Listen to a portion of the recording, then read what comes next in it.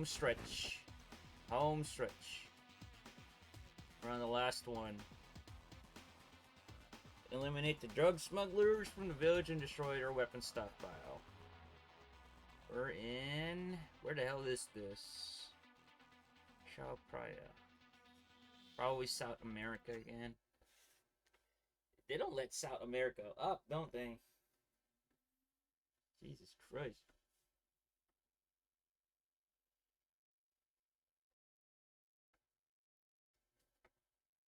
I think this hard drive is about to die. It's like loading stuff on it, not just games, but data in general has been really slow, so I think this hard drive's about to die. It's not like it's running out of free space. It still has like 100 plus free intentionally, but I believe this hard drive's about to die anyway.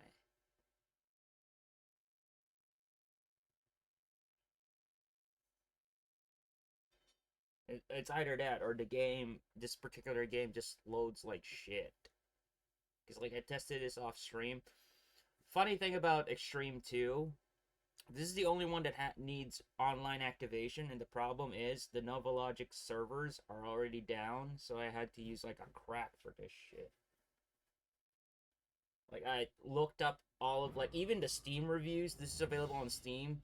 The problem is like there are even people that can't activate it because like the Novalogic servers are down. They're already gone. Oh, I want to try the P90. RPG. Let me try that. Oh, they have like the military style P90. Let's go.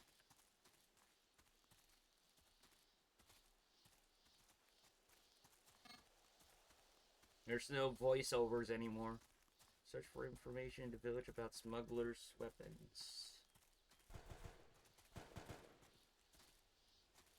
Oh, like my teammates have names now. I think it's because of Call of Duty. Oh, this is one quiet SMG.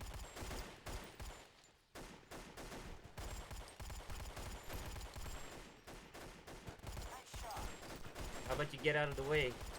Then I'll have a nice shot.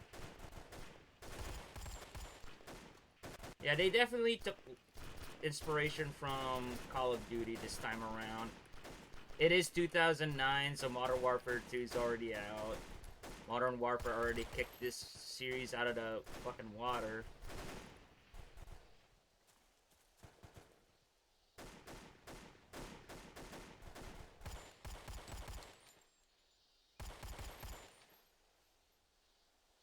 I think if they invested more money on like, what do you say, developing their engine and like making brighter ideas for this and probably more marketing, they would have probably been able to be like the third military franchise in FPS. Like there's Call of Duty and Battlefield. They could have survived the 2010s if they just did that. But they never bothered to like change up the engine drastically because like it's still the same, and they just added like a lot of stuff just to compensate for it, but it's still the same engine. Joint Ops had some pretty good ideas. I just wish they did that because like nowadays, like with the advent of like Modern Warfare's DMZ and Escape from Tarkov, which is like PvE/PvP type of thing. I think if they concentrated more on like the Joint Ops cooperation mode, they would have had a foothold. That would have beaten like Spec Ops and survival mode in a nutshell. Like I said, like there are so many PvP FPS games nowadays, but we're still lacking like a really good PvE game. Most PvEs are like really like, what you call this, like generic and bland. If they just like made like, you know, with these objectives this massive and everything, it would have been good. I already killed the guys at 9. Are there more? Yeah, there are more.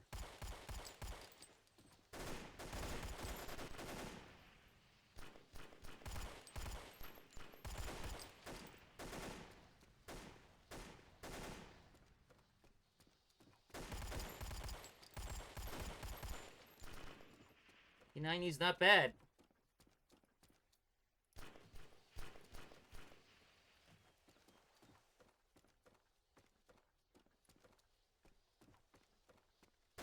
Yeah, this is pretty much as bland as anything can get. Like, they didn't put, like, any effort to it anymore.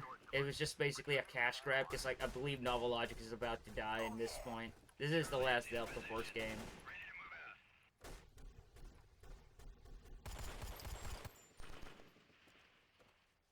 What they should have done is, like, added more, like, basically just dropped the Delta Force moniker and just went for Joint Ops. Because, like, it would add more content to, like, their games. Like, add, like, different kinds of Special Forces units. Make it more international. Add more weapons to the pool. Because of, like, different units and everything. And just basically concentrated on the co-op mode that they had in Joint Ops. It would have been so much better.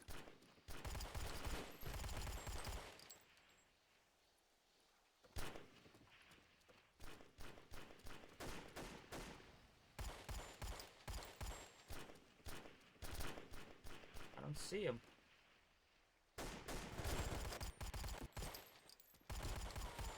Hiding in the water, really, dude?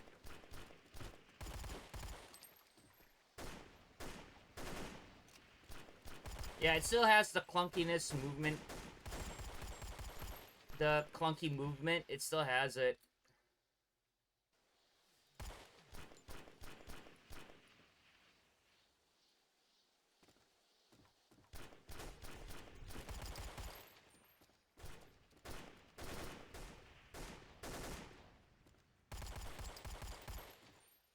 P90 is OP as shit. Like, in every single FPS game, whenever there's a P90, it's OP. CS, Call of Duty, what else? Rainbow Six. It's because of, like, the 50 round mag and the rate of fire it has.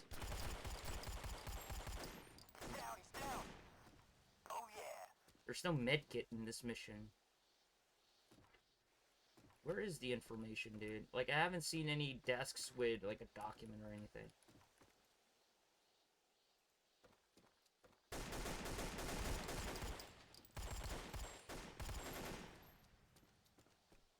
I can't even get out of the goddamn hut. Oh yeah, I'll just respawn. That's good. Like, yeah, they should have just concentrated on co-op, that sort of thing. If they didn't have the money for, like, you know, developing a new engine for, like, the next gen stuff, then they probably should have just made this free to play. And just, like, you know, make more mission contents. Like, you know what, how Steam Marketplace did it. Like, they would have the community, like, make mods for it or, like, maps. And then they will choose somebody who has, like, the best one. And they'll add it officially in the game.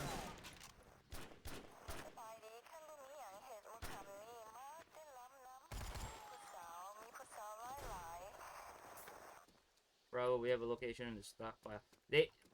Voiceovers is a minimum in this game. Locate and destroy the weapon stockpile. Okay.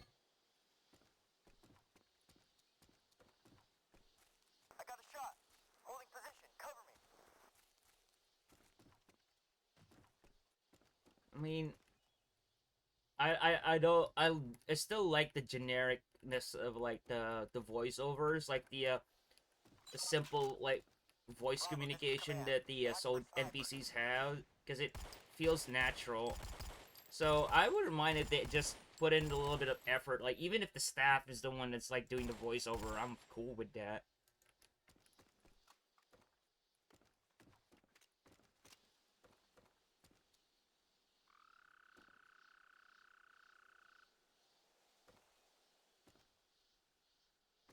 What this game needed is more urban, like, urban missions. Because, like, it's always been, like, a dock, an airfield, some village, a camp in the middle of nowhere. Like, there's only been, like, Black Hawk Down, which had, like, a city setting, one mission in Task Force Dagger that had a city. But that is it. Most of it is just like villages, docks, the works, airfield, that sort of thing, missile silos.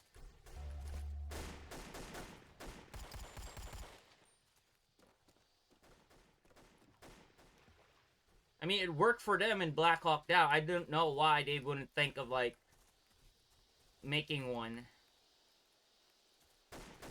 It's probably a lot to do, like placing assets, but that's basically level design. It's basically just putting assets on a map, especially nowadays. Like everything is like just, oh, place this object in the level. That's it.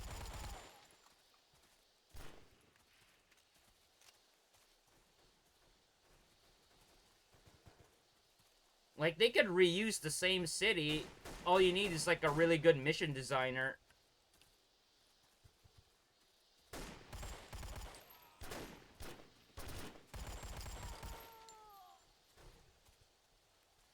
Because, like, despite how generic this is, like, if you play any of the modern PvE, like Warzone, or not Warzone, DMZ, for example, it plays exactly like this, only with, like, more modern graphics and, like, modern mechanics. That's it. But the enemy, the way the enemy would, like, attack you, move, the AI didn't change a bit in 10 years. It never changed. Nobody ever bothered to like really evolve like enemy AI in FPS games. Like even in Ready or Not, like the AI over there were so static. So it's not a matter of like it being generic. I think the only thing that would keep this game down in like general view is because of the graphics. Like it's even for 2009 standards, this is a bit dated. But the thing that I appreciate about the Delta Force series in general, like even back then, was it could run in a potato.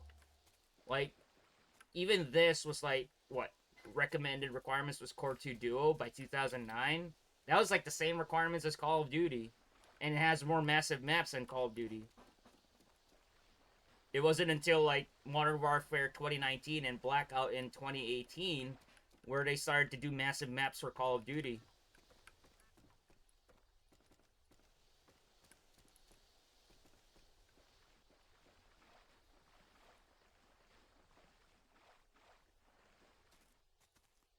Alright, what are we supposed to do?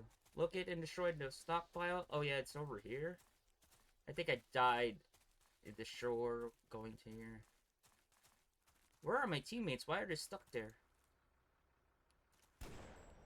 That's a fucking 50 cal. Or at least an LMG. No, it is a 50 cal.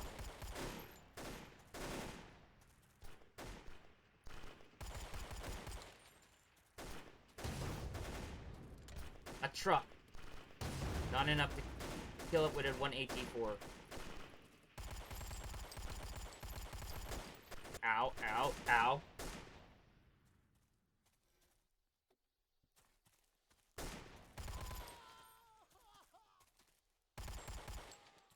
Yeah, adding more weapons to this game, like having like a really huge arsenal.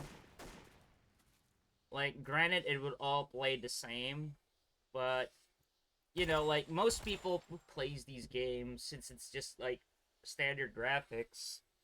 Like I would still say these are standard graphics because I can run a potato.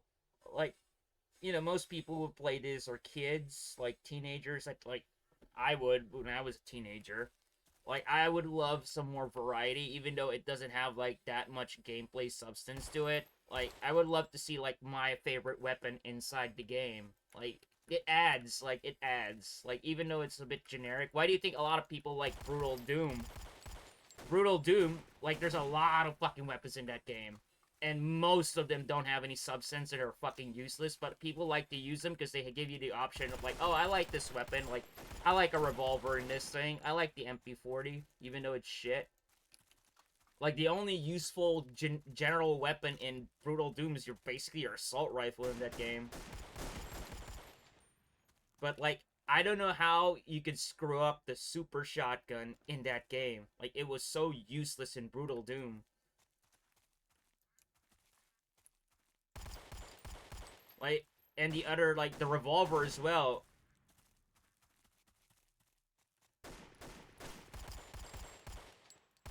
But that being said, people still like it because, like, you give them variety for it. Like, if you give the a player's favorite weapon in the game, even though it works the same as any of the other assault rifle or SMG in the game, they would still like it.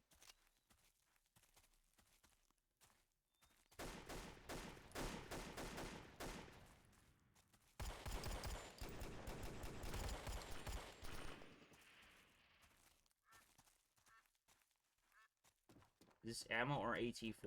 It's AT4. There's ammo. Satchel charge pack. Oh, I could carry two explosive items now. It took them like 9 games before they realized they can do that.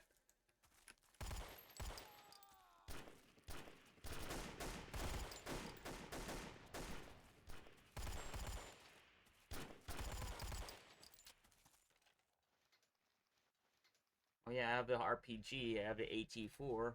Flashbang. They brought back the flashbang. Where's the satchel charge?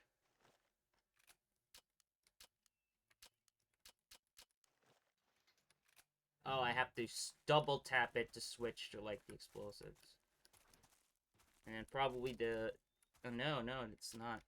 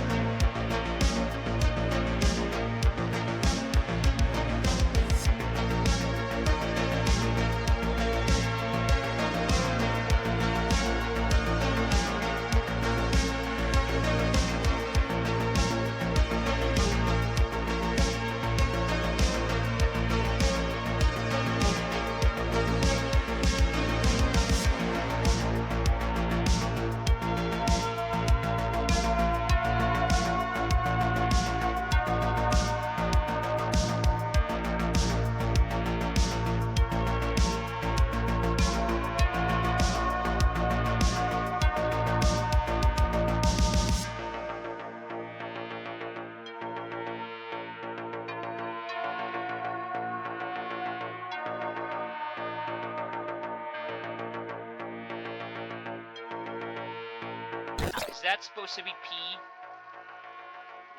Golden shower for John.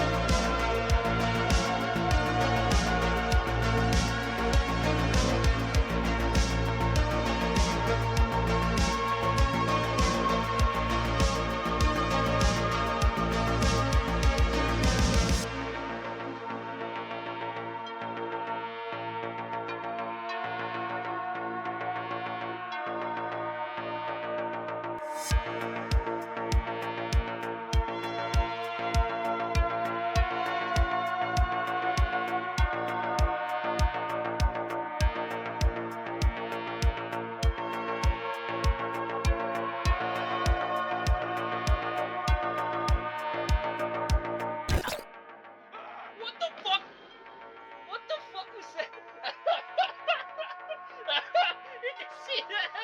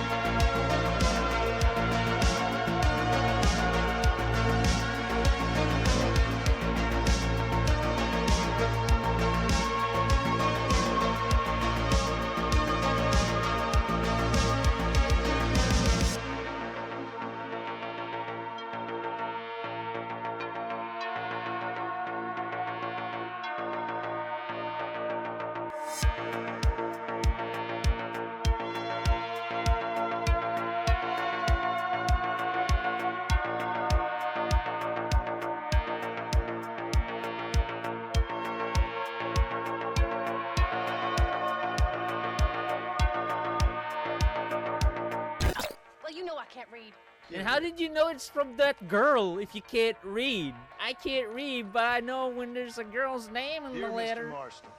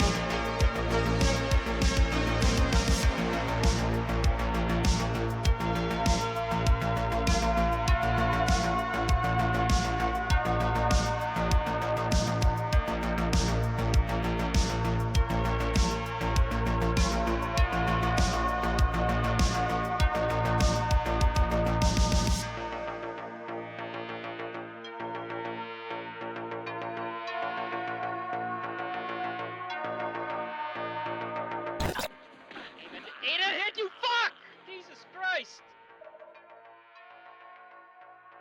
There, Ham, you have your fuck.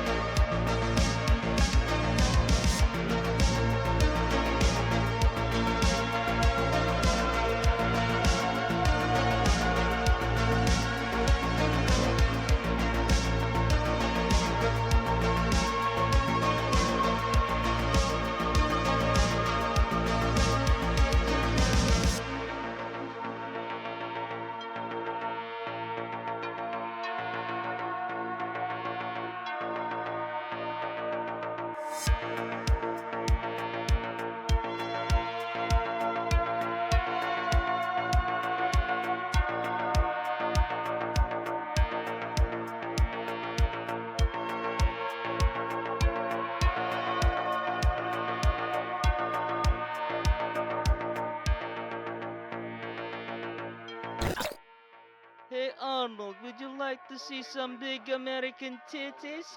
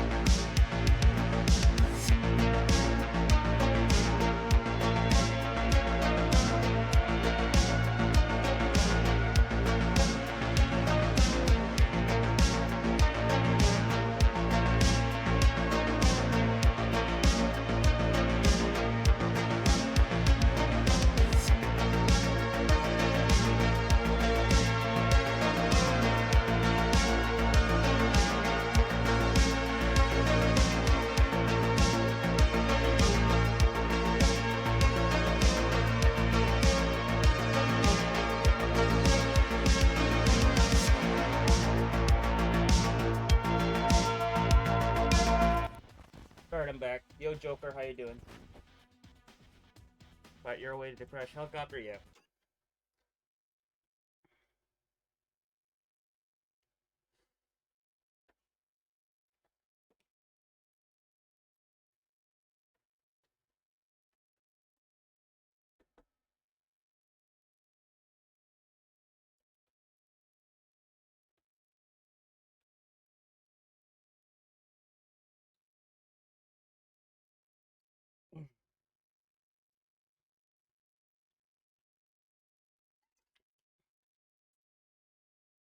Oh my god.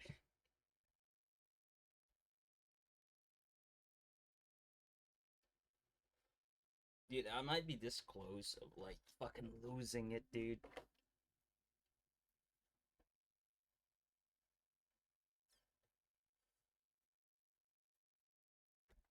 I wonder what should I play next after Delta Force.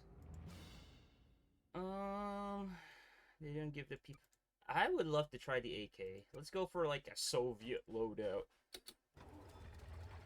King 6 Huh. Bravo. We have a confirmed position on our bird about 2 clicks north. Be advised, heavy enemy presence in the village ahead. Roger, King 6, confirming enemy presence. We'll proceed with caution, over. AK has already been in this game since Joint Ops, but it was only available in multiplayer. And for some reason, I can't switch to semi-auto anymore.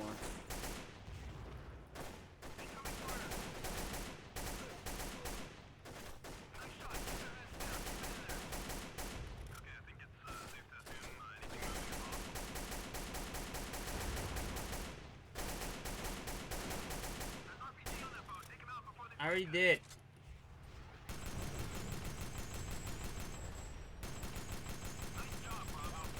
Oh, you can blow up the towers now?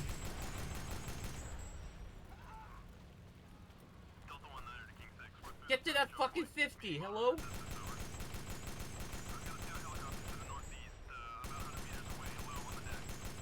Dead. Fucking kill them all.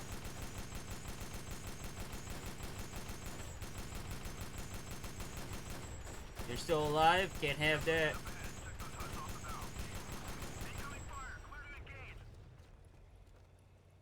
I like how I still need clearance to engage when I'm already getting shot at.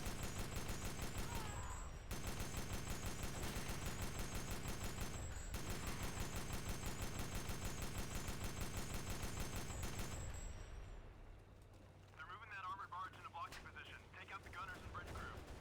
King 6 to Bravo. Do you copy? Bravo, you're sitting duck out there. You need to take out all people and personnel on and around that bridge right now.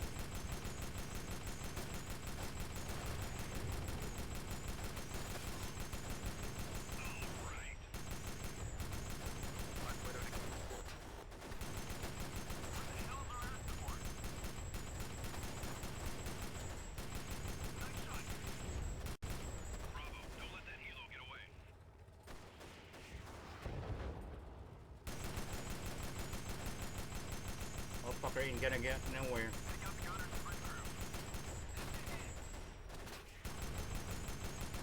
Is the smoke necessary shit? Can't see goddamn anything. Bravo, try using the RPG on the 50 yellow drum. Looks like it's smoking. It might take out the blockade with a direct hit.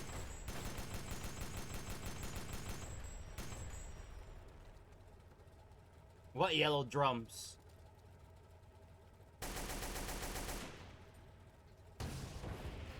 What yellow drums? Bravo, looks like you're gonna have to swim the shore and search for anything you can use to blow up those boats. Use to blow up those boats. Stay underwater until you reach the shore. Possible sunken. Oh my fucking lord. Alright, I'll stay underwater.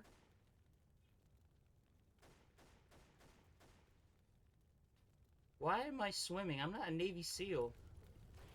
I ain't any of those fucking pussies that need to be rescued.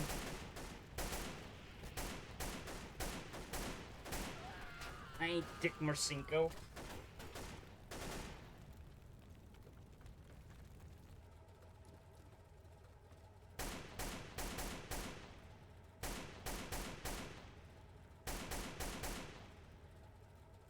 Is that all of them motherfuckers? Nope, apparently not.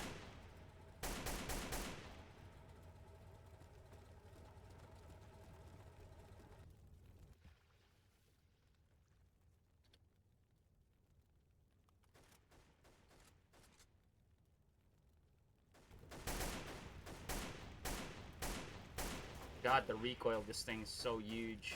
Just like in CS. How do you expect me to get ashore? I can't even jump anymore. This is fucking stupid.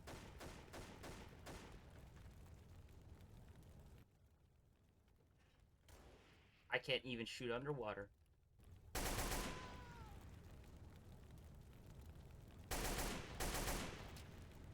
I can't switch weapons, any of the explosives. Nice job, Bravo. Situation stabilized. Now proceed north to rendezvous with Black Widow. How do I destroy the blockade of this thing?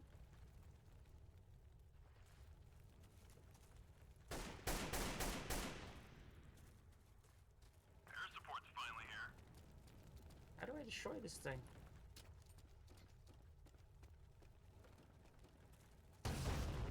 Nothing.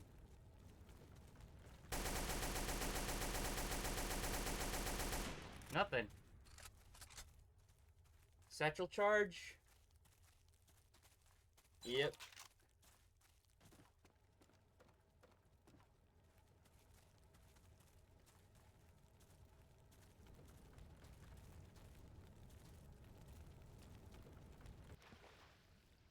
Can I at least get up that ladder? Yes, I can.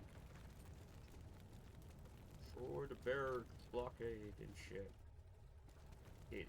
If this isn't enough, I don't know what is.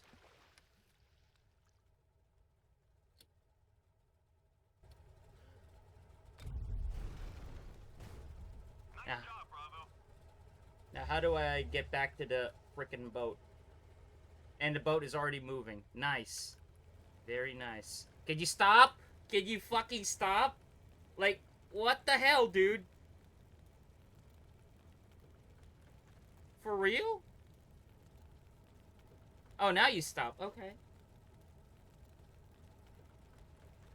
Jesus Christ.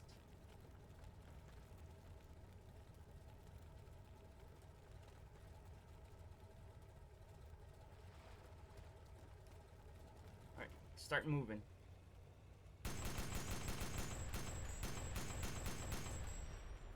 Watch the docks.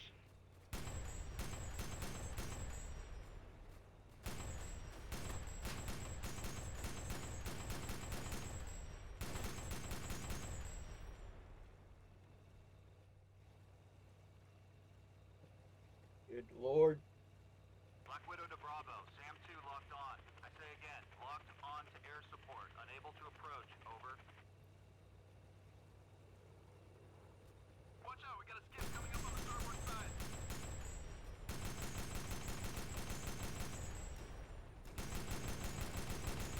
This is Alpha. There are two hostiles by the building, please.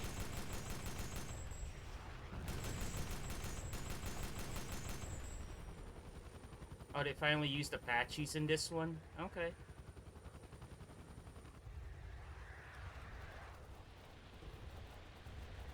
Alright, I'm gonna drop you off just up ahead.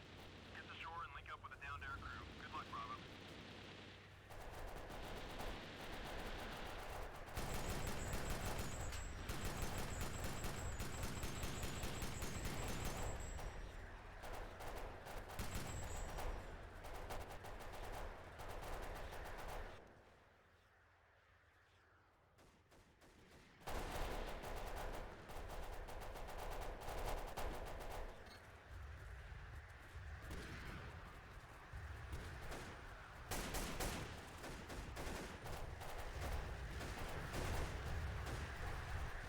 And it's one hell of an SAM barrage.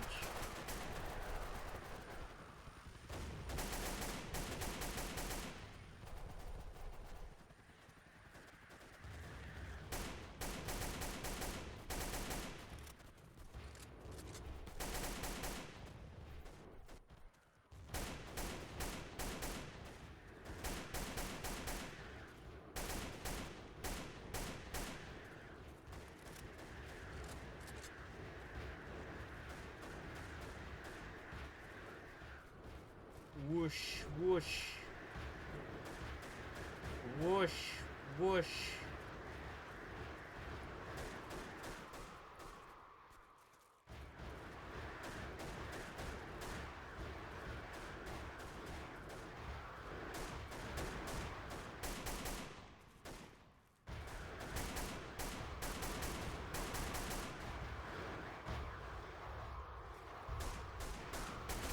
Fuck off, you asshole.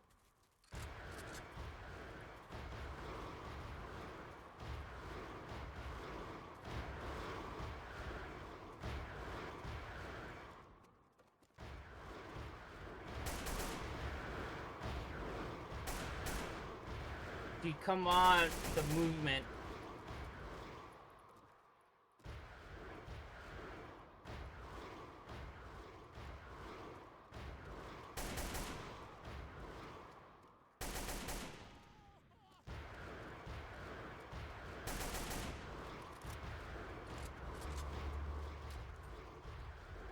I don't have any more satchel charge. Unless there's like an ammo crate here somewhere. Of course you're gonna put it here. Do I have to go up and then actually plant it on top?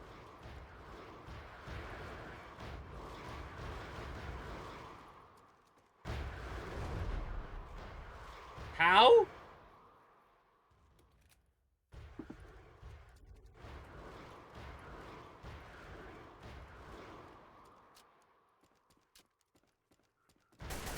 Oh, they're shooting at me. Okay. The fact that they're using the SAM like a fucking ground missile launcher or some shit. Alright, the AK is bad. Like, the spread is like way too much. No wonder... No wonder, like, in action movies, like, the bad guys couldn't hit anybody.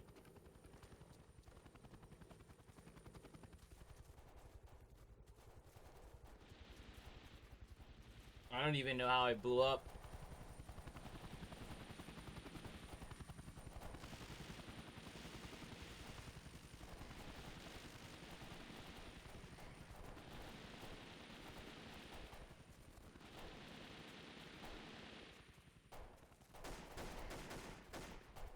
Is the guy still there?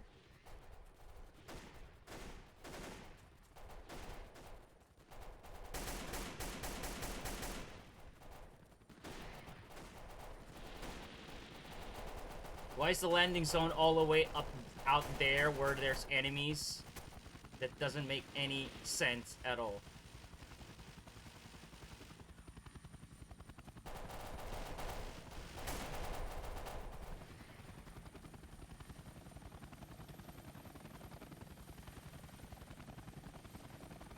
Oh, that's a neat improvement. They copied Battlefield with like how many are sitting on the vehicle now. And like the players are listed in which position they are. I mean, okay. Too little, too late though.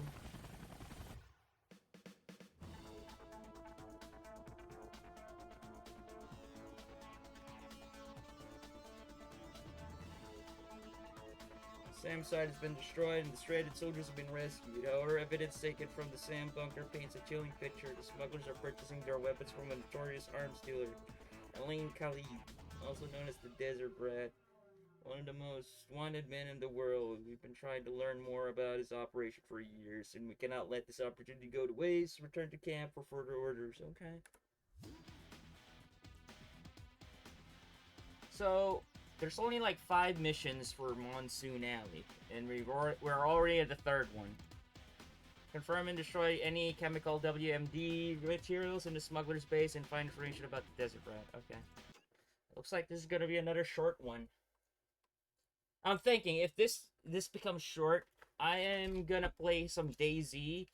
Like, there's a new experimental update where you get to test out like the new additions to like new updates to the game before it comes live. So you're basically like beta testing or something. There's a new weapon. They changed the physics of like the collisions in 3s, and they also added like finally like camouflage covered helmets so you can actually wear as like a full BDU soldier. I've always wanted that. So I'm gonna try that out if this game is really, really short. Because like judging by what I've seen, there's only 5 missions in this. I don't know how many missions there are in the 2nd campaign, so we'll see.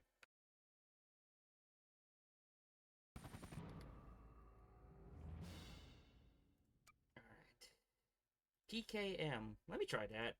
M249 was really good for me. Alpha team set. Black Widow to King 6. Alpha team has been safely delivered. Moving to a safe distance.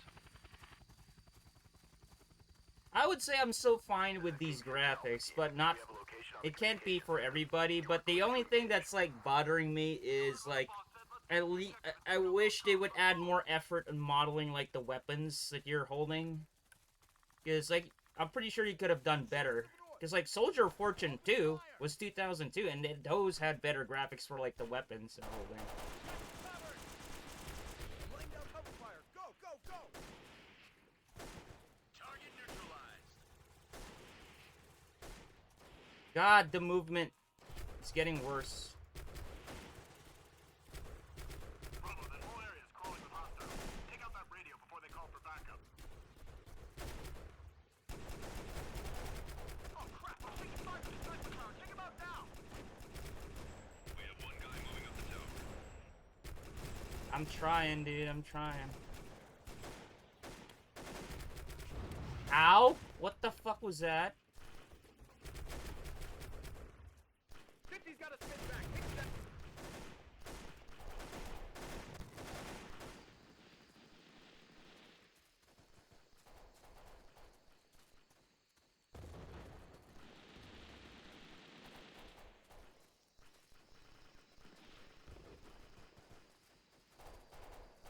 Personally, the only thing that's bothering me about Xtreme, like the Delta Force Xtreme series, is the movement. If they just fixed the movement, it would have been totally fine. Because, like, It's not just having a fast aim, it's also the movement. Just like, what is the most important movement in like FPS games in general? It's strafing. So if the movement is clunky, like how you strafe corners, you're gonna have a problem. It doesn't matter like how fast you aim, but if you don't move with that fast aim, you're just gonna die anyway.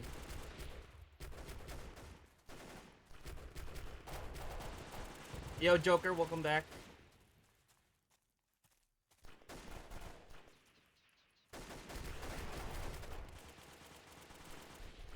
Yeah, I would say that's the only big downside with Delta Force Xtreme is the movement. It is so clunky. I've thought of like ways of explaining it, and like another simpler way I could explain it is like, imagine your legs is tied up with like a huge ass rubber band, and then like when you walk, you like suddenly go into place and like, you know, you're rubber banding and shit. There's a reason you heard there's there is a new Delta Force coming, and my doubts are growing more bigger with that game. Because like I just watched like a video interviewing the developers. They mentioned that. Hold on, let me pause this. They mentioned that there were longtime Delta Force fans. Like they played the first one, they were kids, right? And then they went on and on about like, we appreciate like the authenticity of like the Delta Force series. Yet when I look at the fucking gameplay, there's sci-fi shit into it, like power-ups and crap. There's a fucking exosuit in fucking the new Delta Force game. Like, what the fuck were you thinking, dude? Authenticity my ass. Fuckers won't know authenticity if it crawled up your ass, it came out of your goddamn mouth. I see bad guys closing in from the ridge. Let's go.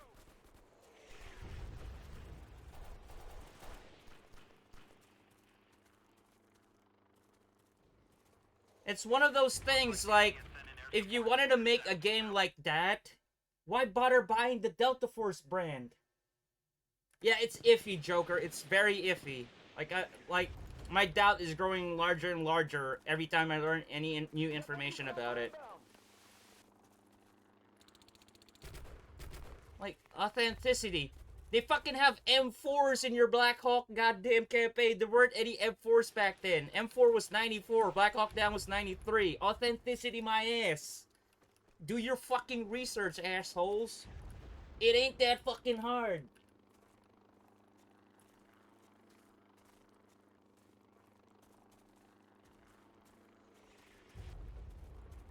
And I keep mentioning, there's ways of making it real and authentic without sacrificing the gameplay.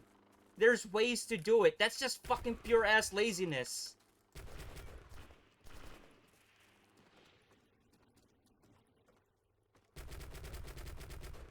Look at this, for example. Like, the best example I could put is like the old Delta Force games. It's arcadey, sure, but at least the weapons are real, and the way you attack is real, but it doesn't sacrifice any of the gameplay.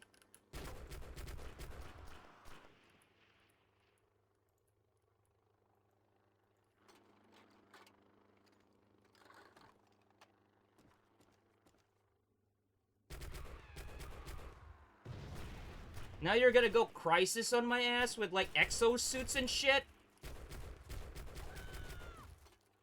I would understand that with Stalker, but not fucking Delta Force.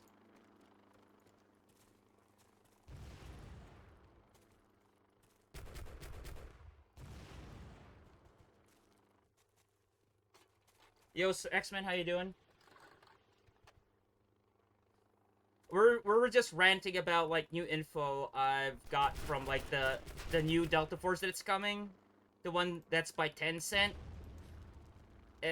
Like I watched an interview of the developers saying that they were all like longtime Delta Force fans. Like they played the first ones when they were a kid, and they always praise it for its authenticity and shit.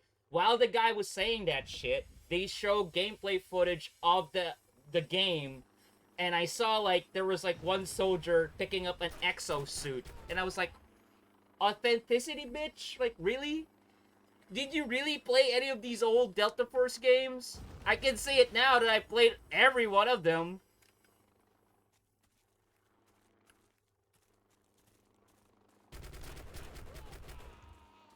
All good? Getting ready to sleep? Alright, man. I know it's really late down there. I'm dead. Why do I look like Solid Snake with a bandana? Or stop by. Thank you for that, X-Man. Dude, like, yeah, I have zero hope for Delta Force, like the new one, and I have all the doubt. But if they proved me wrong that the campaign is still authentic and everything, if they fixed a few things, then like I'll be all over it. But I hope the exosuit and all the shit I've seen was just for like the multiplayer part, which I'm pretty sure they're just trying to copy Warzone or DMZ and Call of Duty. If that is just the multiplayer part and the campaign is totally separate from it, I'm fine with that.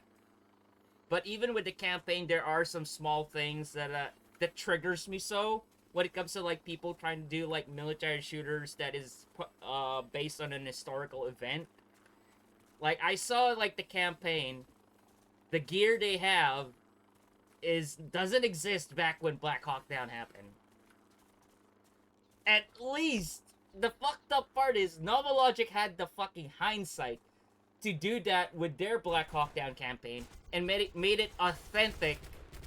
Like even though like the graphics were not that good, they did their best to like make it authentic. Like they all were using gear and weapons that they had during the time.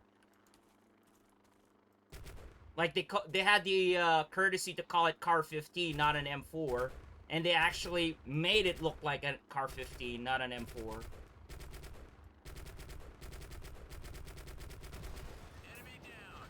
And you know, there's gotta be people like, oh, it's just a small thing and shit and crap. The point being is, if you are gonna base it on an historical event, and you're gonna fucking spout out words authenticity, then fucking make it authentic, assholes. If you didn't base it in an historical event, it's some fictional war that you wrote up with, then you can go crazy and I have no problem with that. The problem is they used Black Hawk Down, which is an historical event back in 93. We played the fucking game.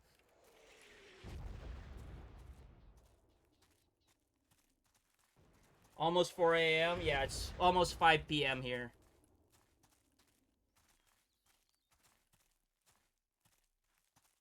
Like, even with this, it's a game from 2009, and I look at the weapons, it's like, yeah, that's plausible. Like, they could have this weapons in 09. They even have, like, the proper like foresight to make the camo digital by this point, because like it is 2009 and the U.S. Army already switched to like that shitty digital camo they had back then. They finally switched out of that god awful camo, thank God. Honestly, I still prefer the woodland camo. Alright, destroy communication system. That's a generator. I think I saw it, like, I was in a building and I saw a radio. I was just clearing out the enemies because, like I said, I keep dying, like you see.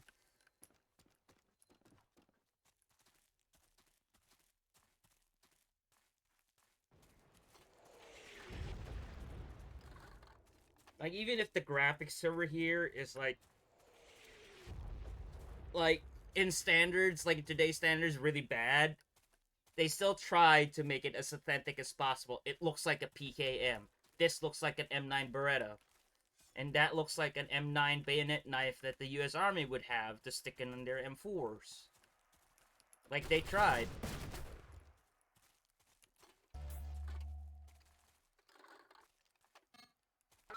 That looks like an M249.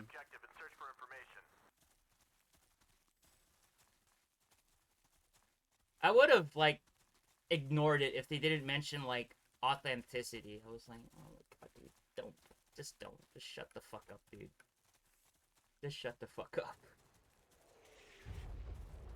And don't tell me that they don't have the budget for it. Like, do you have any idea how much Tencent is fucking racking it in with, like, all of their business ventures? They're not just exclusively on video games. keep in mind they're also into films. Like, they have a stake at Riot Games now, and Valorant and LoL is making a ton of money. Not to mention, like, a lot of their mobile games are in Asia. So, you can't say that they don't have fucking money for it. They have the fucking money for it. I would just dare say they don't have the fucking intelligence of, like, what the fuck they're doing with their goddamn money.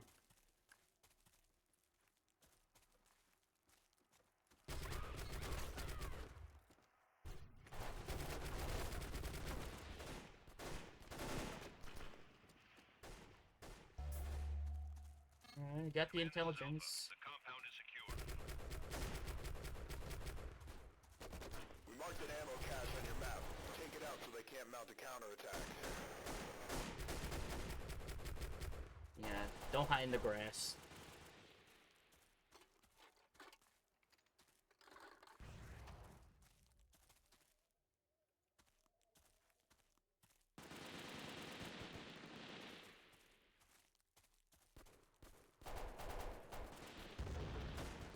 Bravo, watch out, mortars coming in!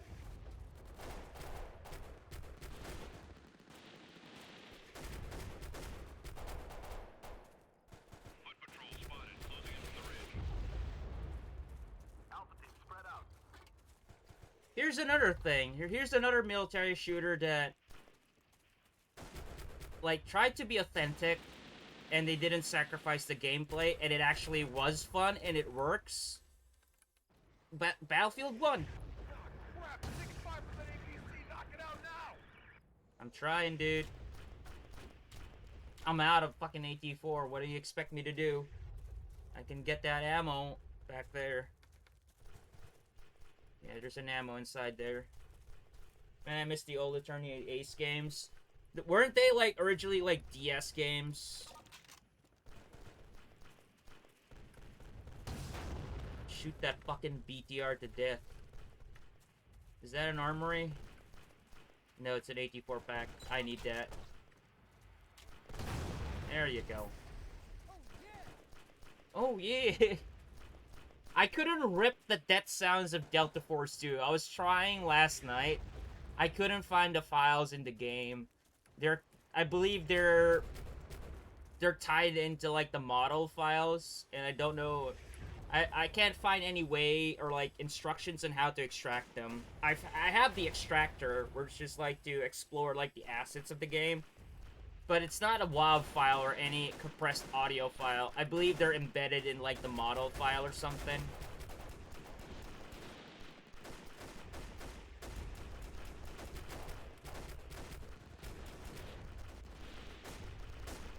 The same way, like, Call of Duty does it. Like, the weapon sound effects is embedded in the model files.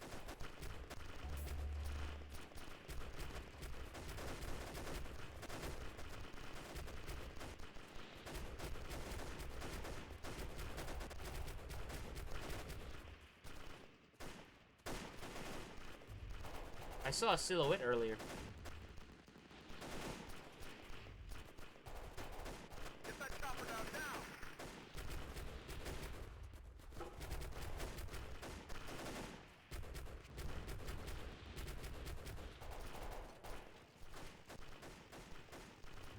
What chopper? I can't see him. I can't see shit.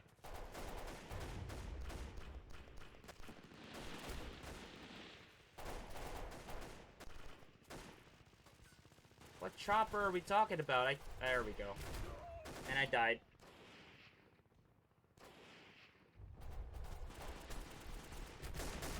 You spawn me right behind an enemy. That's a good fucking thing.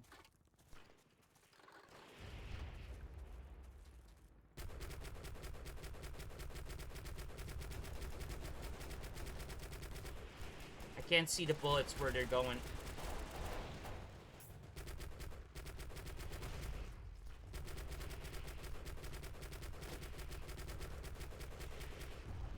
Trying to compensate my shot. Because I couldn't see, like, the bullets where they're going.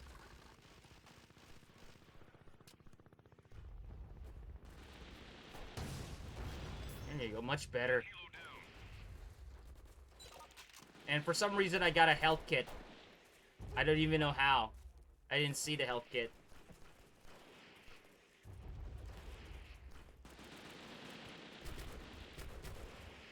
The M249 is a bit inaccurate, so it might be better to go with like the M249 at this point. Like any of the Soviet weapons are garbage. The accuracy is like really shit. Takes like 2-3 shots to kill somebody because of like the accuracy, not because of like how weak it is. But most of the guns here just kills in one hit. Like the P90 was pretty good. As you can see here, I don't even know where my bullets are hitting.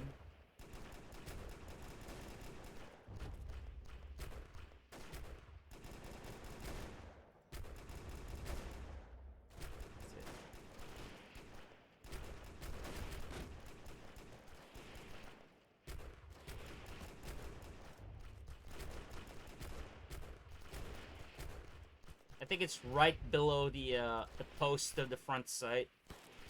Just right below it. I think it is. Oh my freaking lord. Can you kill somebody, please? Like, I can't even see that sniper that's shooting. Oh, he's in the tower. Okay.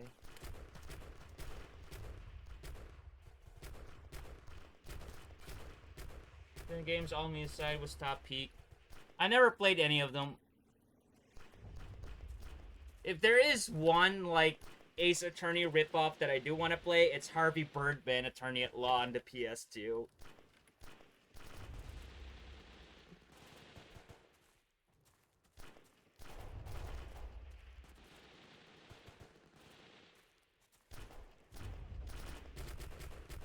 Die, bitch.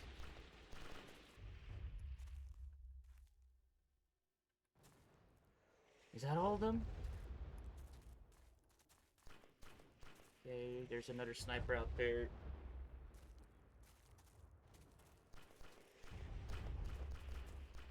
Looks like the chemical weapons are in a bunker up ahead. Plant your C4 and take them out. Alpha team spread out.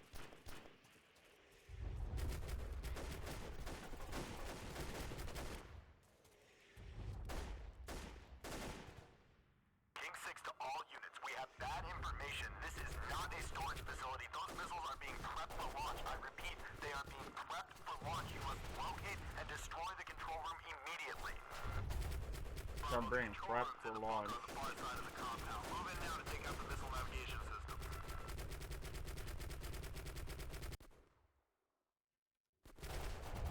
Prevent the missile launch.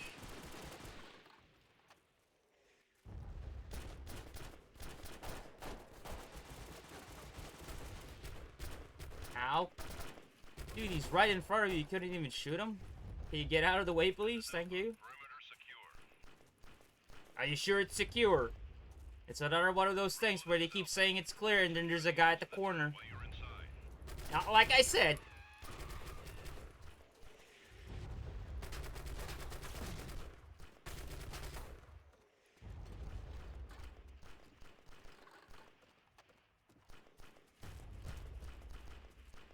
There's a tower out there. Yeah, there is. Good shot. Keep it up. Give me ammo. Oh, it's in the bunker? Is that it? Jesus. Where the hell do you think you're going?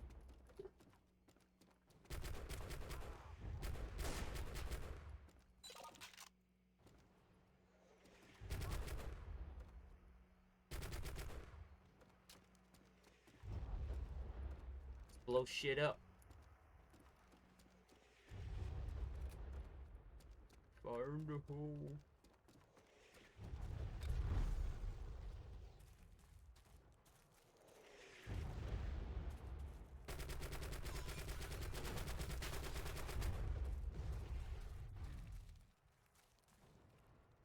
The movement is so jank, dude. It is so freaking jank.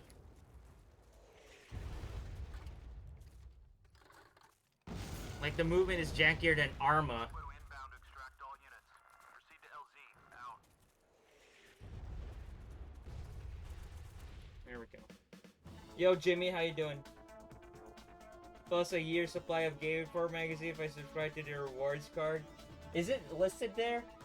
Yeah, I just wish like I got to experience like old school GameStop, like 6th gen GameStop. Missile launch site has been destroyed, but the fact that the smugglers were attempting a missile launch is deeply troubling, as it would seem to be against their business interests. We can only conclude that this was part of the deal with Khalid Elaine, whatever, long rumored to carry serious grudges against the West. Like, who doesn't have a grudge at the fucking West nowadays, dude? We have evidence that the military hardware is being rerouted from former Soviet sources in Eastern Europe. Of course, it's gotta be the fucking former Soviets. Of course. It looks like we have no time to waste. Yeah. Alright. 2 more. Move through the heavy infested enemy territory and eliminate all high-ranking officers you can find while reaching the down. Another crashed helicopter that I have to rescue. That's twice in one campaign. And confirming its position. Okay. I've experienced 5th gen GameStop back when they used to sell SNES and Genesis and PC games.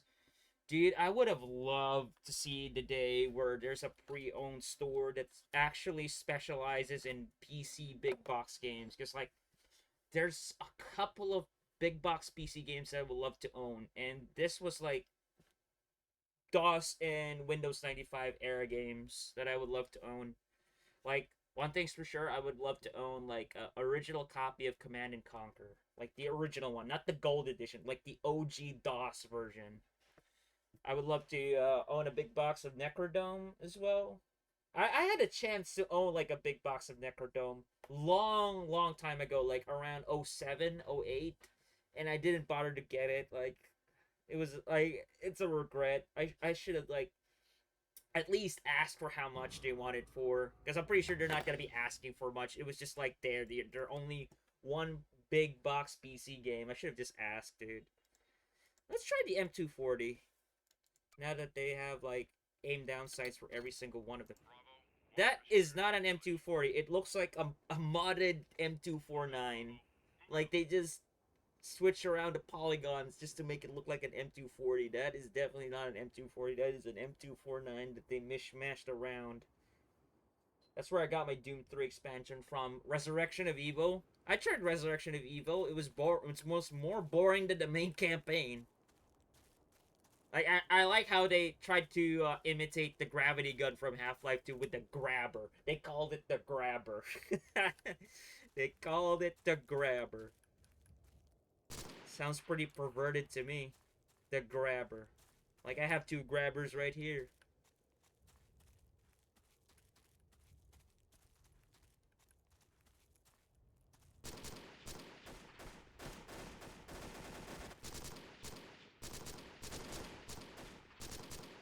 Or as other people would call it, the canceling clause.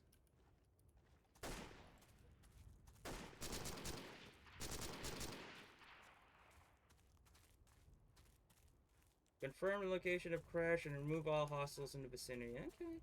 Let me guess, there's people in the building. Yeah, of course. Typical Delta Force. What is that, Joker? I need to know what it is before I click the shit.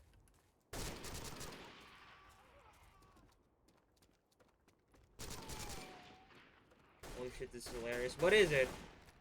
Is it one of those Zoomer videos again?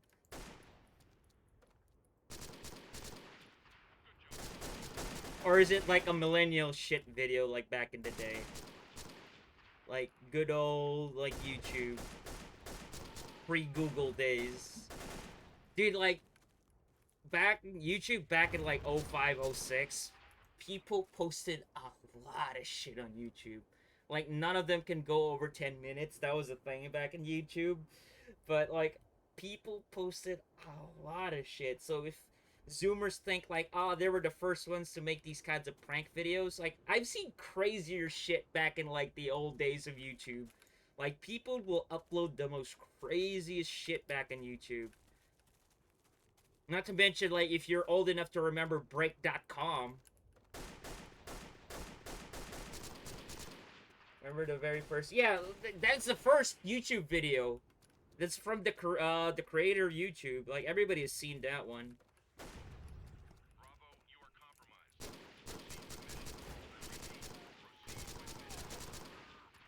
2005 would be a cool time. Dude, that's what I want. Like there are some nights where I'm on YouTube and I'm looking for ways to just search random videos that is in a certain time period in YouTube's database. Google doesn't give you that fucking option, which pisses me off. What you need to do is go to Google itself, do some advanced searching, like certain timeline, and then add YouTube videos, and then you'll get some of it, but you can't find the crazy stuff that you used to watch back in the day. Remember when YouTube had 5-star ratings, all of that? Oh my god. I was born in February, which is crazy how YouTube was born around that time. So you were born around 2004? Because YouTube like was made like back in '04. I remember, you know what YouTube was for back in the day? YouTube was for piracy back in the day. What people would do is upload animes 10 minutes apart, and they would upload the entire series on YouTube. That's what YouTube was for back then, and that's how YouTube was put on the map. That's how they got their traffic, because a lot of people used that to pirate anime series over there, split it 10 minutes apart. That's where like the this episode part 1 out of something, that's where that shit started, is because of YouTube, because of like the 10-minute limit. That's how they got their traffic. And then, you know, a lot of people posted shit in there, and then like a couple of companies got their break out of there, started using it to advertise their websites for where the full videos were gonna be. And then like they sold to YouTube around '09, I believe. No, they sold to Google around '09. Heck yeah, those were the good old days. Yo, Shay May, how you doing? I used to watch video from Google till they eventually sponsored YouTube. We don't talk about 4chan. I was never a part of 4chan. Like, I don't even understand 4chan even back in the day. Like, I was already in a lot of forums that was like doing the same shit as 4chan, even crazier. It's like 4chan is weird. 4chan is weird. They do make some of the funniest shit for internet, but at the same time they also have like a limit. Like if somebody makes this kind of joke, it's like, oh man, like that's bullshit, like you shouldn't do that. Remember that fat guy that was dancing and somebody took a picture of it, and then you can see his disappointment in his face when he realized he was taking a picture, and then people at 4chan was like, oh dude, let the guy dance. I was like, I understand, like I would side with it, but what I don't understand, this website is notorious for like some of the most craziest dark shit ever to come out of the internet. And suddenly they have like a crisis of conscience. I was like, that creeped me the fuck out. It was like, make up your goddamn mind. Are you edgy as fuck, or are you just human beings, or like something like that? Yeah, I never used 4chan. Oh, you know what my experience with 4chan is? Like those screenshots of conversation and like secondhand YouTube videos, somebody commentating about those things that happen in 4chan. That's it. But I never went to the site and used it. I don't even understand their interface of how it fucking works. Where the hell's the entrance to this thing? Why is this fence overlapping like this? I don't get it.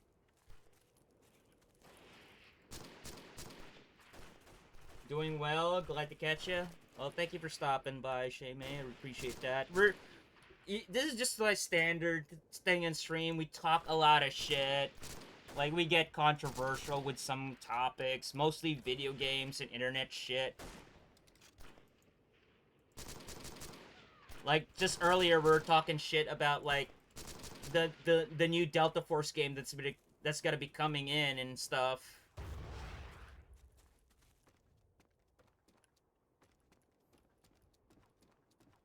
Confirm the location of the crash.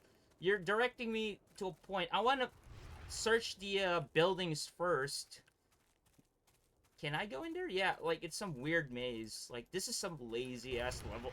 Whoa, what the fuck, dude? That didn't even damage me that much. That's weird. That was an RPG guy I can't see. That's the reason why I went here. I'll save the ammo in case I needed the AT4 for something, because like those ammo crates can give you another AT4. Where is that guy? Is he in the water tower or some shit? He hit me here when I entered this tree, these structures. There he is. Oh my god. Remember when we used the old Pirate Bay? Oh yeah, I remember that.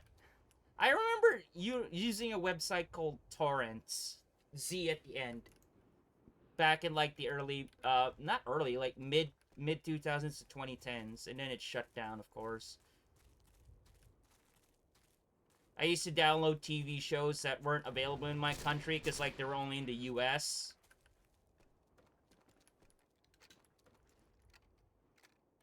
That's one of the things that pissed me off about my country back then. Like, I would love to watch all these primetime shows, like, as they were, like, being, like, still running on live TV. But, of course, like, I'm in Southeast Asia, and I can't have any access to these shows. Like, so, like, the only way you can do is, like, torrent the shit. And you know when we get these shows? It's, like, 2, 3, 4, 5 years after it already ran its course in the US. I'm not gonna wait that fucking long. By the time it's already here on live TV and local cable, it was like, yeah, it passed by already.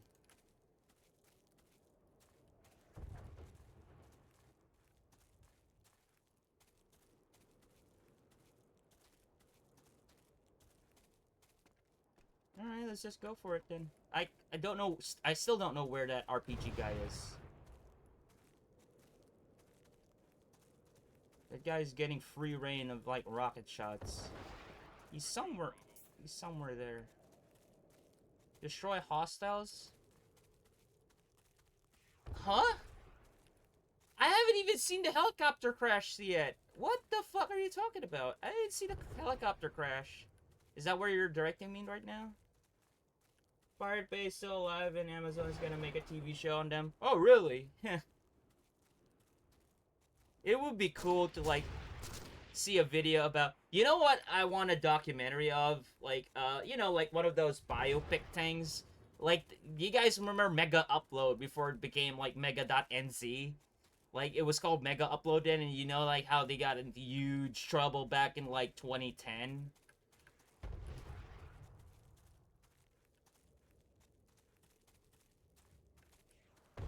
What the fuck? Where is this motherfucker? I can't even see the trail of his rocket.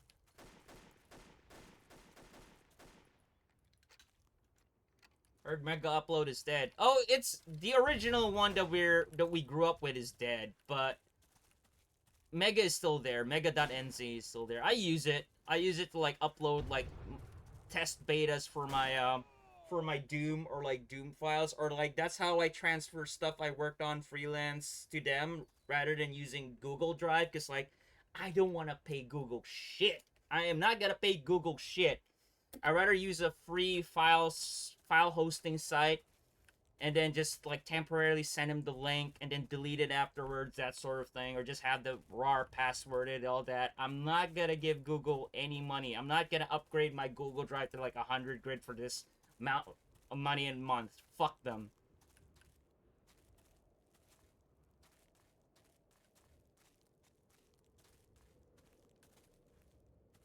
You must...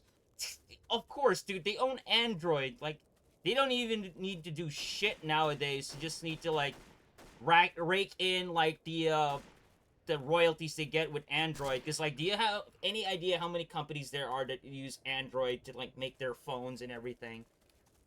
Like, every time there's, like, an iteration of, like, an OS or anything, or any one of these sons of bitches make an app for Google Play, they get a portion of that shit. Not to mention their AdSense and everything. That shows nothing but scam, casinos, and fucking porn in their ads.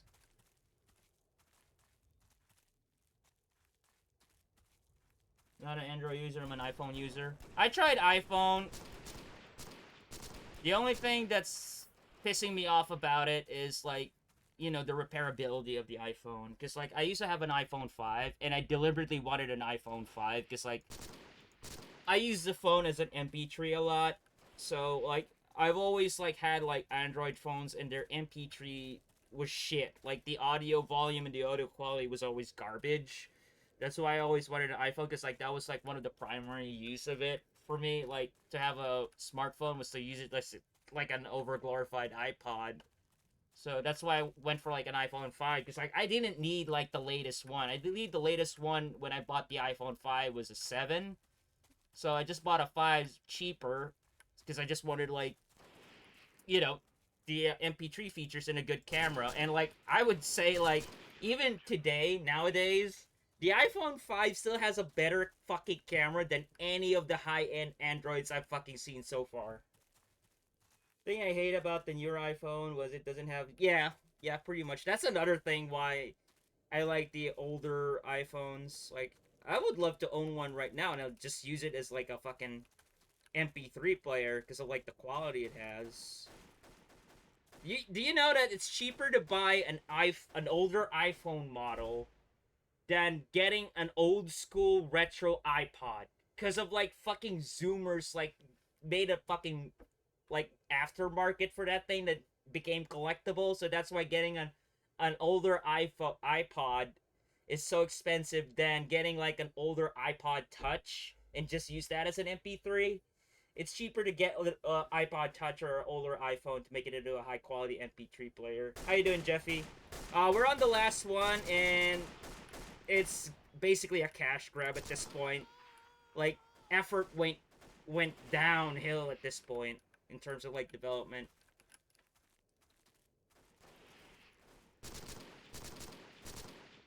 Used to have an iPod. I used to have an iPod too, like a video one. You remember when iPod like finally got like MP4 playback?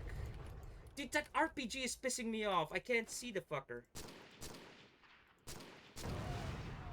Got your ass anyway. That far, huh?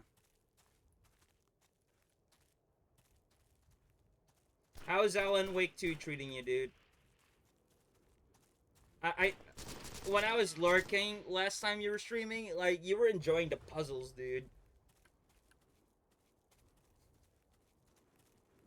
I didn't expect like Alan Wake 2 to have like a lot of like file reading for like the puzzles. That's basically what I got the gist of it. Like there's like a lot of file reading in Alan Wake 2.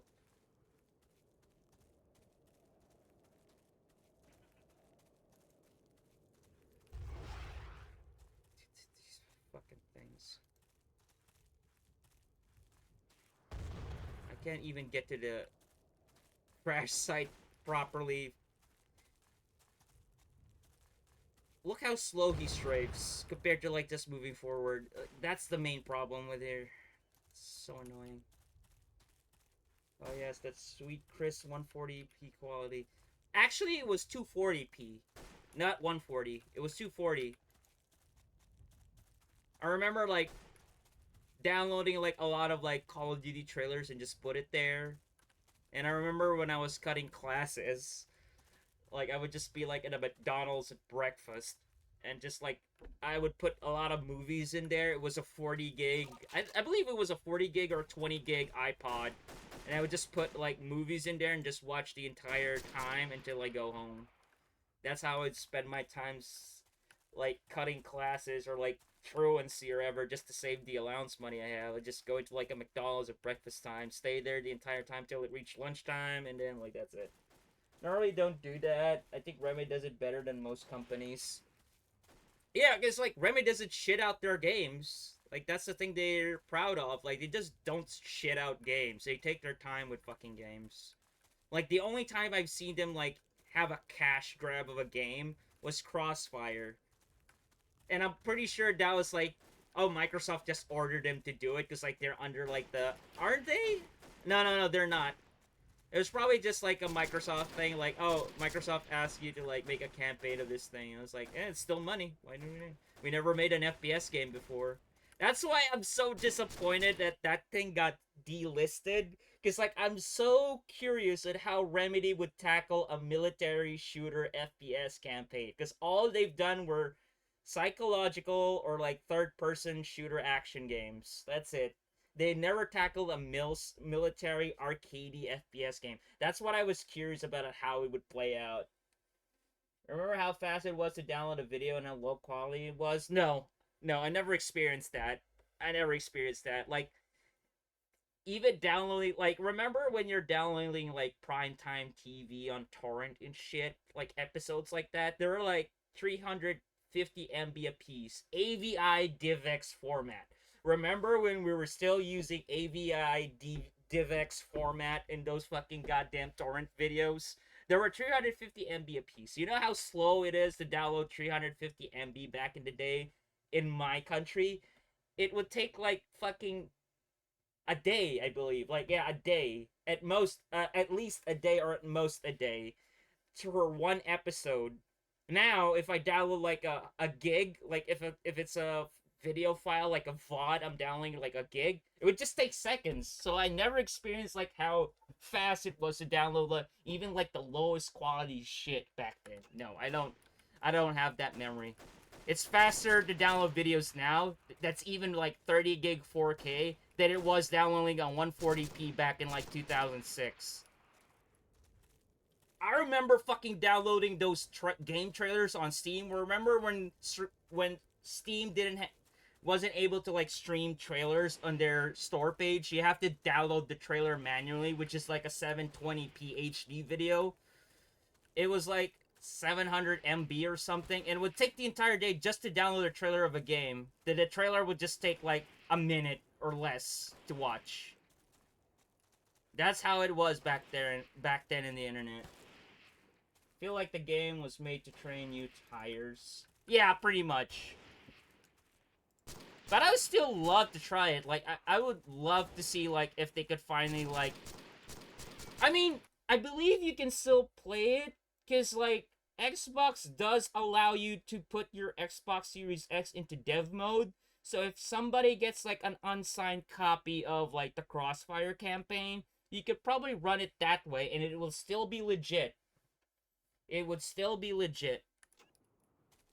That's what the greatest thing Microsoft ever done. Instead of like going to like a slow process of like signing a lot of documents, applying for like being a dev for Sony for a PS5 development kit, what you can do is like if you're an indie developer, you can go into Microsoft, buy a one-time lifetime license fee for being a developer on Xbox. You can sign in your Xbox Live account on any standard retail Xbox, and they'll give you an option to switch that console to dev mode. So, with that dev mode on, you can execute like homebrew, custom games, mod the games, and everything with just a one-time fee of I think like $30. You could turn your Series X to a dev kit. That's how they got RetroArch into Series X. And here's the most fucked up part of all. PS2 emulation is so good on Series X, and fucking Sony can't do that shit on their own fucking hardware? Are you fucking kidding me? Like, PS2 runs so much better on fucking Xbox Series X than the ones that they're selling on PSN Store, which was ported for like the PS4. That's so fucking stupid, dude. Like, it's been tested. You can run these PS2 games in 4K on Series X, and it will perform better than PCSX2 on PC.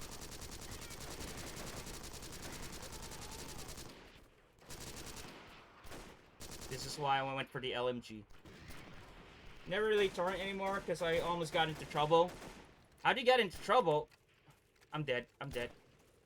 Roll, roll, roll, roll. I'm dead.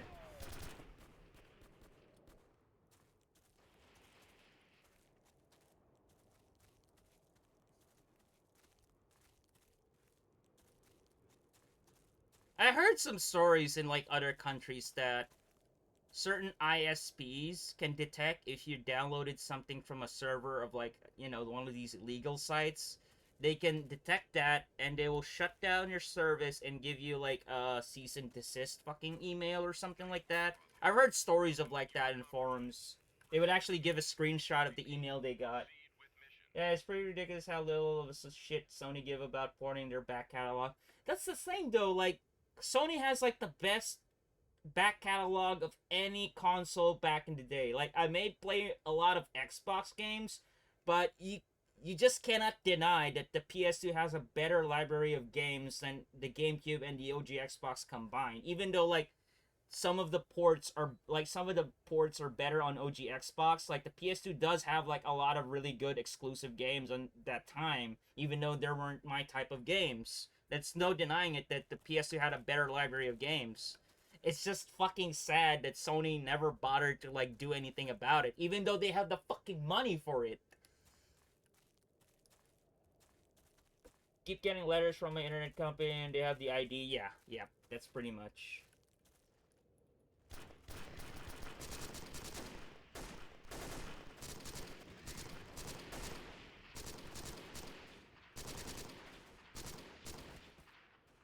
Over here, our ISP doesn't give a shit about that.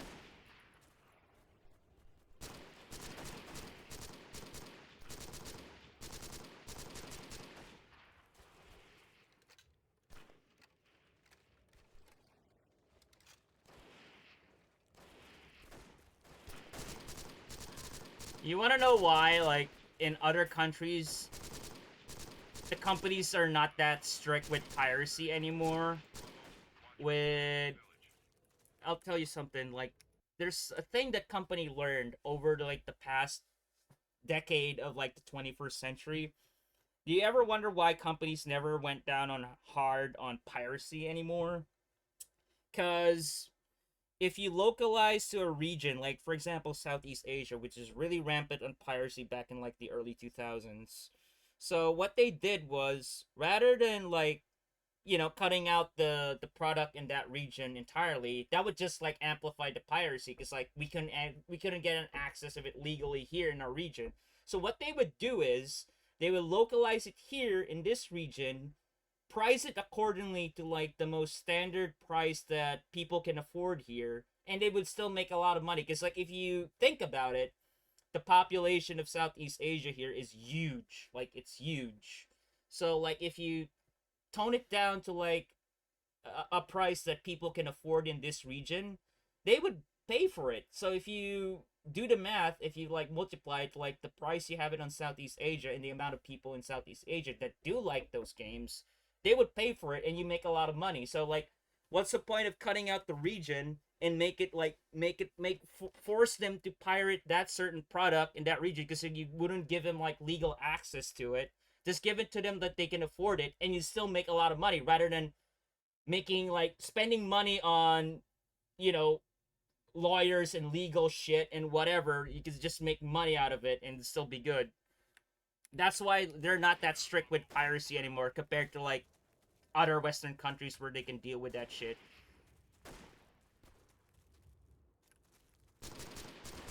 Why do you think, like, the best example, if you don't believe that, why do you think on Steam, my games are cheaper on Steam than getting it in the US? Like, Ready or Not back in Christmas is, like, just a new release, right? It went out of early access, like, in December 14 during, like, the Game Awards. So, it got out of early access. It was $50 in the US or in other regions. It was $40 here, full price, in Southeast Asia. And they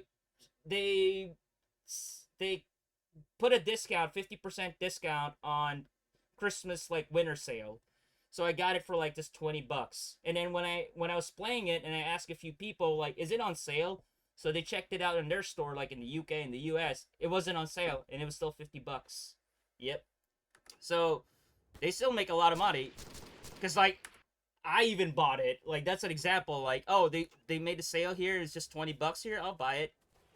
So like, if it's just not me, like imagine like how many people bought it for like $20. They still make a lot of money, while the other people in the Western countries will buy it in $50 because they can afford it. That's why like there's a lot of people that gift me games on Steam, and I'm thankful for that. And I'm really am thankful for that, because like I just stream those games anyway, so like you get your money's worth out of it. But that's one of the reasons why I can't gift games back to these people, because like even though my games are cheaper in Southeast Asia, they did add one thing to prevent like other people from the Western countries are like, oh, I'll just switch my region to like Southeast Asia so I can get cheap games. It's region restricted. So if you buy a game in the Southeast Asian region of the Steam store, once you run that game in a different country, like Steam can detect it. Even if you use a VPN, they can still detect that shit. You can't run the game in that region. You have to be in Southeast Asia to run those games. So it's region restricted. I get them cheap, but it's region restricted. And the flip side, if you buy a game in the US store for like full price $60, right? That's region free. So even if you have a US account and you have all these games that you bought in the US and you suddenly like vacation like Southeast Asia, you can still run those games in Southeast Asia. But the region only detects code. No, not the code. Like they know, like the copy you have on your Steam account list is like that region. Bypass. Once code is redeemed, it's bypass. No, it's not. It's not, dude. It's not. I have somebody who bought a game here in Southeast Asia, moved back to Germany, and he had to switch to a German account, which he bought like a German region to play it there. They have 2 regions for one game? Yeah. How you doing, by the way, Dementia? So, like, you can't cheat. Like, it's only on Steam, though. Here's a fucked up part, though. That security is only for Steam. But if you do it in the PlayStation Store, they don't give a shit. Because, like, the prices in, like, the PlayStation Store is same in every region. It's just converted to, like, that amount. That's the weird thing.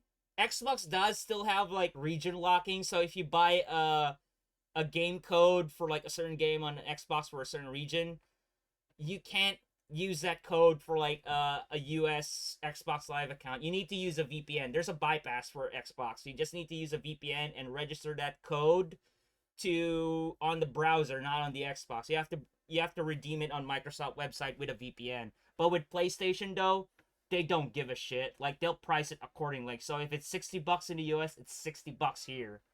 They don't give a shit. That's why like there are some people who like, you know, like some content creators, if there's a game that is so big that's gonna come out, they would buy the game in Japan or Australia, so they have like a faster release date because like they're advanced. So there are a couple of like US content creators who will buy the game in an Australian or like a Japanese account, and they would play it early on in US time. I've seen people do that. They do that and shit when Call of Duty was like releasing every time. For the campaign, yeah. Like there's this one guy, I think he was called MC Fire and Ice, the guy who keeps uploading like, you know, latest games that comes out on the same day.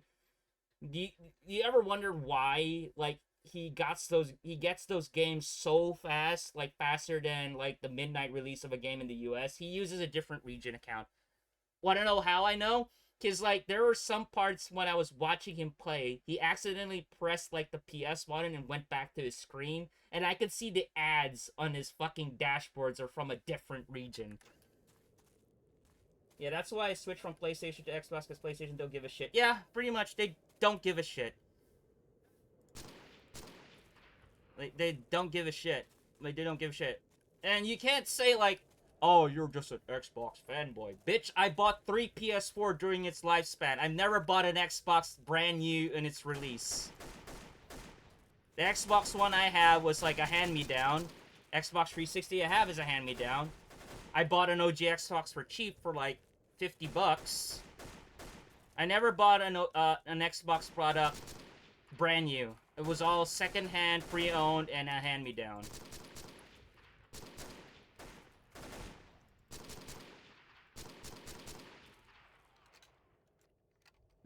For me, like, personally, like, all the console war shit, like, oh, Xbox, PS, like, personally, I don't give a shit. Like, the way I would pick platforms, whether Xbox or PlayStation, is the games they have, like, the exclusive games they have. So, and, like, how their system works. So, like, their dashboards or their firmwares in the console, like, if there's any other bullshit I need to know. Like, for example, why I went for the PS4 than an Xbox One, even though I owned an Xbox 360 last generation that time, is because of, like, the online only that the Xbox One had, the DRM shit. So, like, I was like, fuck it, I'm going PlayStation 4.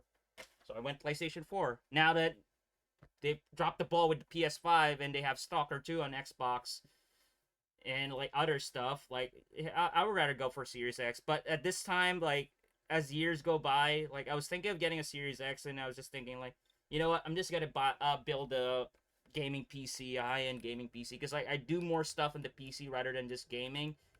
Like I edit stuff, like I render 3D models and stuff. Like I use Blender, like all of the Adobe Creative Suite. So yeah, I would rather just upgrade a PC. It would be more beneficial for me to build a stream PC.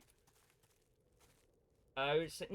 The Steam won't block you entirely. What would happen is if you run the game, it will give you a warning like this game is only access or like playable in Southeast Asia, and then it'll give you a list of countries, which is Thailand, Singapore, Vietnam, Philippines, and Indonesia, I believe.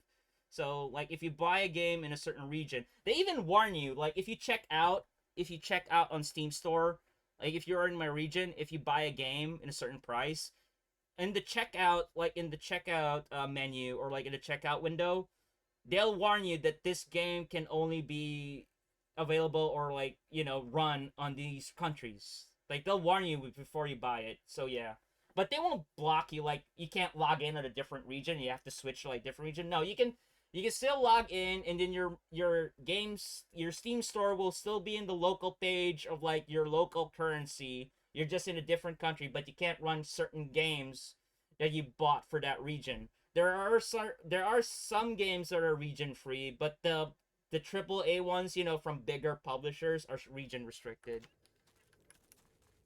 Here's the tip.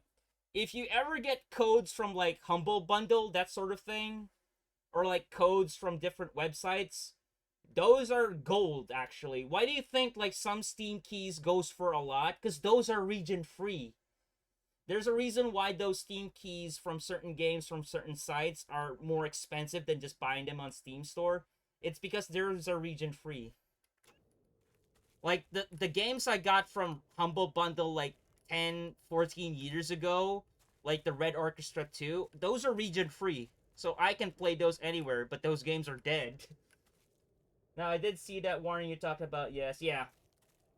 Yeah, I'm talking about buying off the Steam store. Like, those sales. Like, because I mentioned, like, the Steam sale where games are cheaper in my region compared to, like, the US. So, like, for example, we both have the same event sale, like summer sale, for example, right? So the game is 50% off, or let's say 60% off in all regions. So the base price for me on the game that before it became like 60% off is like, let's say $10, which is like 500 Philippine pesos for me, somewhat roughly. So it's 500 Philippine pesos for me, and that roughly, like exact currency exchange, is like $9 and change or something. And then in the US it's $15. So we both get 60% off, but either way, like mine is cheaper. So if 60% off of like 500, it's got to be like 390 something or something like that, or like 350. And that would like currency exchange to like US dollars, that would be $7 for me, but it would be like something roughly like that. I am aware of this, but as far as I know, a VPN, no, it wouldn't bypass the VPN, because like I tried. What would happen is like Steam won't load. It couldn't connect to the servers. I tried it. It wouldn't connect. Great job, Bravo. The way we mourn the crew of the helicopter, though their sacrifice will now be allowed to pursue clean into Uzbekistan. We are analyzing their surveillance data to pinpoint the location of Kelly's base of operations. I wasn't concentrating, and I finished the mission suddenly. Anyway, yeah, like I tried VPN, and it didn't do anything. It wouldn't load the Steam store page. It wouldn't even load the servers for running the game. It wouldn't load it.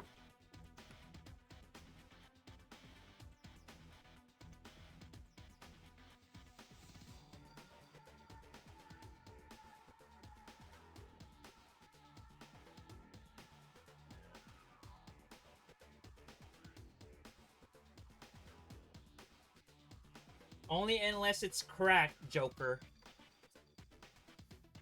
You know what I want on Steam? I want all of the Blizzard games on Steam. Because, like, I don't want to buy these games on Battle.net. Because Battle.net is shit. It is fucking shit. It's worse than Epic Game Store. That's how bad it is.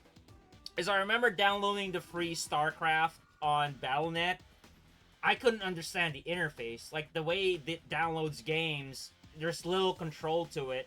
I fucking hate using Battle.net.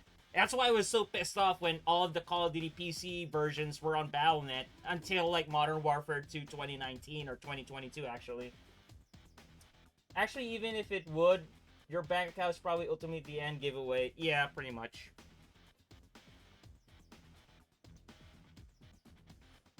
Unless you use PayPal. Like, unless you use PayPal to buy your Steam games, and you don't have any, record of any bank records on your Steam. But still, like, it doesn't matter what your bank records are, or, like, the information, private information you have on your Steam account.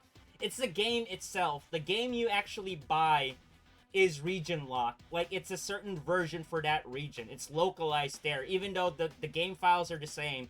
It's just that the same, like, the game you have on that Steam list is specific for that region. Like, if you go to your account details, you know, like, all the things you purchase on Steam, it is there in parentheses, like, Southeast Asia only, these certain countries. Like, if you go to, like, the Steam page right now and go to your account details, you'll see those certain things. It's listed there. So there was something, or maybe that was just console. But I've heard that back then Dark Souls 3 had an early Japanese release. People in the West got it at that date. They probably bought...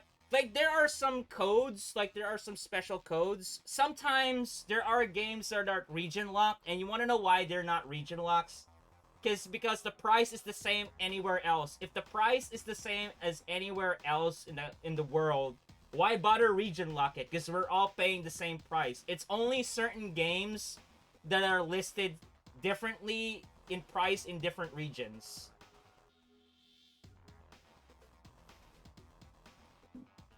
So if, like, Dark Souls rarely comes on sale on Steam anyway. Like, remember, like, keep that in mind. From Software games rarely goes on sale on Steam. Like, when I bought Dark Souls Remastered, that was the first time I ever saw it come on sale, and it was 50% off.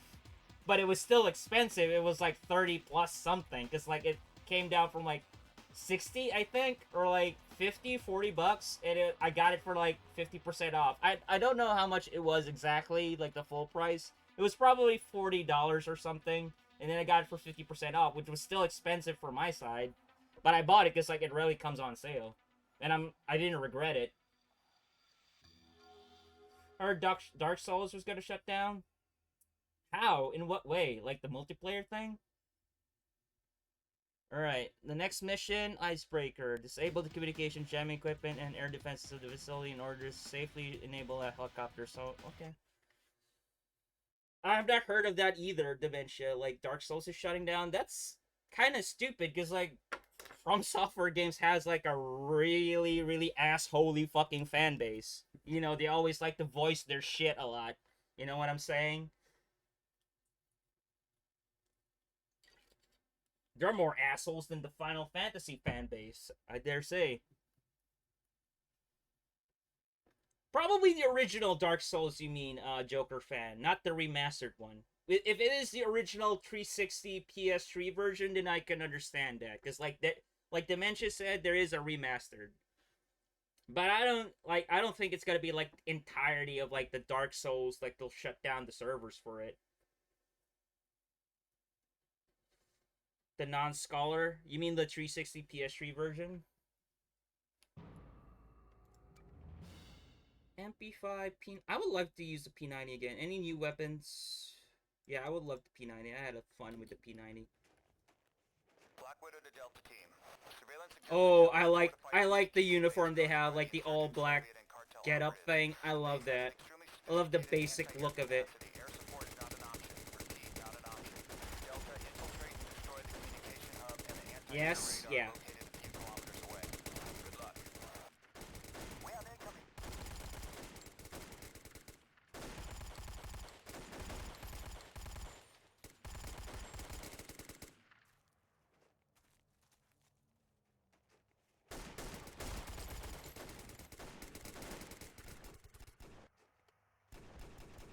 all just lag katanas.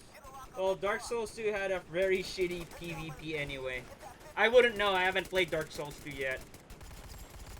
I need to get back to Dark Souls Remastered.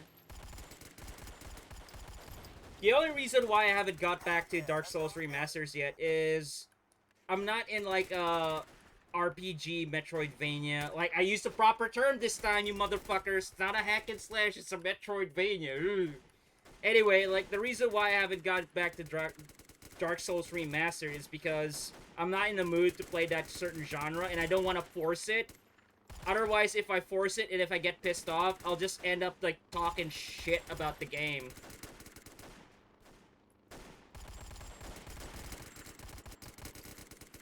So I want to be in the right mood to play it, so I'll appreciate it more, rather than forcing myself just to finish it, and not appreciate the game. Because, like, it may not be my cup of tea, or, like, my main genre. I would say, like, Dark Souls is a good game. Like the achievement of finally beating a boss, like, everybody has said this already, like, the fulfillment of beating a boss in Dark Souls is a really good feeling. Like, retrying it, like, a lot of times and you finally got it, it's a good feeling.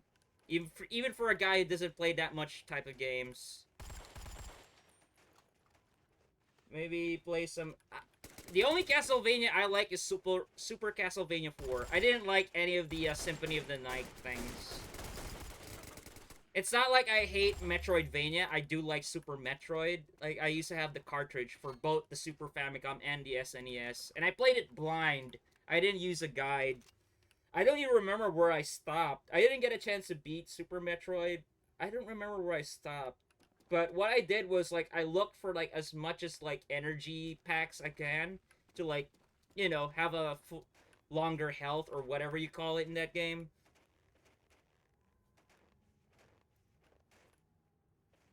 The only Metroidvania I actually beat, if you count it as a Metroidvania, I would count it as a Metroidvania, is Power Slave Exhumed. And I had to use a guide to get the good ending, because, like, those, like, getting the power-ups, like, fair is easy, but getting those radio transmitter parts to get the good ending for Power Slave Exhumed is confusing as all hell. So I used the guide just to get the good ending, because I wanted the achievement for it on Steam.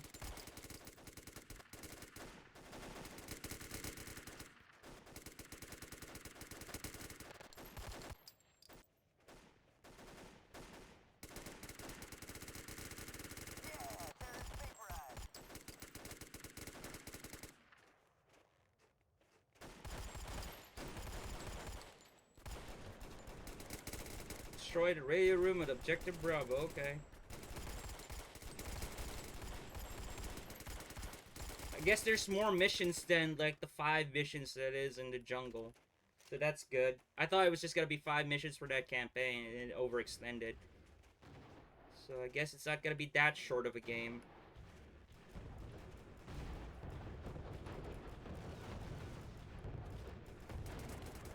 I wasn't really impressed with the Wii version of Metroid. I've never played any of the other Metroid games other than the 2 original ones, which is, like, Metroid NES and Super Metroid.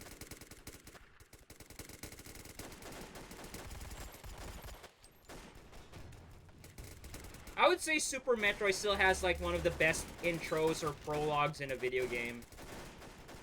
Where you landed in this scientist facility or somewhere, and then, like, everybody was dead and you had to get the baby Metroid or whatever, and then, like, the facility was about to blow up.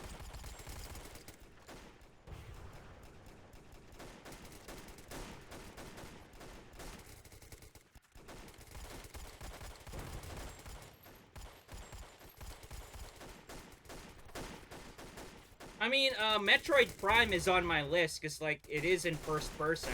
It's not an FPS game, but it's in first person, so, like, any games that is in first person, I always like to try it.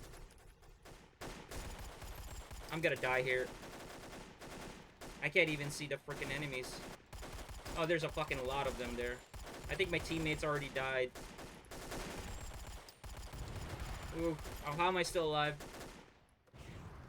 What game is it, Dementia? I'm dead. Oh! It might bring you into Soulsy mood. Elderborn? I've never heard of that one. That's their name. Dude, I just spawned, man. I just spawned, dude, and these teammates are not doing anything. And there's an RPG guy outside. I can't even see the motherfucker.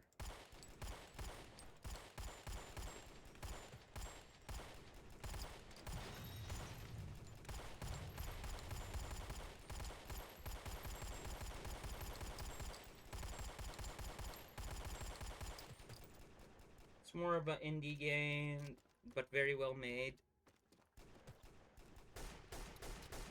Well, I would say that the BTRs are fucking a bit amphibious, so I can deal with that. I'm out. Alright, just let me respawn so I can have another AT-4 rocket. Where's this son of a bitch? Oh, he's right there. I hear his cannon.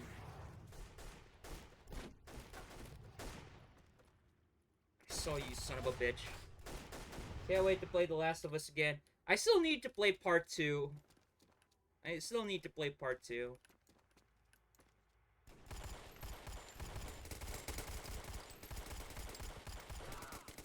Good God, I think I need to switch to, like, a rifle here. There are plenty of, like, long-range people out there.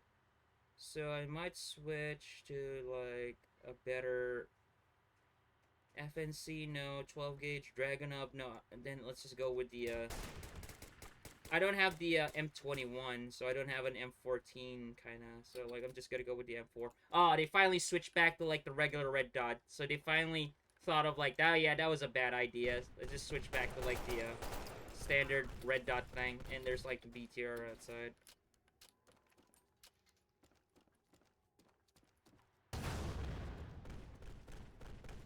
Can we do, like, the, Battlefield 2 moment here?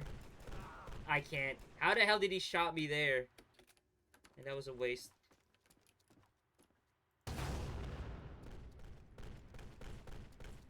Yeah, this Delta Force game, like the extreme ones, basically has zero challenge because of, like, the respawn thing. I would say, like, the hardest one I've played so far is the Black Hawk Down Delta Force game. Like, both the original campaign and the this expansion pack. That was, like, the hardest Delta Force game. Because I got through Land Warrior and Task Force Dagger without using the saves. I had to use the save in Delta Force Black Hawk Down.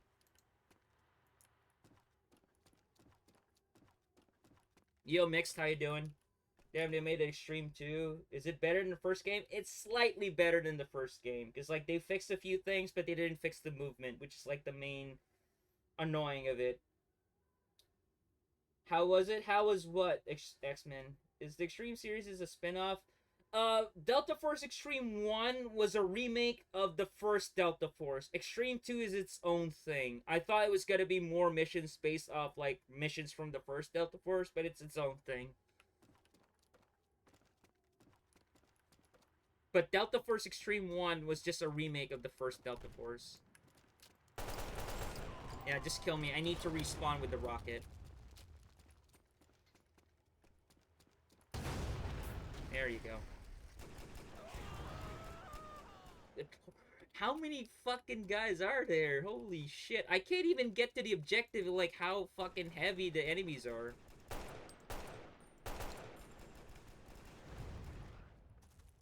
One thing's for sure, though. The M4 sound effect is, like, more on par with how it sounds for real. Black Hawk Down? Black Hawk Down was good. Like, I would say it's, like, the best of the series. Because, like, it's actually, like, a campaign. Rather than just, like, a set of missions piled together. There's actually a campaign structure to it. Because, like, there's a story and it's based on an historical event. That's why there's, like, kind of a story to it. It's leading up to something.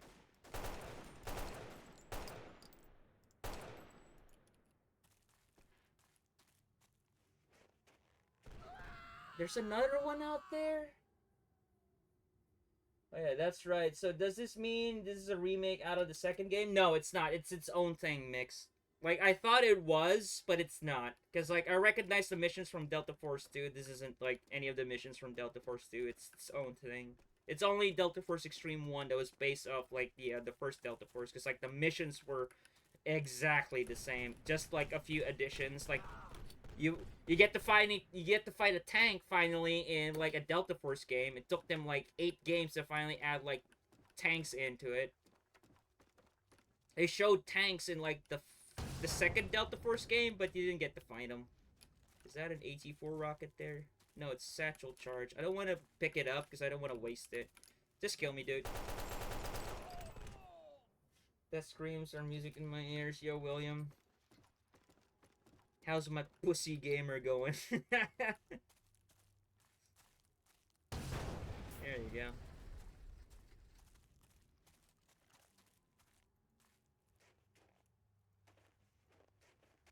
Okay, how are you?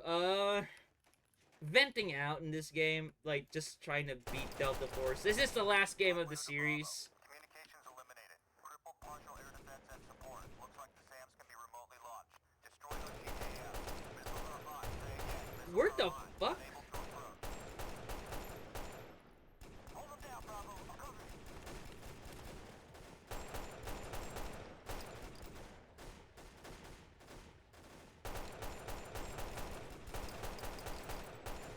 I wonder if I can use the boat. I got a shot. Holding position. Cover me. No, I can't. Of course it's gonna explode. Yo, Solidus, how you doing? I'm doing fine, just venting out in this game. What time is it? It's already 6? And I've only been streaming for 2 hours.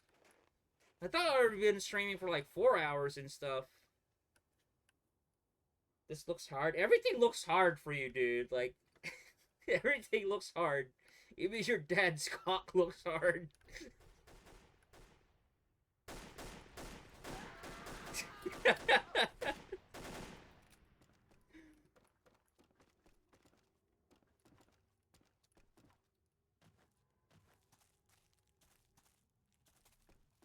And Idiaka, how are you playing your 480 Xbox on 4x3? I play it on 4x3 if I can. If like there's a game that's on 720p, I would just like squeeze it to 4x3, but I would still see it widescreen on my monitor.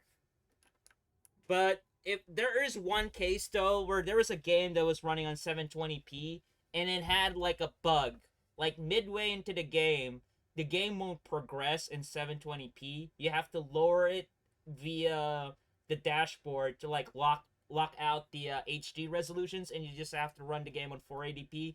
That game was The Warriors on OG Xbox.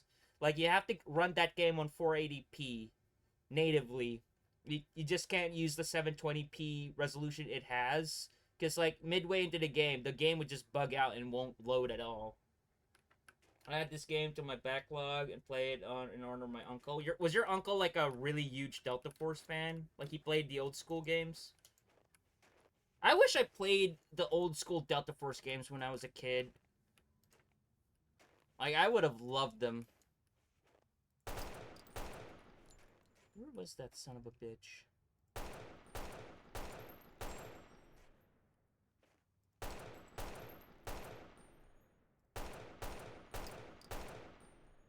Huge? Yeah. It was big. Like I said.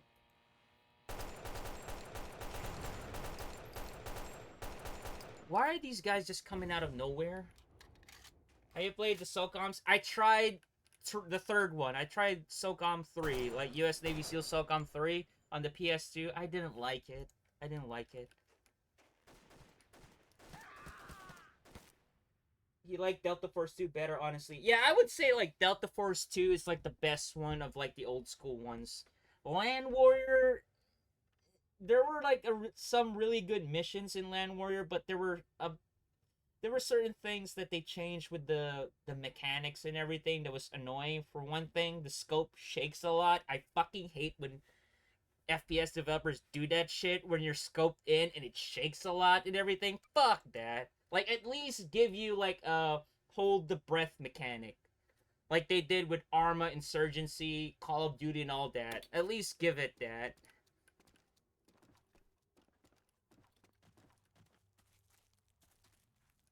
There's a guy in the rocks. Is that the guy? I hate they took out the semi-auto in this thing. I couldn't find it in controls to set the assault rifle semi-auto, because like I don't like using auto.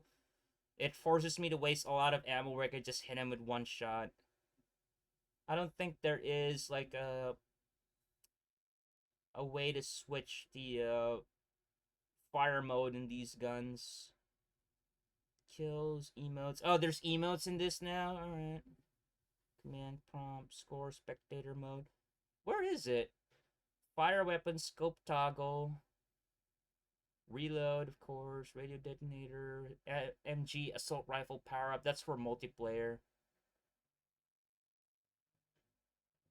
I've never tried the Delta Force multiplayer, like Team Deathmatch and all that. The only time I've ever tried a Delta Force multiplayer, I wouldn't count it, is the OG Xbox version over X-Link Kai. That was the only one I got to try, like, the multiplayer of Delta Force. But I've never tried, like, PC version.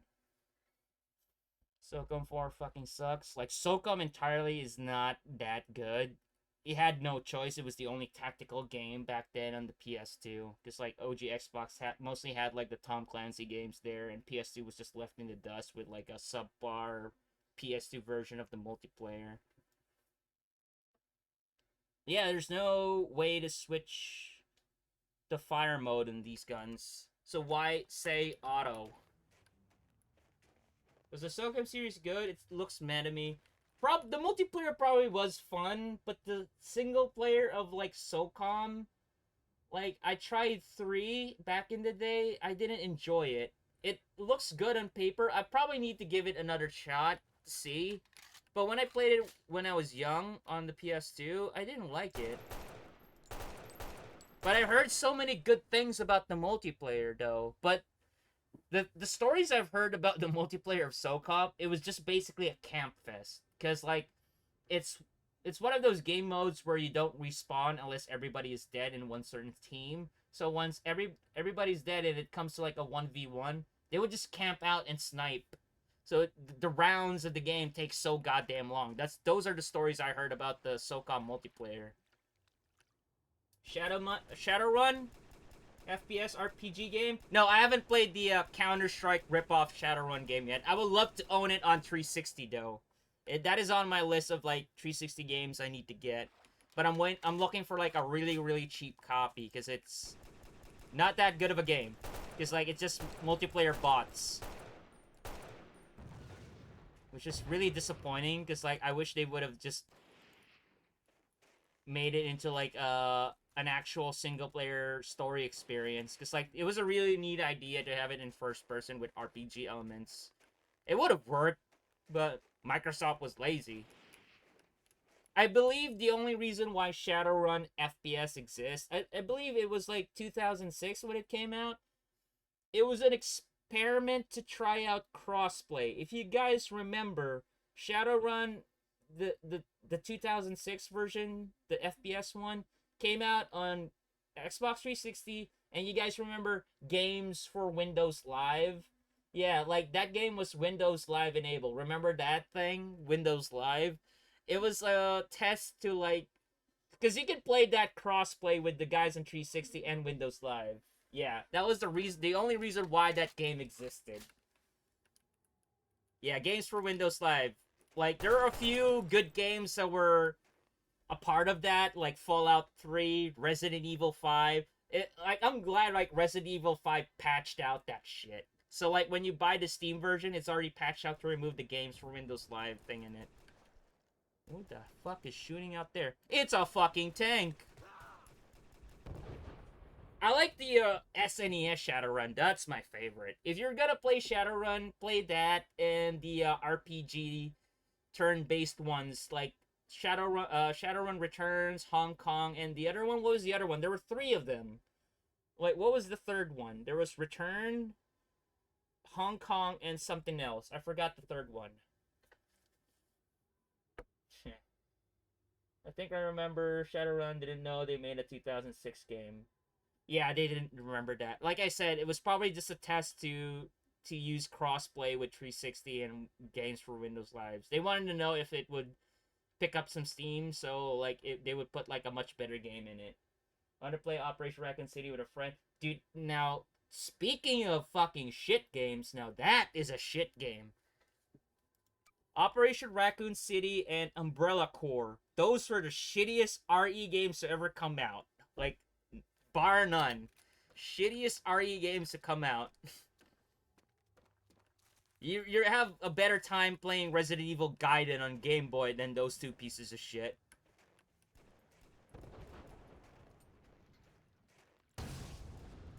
Oh my god, there's like a fucking fall off.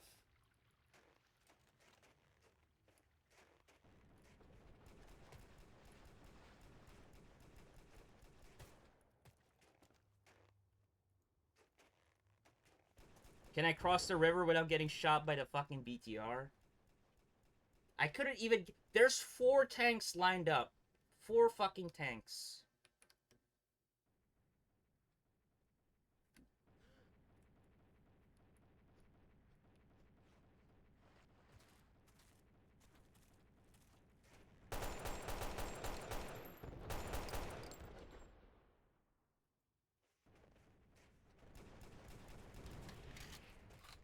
I don't think they think about this very carefully when they designed this mission. It's like you have 0 equipment to deal with these amount of tanks.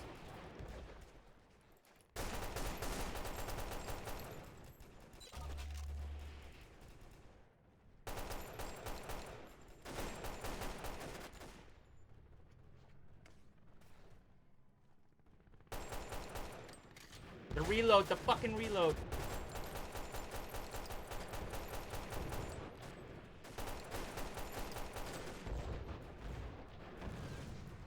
Like the idea of Raccoon City game sounds cool, but I don't know why they were thinking making a generic COD-esque third-person shooter. Cause like they think that would sell in Japan. Cause like you gotta understand that when Capcom makes a game, like the Western market is like the least of their worries. They always make a game that's or more oriented for like the Japanese market, and I believe it's those type of games is what the Japanese players like during those days. The thing that pisses me off about Capcom, they made that. They made that shitty fucking multiplayer game called Resident Evil Resistance, which is just basically a DBD ripoff. Why not just remake Outbreak, you motherfuckers? Like, you already had success of remaking the original REs that was set in Raccoon City, but you won't fucking remake Outbreak, you motherfuckers. Yet you just made a shitty Dead by Daylight ripoff, even though you're already making money out of Dead by Daylight by licensing off your characters in that game. So I don't get why you had to make Resident Evil Resistance. Remake. It wouldn't be a remaster, it would be a remake. Because, like, if you remastered Resident Evil Outbreak, it wouldn't sell well, because, like, it would still be the same fixed camera position thing. And there's already HD mods for Resident Evil Outbreak on the PS2. So I would say just remake it. Like, you know, have it played like the third person over the shoulder thing with co-op capabilities. Like, you know, like how Outbreak played back in the day. Only except this time with modern mechanics like the RE2 remake. It would fucking work. It would fucking work. Like I said, in like the current game industry right now, it's lacking a lot of good PvE games. It's lacking good PvE games. Everything has to be like a ripoff of Battle Royale and shit, but nobody's thinking of like making a good PvE game. Like, look at Back 4 Blood, for example. Subpar, Left 4 Dead ripoff that fell flat on his face, didn't even last a fucking year. Because, like, developers think, like, oh, we made Left 4 Dead. No, you didn't, motherfucker. You got the idea, but Valve basically what made Left 4 Dead good. Kappa so sometimes that is RE verse is even out yet. Bro is on a rank. Yo, Metal Mike. I'm always on a rant. What do you mean? Like, that's basically my fucking brand now. Like, I've been streaming for like 2 years and all I did was bitch about video games and other stuff. So what do you mean, Mike? You should know me by now that all I do in my stream is like bitch about video games and other shit.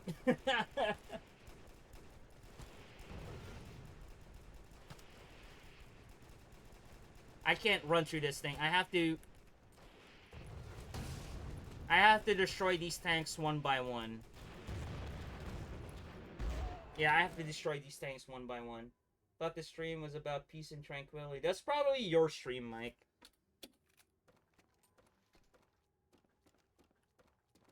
Or the guys that kicked. Like, try the guys that kicked. I think they're more about peace and tranquility. All the things you heard about them being, like, for, like, gambling and nudity, that was wrong. They're more for about peace and tranquility, the guys on Kick.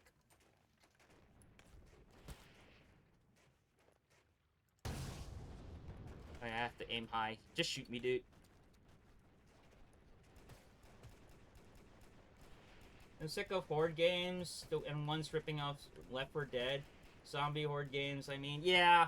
That's why I keep saying that a remaking Resident Evil Outbreak would work. Just imagine, like, going through, like, one of those scenarios in RE, but in co-op. That sort of thing. So there's more to it than just shooting zombies all day like fucking RE mercenaries. There's actually a goal to it, rather than just making a high score and surviving, like, the time limit, that sort of thing. So, like, remaking Resident Evil Outbreak would be good.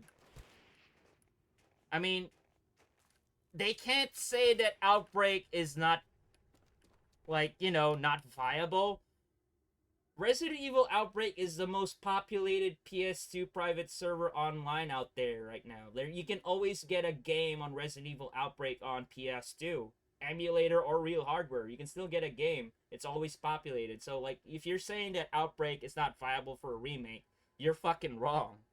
It's like, it's the most populated PS2 online game out there. You can always get a game for it, even nowadays. Where is that fucking sniper? That far, dude? In the fog, he can see me?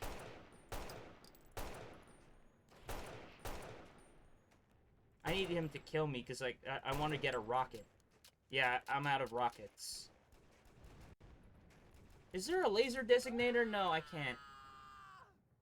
Nowadays, Outbreak, if they did bring it back, would be more than profitable. Yeah, pretty much. And it would also, like, it would also garner hype for, like, the future RE games. Like, if you put out a multiplayer game that good, it would bring interest to people who never played an RE game before. Like the fucking Zoomers. Like, we're still shocked that, like, oh my god, Birkin is like Sherry's father. I was like, I remember when fucking RE2 remake came out, and that shit was all over Twitter when, like, people were shocked to know that, like, Birkin was Sherry's father. I was like, fuck, dude, like, are you guys that dumb?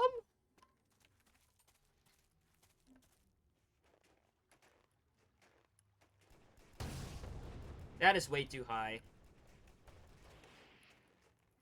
I can't kill that sniper, dude.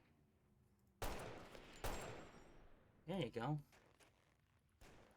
How do you expect me to deal with this? I don't see any tow cannon emplacements around. I see 50 cal, but I don't see any of, like, the anti-tank weapons here. Hold on. There's satchel charges and everything, but there's no, like, rockets or anything. Yeah, that's a satchel charge. Again. I'm gonna die here even though, like, I'm on a boat. Just get the ROM and burn it on the DVD. The Resident Evil Resistance get shut down or what? I'm pretty sure it got shut down. There is a cannon in there, though.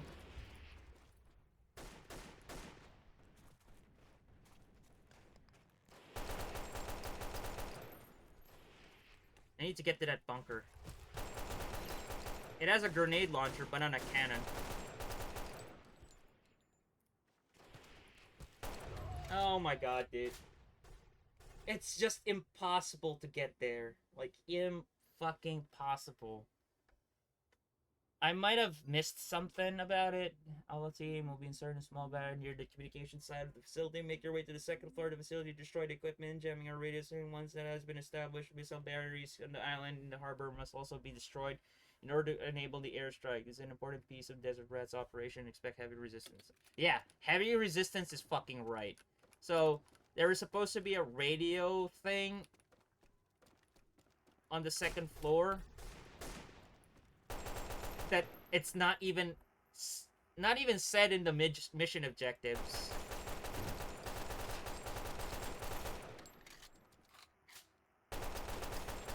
So the mission is not even well designed.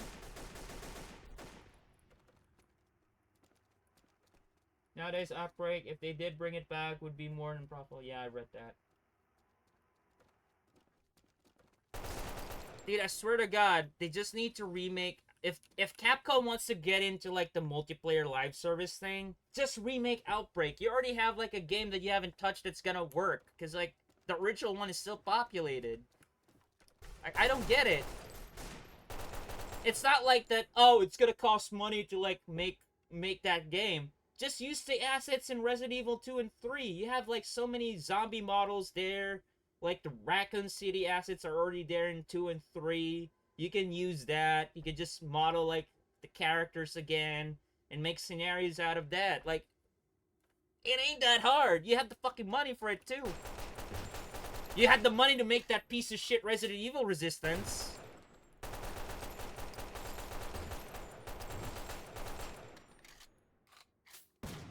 Why does this game look like it came out in 2004 instead of 2009? Want to know why, Mix? Because they're using the same engine they had since Black Hawk Down and Joint Operations back in 2004. So the game engine they're using and the assets are from 2004. They just reused it. They never bothered to, like, make a new engine or make new assets or anything.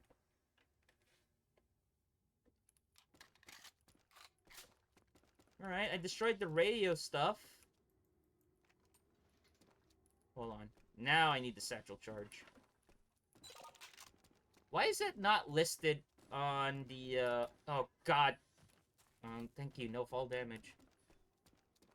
Why is it that it's not listed in objectives that I need to destroy, like, the, communications equipment?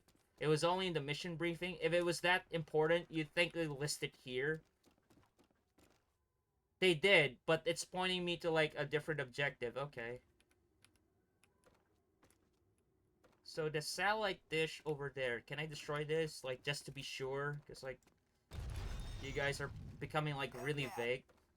Hell yeah.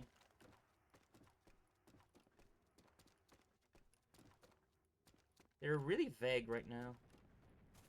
Now, how do I deal with the freaking tanks? They're not even tanks, they're light armored vehicles, but they're not exactly light. I would still say they're tanks, though. Even though they just have, like, an autocannon. Rather than a full main gun. Okay, God, there's still fall damage. Exactly, dude. Like... There are, like, I believe... Which one had, like, fall damage? I think Land Warrior had fall damage. Or Delta Force... No, Delta Force 2 didn't have fall damage. It was, like, Land Warrior that added, like, fall damage into the game. Which was really... freaking weird that they did. Alright. I destroyed the radar dish. Now what? There's a grenade launcher in the bunker. Like the automatic grenade launcher thing.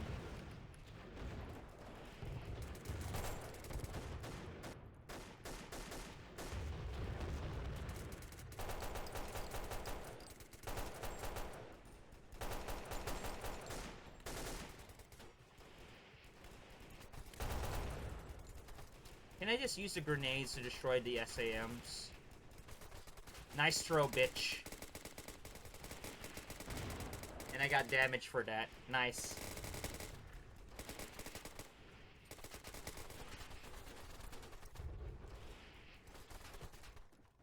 I have to go Nicolas Cage on this shit.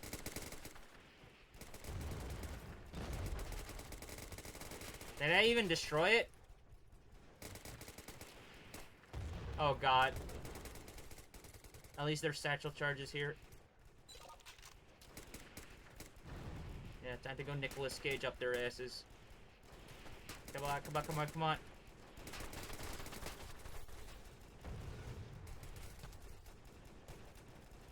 I like how they do it. The character does a dolphin dive now whenever you're running and then you suddenly went prone.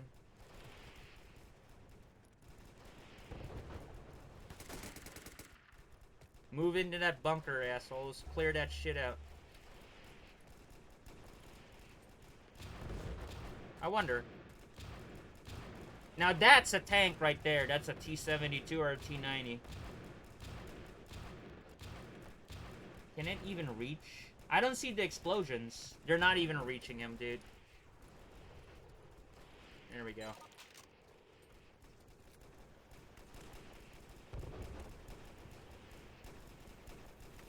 Enemy helicopter? Black Widow inbound. Locked on the enemy bunker. Air support has arrived. Mission complete. Nice work, Delta. That's it? Oh my god, dude. End it already before I get killed, assholes. Oh, there's Apache helicopters. Thank God for that.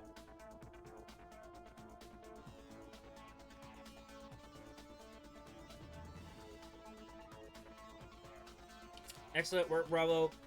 Struck a major blow against the Desert Rats operations in the area. Without this facility, it has lost a great deal of its ability to communicate with clients and sources of illegal arms, as well as a great amount of manpower and supplies. However, the fact that some of the men guarding this base were active regional military personnel suggests that Khalid has a farther reach than we could have anticipated. We have won this round, but there's a larger battle looming. Okay.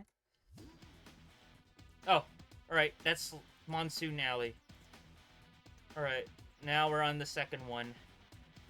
Destroy the communication equipment, Objective Alpha, and security area. Once this site is secure, move on to Objective Bravo and eliminate all resistance. Destroy the trucks carrying the completed chemical weapons in security area for cleanup. Alright, I'll be right back. I'm just gonna use the bathroom and get some more water. BRB.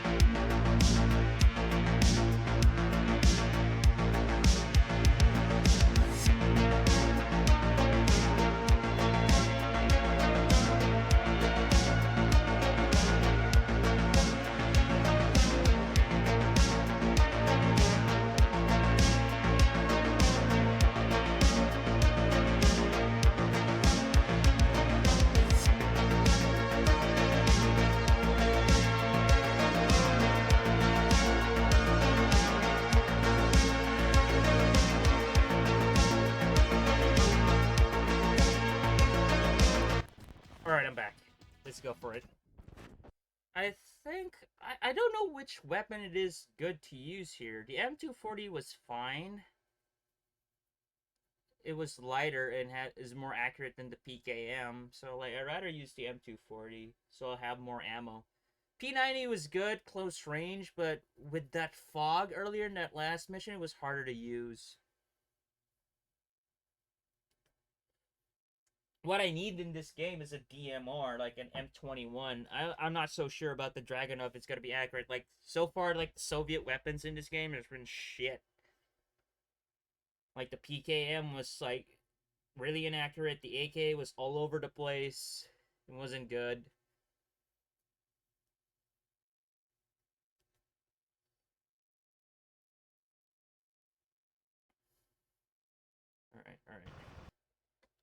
M16, M203, M24, M240.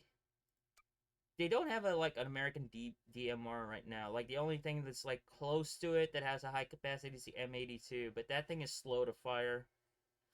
M4, M249, G36, Dragunov. I'll try the M240. Let's try it. This is a parachute mission. Looks like they're loading those chemical weapons up for transport. So this is our last chance to get rid of them. Remember, we're operating without official approval here, so take out their comms before moving on to the main facility.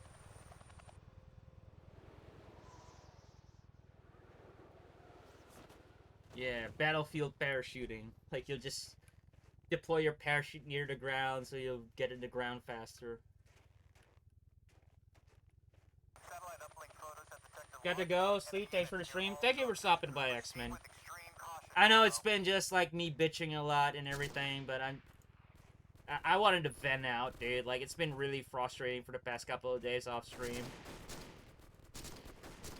Like a couple of like the offices I applied hasn't replied yet, so I have to look for another one to apply on. Like that's why like I just been playing some generic shooters so I could just vent out shit. Like I didn't have to like overthink it and everything. So like playing Delta Force was a good idea because it's just basically go to the objective, destroy the objective, kill everybody in the base. Like that's exactly what I want to play right now. Yeah, I think the M240 is a good idea. It's as accurate as an M16, but it has more ammo.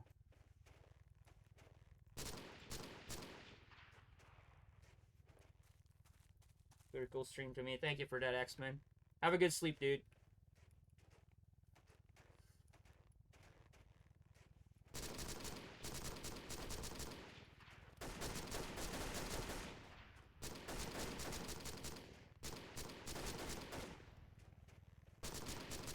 The thing that about Xtreme that bothers me, rather than the movement, is they got rid of semi-auto. But at least you can tap the weapons. But it's not the same, because like I tap the weapons and they're still following the recoil of the automatic mode. That's the reason why I prefer like semi-autos with these type of games, because usually when they script those two fire modes, semi-auto's recoil is different from auto, even if you tap like one tap like auto. It's not like a one, like the first bullet will always be accurate sort of thing, because it jumps up. The thing that Capcom is kind of greedy for is Monster Hunter. It's making them a lot of money, so that's another thing I could point out with like Resident Evil multiplayer.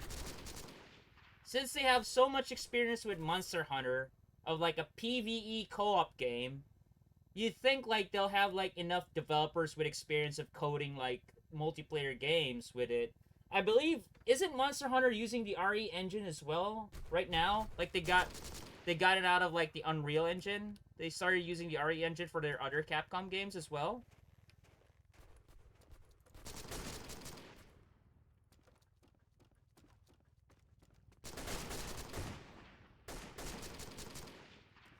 Yeah, there's another Monster Hunter coming out soon. Well, it's making them money, so I can't blame them.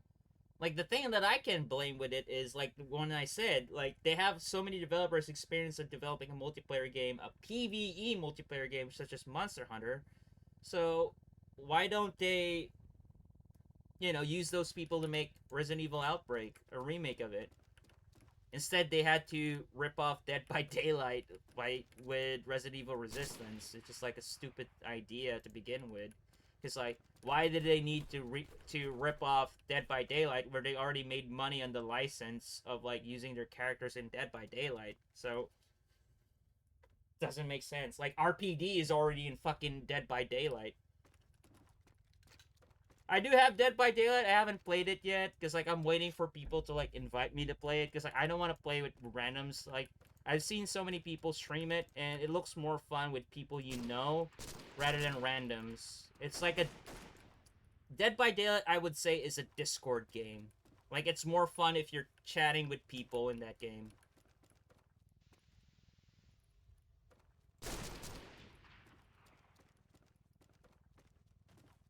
Oh yeah, I still have satchel charge. Okay. Destroy the comm systems at Objective Alpha. Which is in this building right here.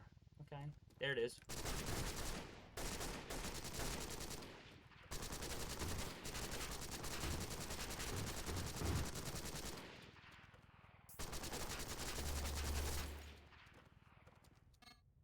Destroy trucks loaded with chemical weapons.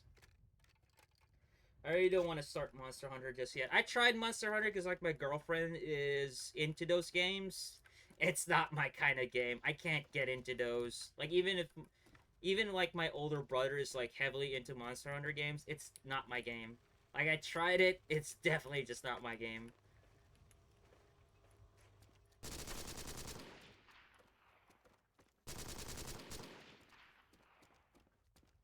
Like if you give me a game that is similar in structure as like Monster Hunter, but with like modern firearms and like like a mercenary type game, but it's structured like Monster Hunter, like you're just a group like doing quests and stuff like that. Like I would fucking buy that game, dude. Probably get burned out within the first hour and just get bored with it. Some people do enjoy farming, like that sort of like gameplay cycle. I enjoy like clearing corners, shooting the same enemy as fast as I could aim and that sort of thing. Like that gameplay cycle is my favorite. That's why I never get tired of FPS games. Like no matter how generic it is, like I never get tired of FPS games. Like some people do get burnt out with FPS games. I don't.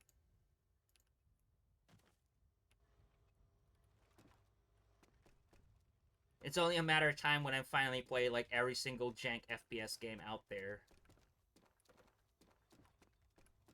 And to be fair, like really, really fair, like if we've been talking about a lot of shit about other video games, I would say developing an FPS game is the easiest one you can do. Like it's the easiest one you can do. Want to know why? You don't have to what's the term I'm looking for? Reinvent the wheel. Because like every FPS game out there, it's the same gameplay cycle. Running around with a huge weapon in your hand, aiming down, shooting like static or like targets that's moving around. That's basically it. That's basically an FPS game. So like the only thing you have to work on is like adding a few mechanics to make it original and the theme you have, like whether it be sci-fi, slightly horror like Fear, or a down to earth boots on the ground military shooter, or a police SWAT shooter like Ready or Not, that sort of thing, or a counterterrorism style like thing like Rainbow Six or Counter Strike.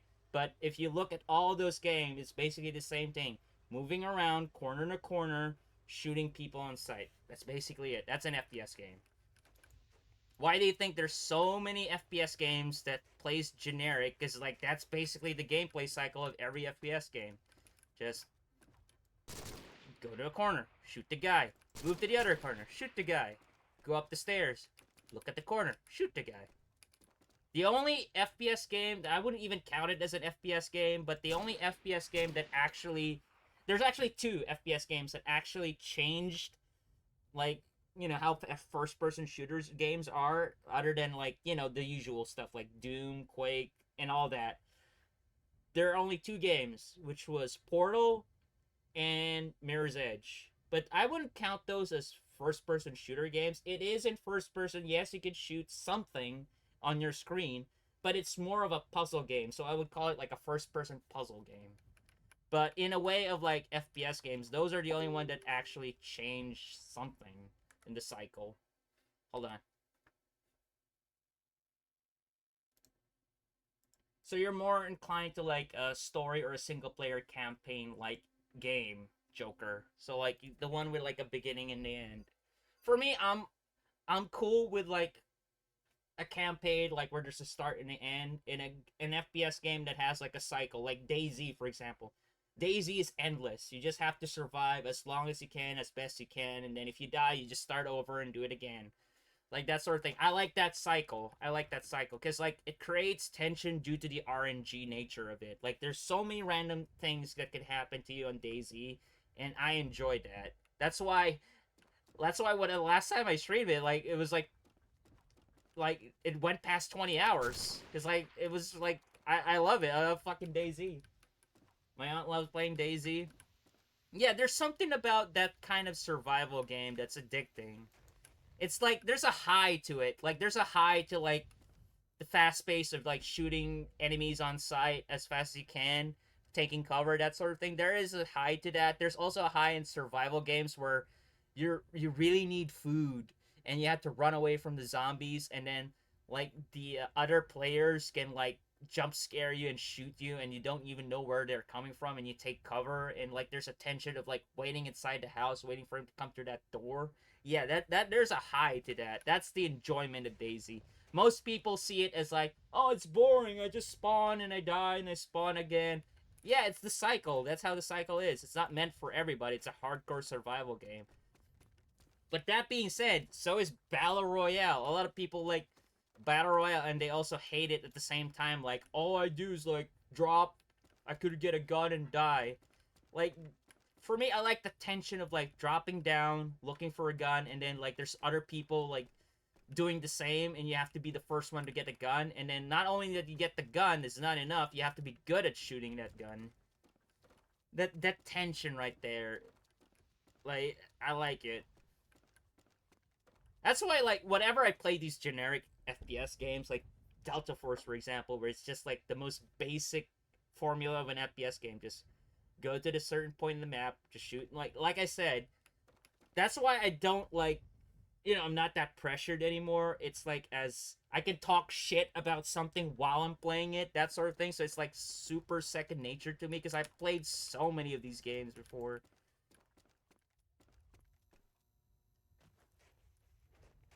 Like, aiming in these types of games is like second nature. All I need to know is which direction they're coming from, and if I can see it, I can aim at it fast.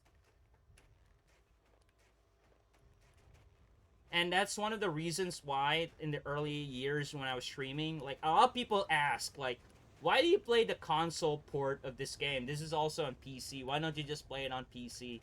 Playing it on controller adds a challenge to it. Because, like, if I play it with a mouse and keyboard with this frame rate, it'll be too easy for me. I can get through it to a day. At most, a day. My hunt also. I wanted to try that, like Call of the Wild. I want to try that one. But I heard that it's pay to win, mostly. Like, some of, like, hunting the animals, you need to buy the license with real money. I've heard about that. So that's the only thing that's, like, pushing me back on trying, like, Hunt of the Wild, or, like, Call of the Wild. There's another game I want to try. It's also expensive, like Escape from Tarkov. I want to try that one out. I've seen it so many times and I never got a chance to buy it because, like, it's not on Steam and it's so fucking expensive for an early access game. So, yeah, scratch that. Maybe once they put it on Steam, I'll try Escape from Tarkov. If you try Way of the Hunter. What's Way of the Hunter?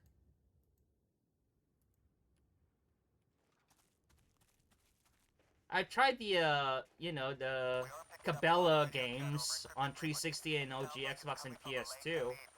That's the extent of, like, the, hunting games I've played. It's like Call of the Wild, a hunting sim. What's the difference between those two games?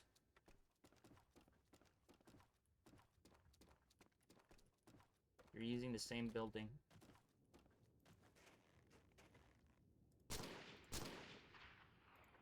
One of them now.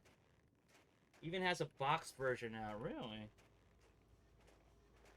You know what I should play? It's, speaking of hunting games, let's play the most jank hunting game out there. You want to know what it is? What was that thing? Like, there was like a Redneck Rampage spin-off of like Deer Hunter.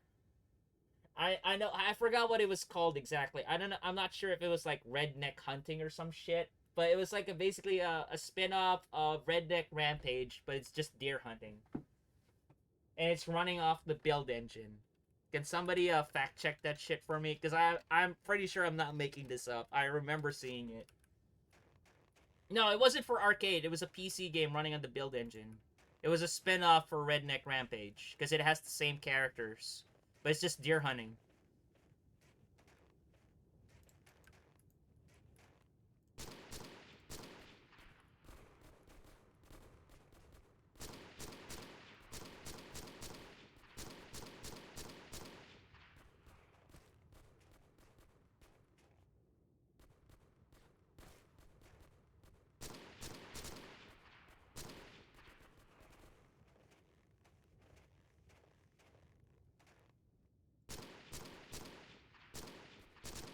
Is that a guy or like... Oh, it's a dead body that's like in an angle. Redneck deer hunting. Is that what it is, Jimmy? I had it on my RR complete collection, yeah. So I wasn't making it up because I really remember like somebody mentioning it, and I googled and I saw the box art for it and a few seconds of like gameplay footage on YouTube. Like it was basically Redneck Rampage, but it was just deer hunting.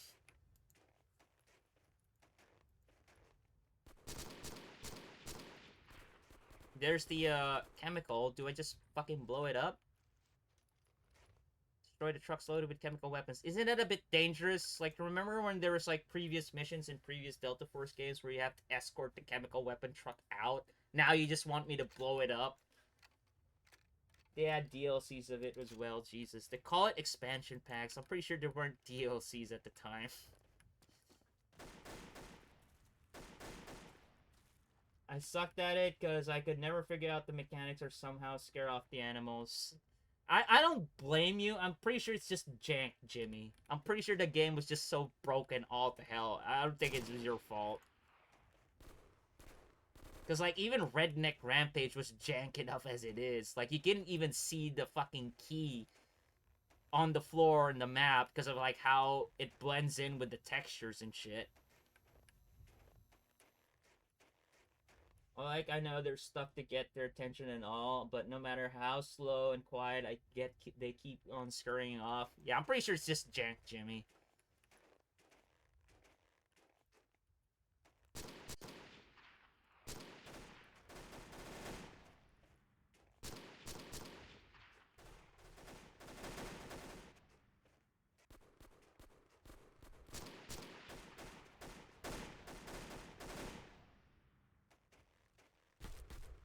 I knew there was gotta be somebody there.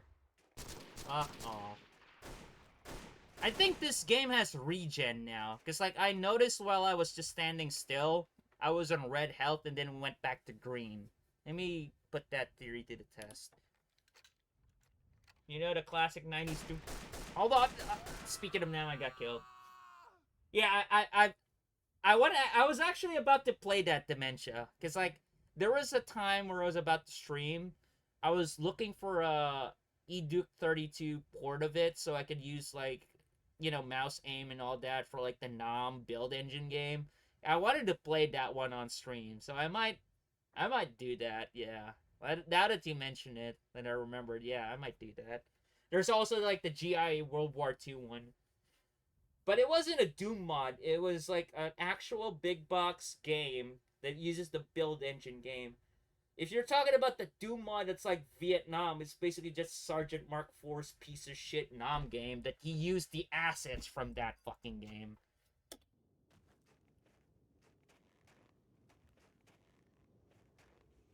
Yeah, it was its own game. Yeah, it was called Nam. It was running off the build engine. Duke Nukem 3D's engine. Yeah, I've seen it. It was inspired off the Doom era. Yeah, like, it was the Doom clone era, as they call it. But it wasn't exactly during the Doom clone era. You want to know why? I believe Nam came out in 2000. You can Google that. I'm pretty sure Nam and GI World War II Combat, I think it was called, the World War II version of that game, they both came out in 2000, running off the build engine.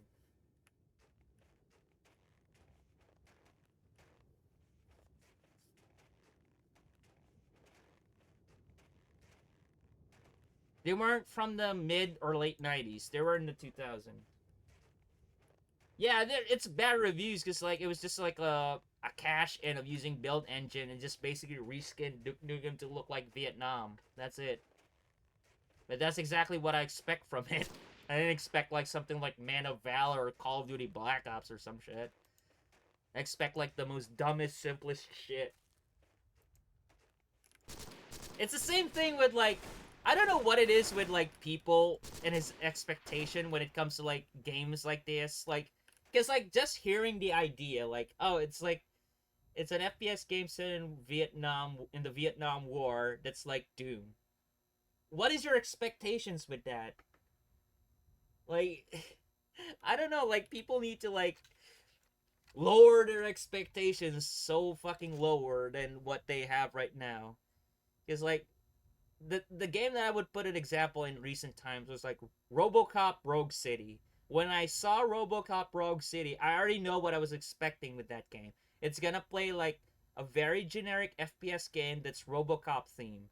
And that's exactly what it was. Like they captured the RoboCop theme right, because like they got Peter Wellers, I think was he called, like the actor's name, the guy who did like the first RoboCop. They got him.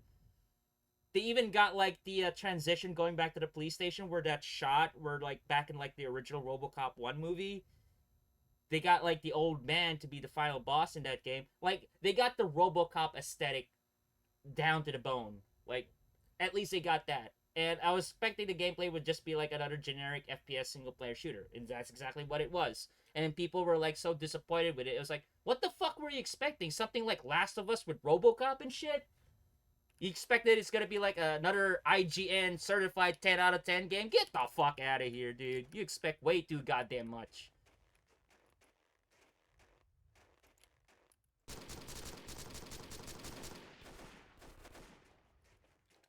Yeah, that's the new one. Yeah, the new one. Realistic gun handling. It's a movie in the 80s that was hyper violent and campy.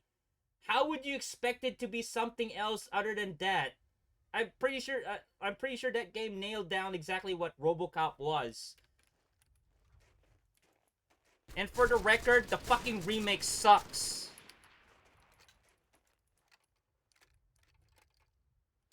Delta Force 10 out of 10 IGN certified. Oh, you wouldn't believe, like, you joke about that now, Joker, but IGN actually reviewed the old Delta Force game. You know what they gave it? They gave it an 8.6. IGN actually reviewed the original Delta Force back in 98, and they gave it an 8.6.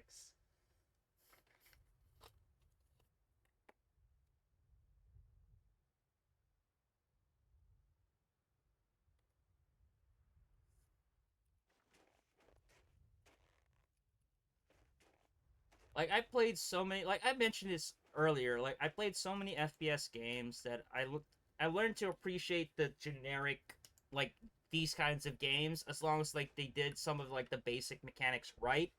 I appreciate them more rather than looking at the most experimental FPS out there trying to be something big and immersive and like deep deep rich in gameplay, and they fall flat on their face. And you know what fucking game I'm trying to mention here? I'm talking about Cyberpunk 2077.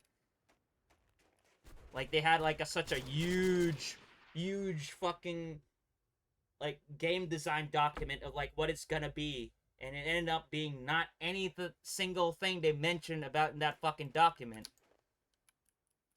So Socom was awesome too. Hey, what's up, people? Colton, welcome in, man. How you doing? I recently tried Cyberpunk post a big reform patch. Dude, I tried it again. Like, I played Cyberpunk at launch on PC. I played 36 hours of it.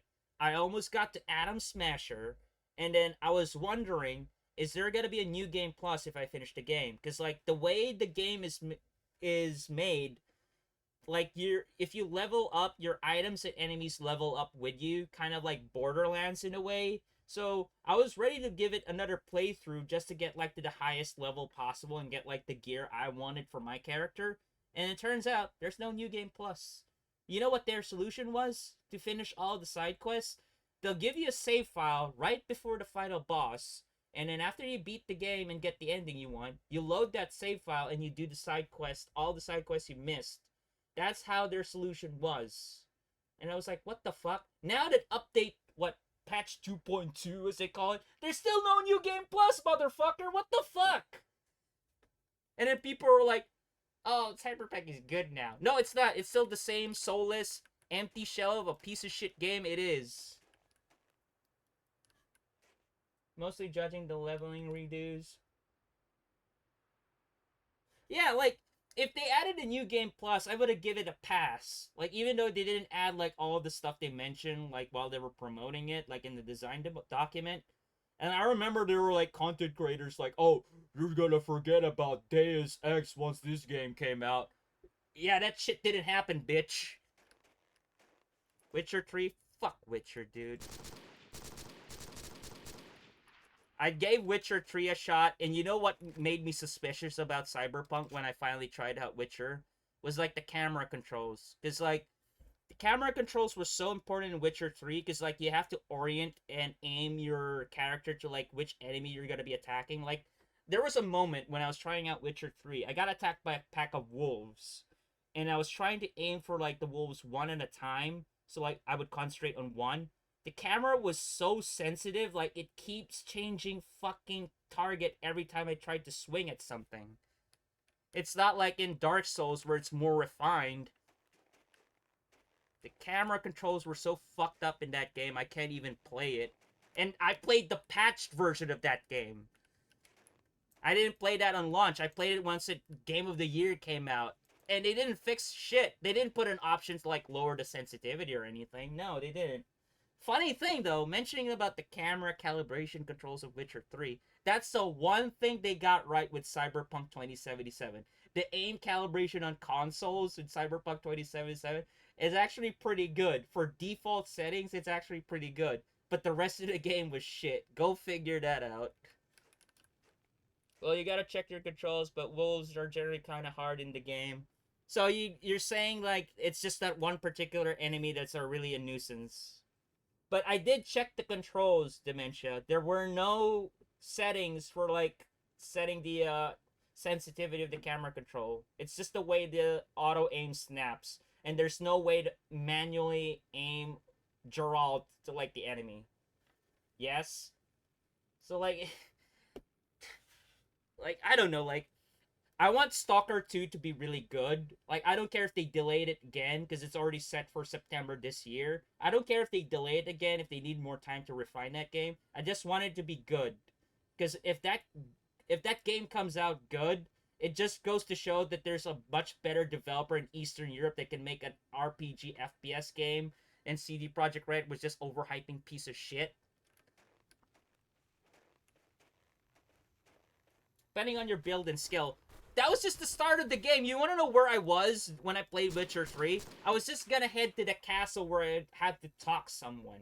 I even skipped, like, a Reaper type enemy at the cemetery, and just, like, I was at the horse and I was being chased by wolves all the way to the castle. Like, I don't get it, dude. Don't feel bad. Yeah, wolves are incredibly hard, though. So why would they put that there at the start of the fucking game?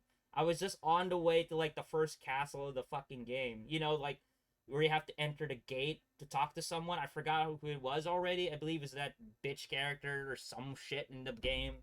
I don't remember. I don't care.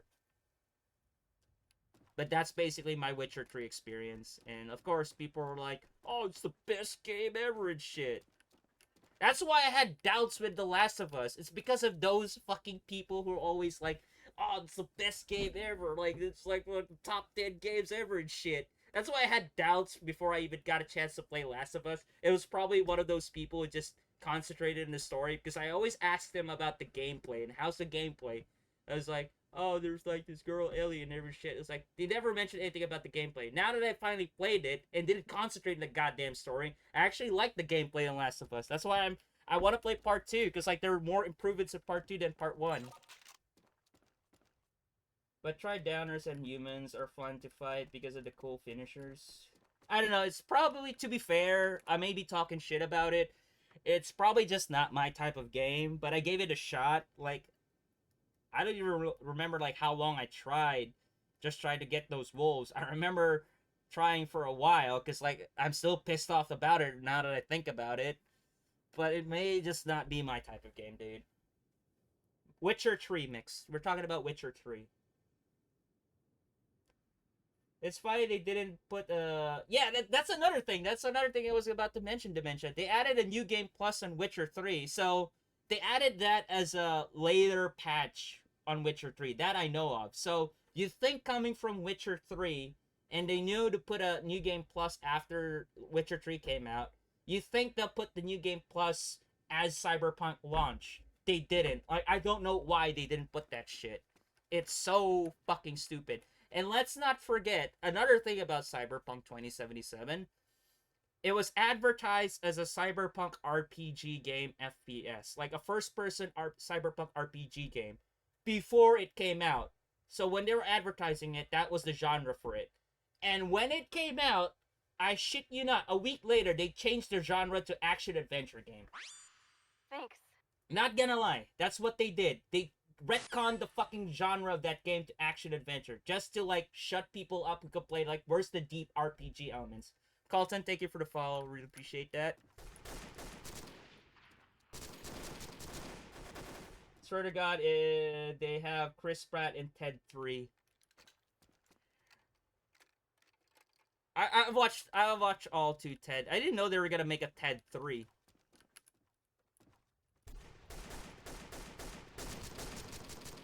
All I remember about Ted, I think it was Ted 2, when they were at San Diego Comic-Con and they stumble upon the panel with, like, the new Superman movie.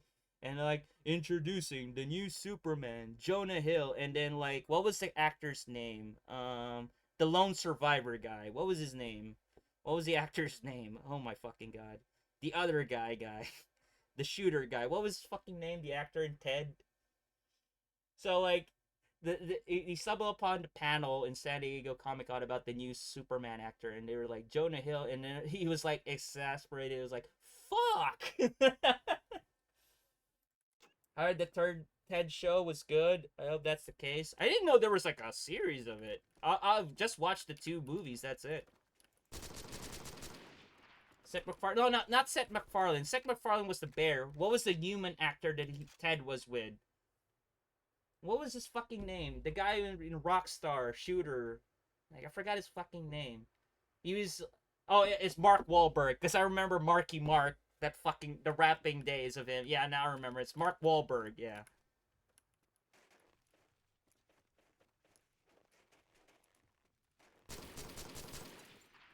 Yeah, Mark Wahlberg. He was like, fuck!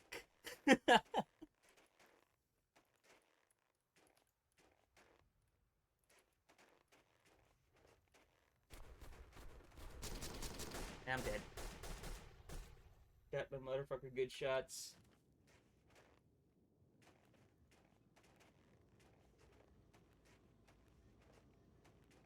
The thing that's making this game easy is the respawn. Like, it's not... You don't have to restart the entire mission. You'll just respawn at the last checkpoint you were with. So that makes this game easier. So I can just beat just chatting and, like, mindlessly just play the mission and I'll still beat it. The bear is just the same voice as Peter Griffin and Stewie and a couple of other people in Family Guy. Seth MacFarlane is a really talented guy. But I like Family Guy, don't get me wrong, but some of his jokes are, like, hit or miss for me. I don't know, I think you have to be in the right mood to watch Family Guy. You just can't binge it, like, if you're in a bad mood or something. Like, you just have to be in the right mood to watch Family Guy. Because, like, some of his jokes, for me, is a hit or miss. I do like his Western movie. What was it called? Like, it's something... So Many Ways to Die in the West. Something like that. Like, where he had, like, a cameo for Christopher Lloyd Back in the Future. Only early Family Guy is good. I would agree, Dementia. I would agree.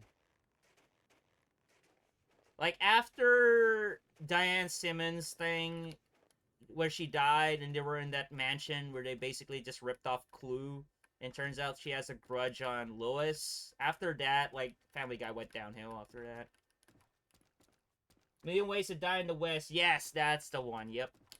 That's the one. I like the scene where he was in a saloon and he saw this miner eating, like putting, like, a lot of hot sauce in his meal, and he mentioned, like, a lot of stuff in that.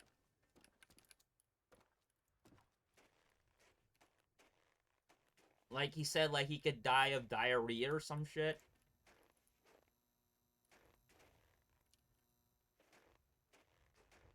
Spaceman's dead, I remember. What am I... Oh, yeah, I'm supposed to destroy the trucks. What the fuck am I doing?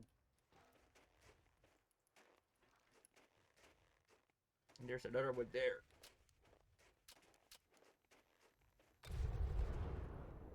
Ooh, frame rate up. I like that shit. I can't destroy a truck with bullets. Okay, game.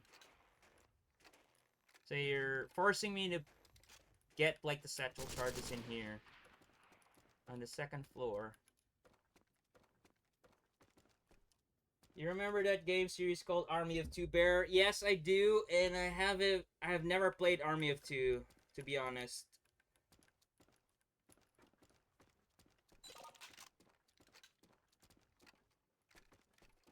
It's one of those Gears of War ripoffs. Like, god damn, like, when Gears of War came out, like, a lot of games just wanted to be like Gears of War. And then, like, there was, like, oh, the Halo killers and shit. And then, like, the games that wanted to be like Call of Duty, like Homefront. Black Widow inbound to extract all units. Proceed to LZ. Out. Honestly, I didn't think of Ted having a TV show.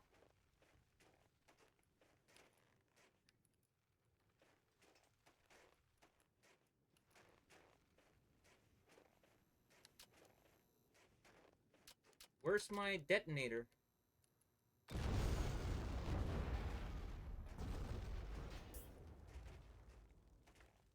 The cleanup crews are inbound.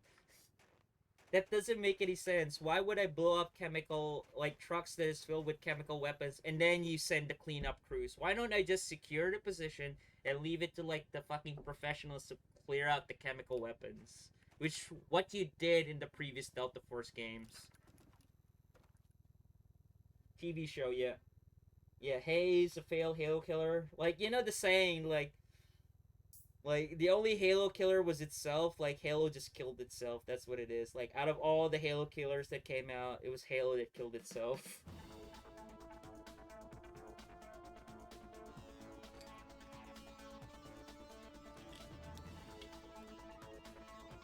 Thought there were just 2 movies. That's it. Yeah, the same, Joker. I thought there was only 2 movies. Chemical weapons facility has been shut down and secured. Cleanup teams will handle it from here. The Desert Rat's weapon capabilities have been dealt a serious blow, but we must expect some blowback. Okay. Infiltrate the location of the Desert Rat's upcoming meeting with rebel leaders and plant satchel charges to eliminate all attendees. Okay. I heard Family Guy might be moving to Disney Plus. Like, keep in mind though, if you guys are still watching Family Guy, Seth MacFarlane is not responsible for Family Guy anymore. He moved the he gave it to like somebody else, so he's not working on Family Guy anymore. Like, I would do the same if like I was part of Disney. Yeah, show's over. I'll make my own new project. Fuck you, Disney. Bro, why would they move a raunchy show like FG? Exactly. That's exactly what I would think. Like, I don't know why Disney would keep Family Guy running. I mean, like, before even Disney bought Fox, like, Family Guy's been really meh. Like, yeah, so what's with the reaction anything anyway? Like, it doesn't matter. I would just wait for like whatever new project Seth MacFarlane would do. Bravo, you are cleared to engage the target.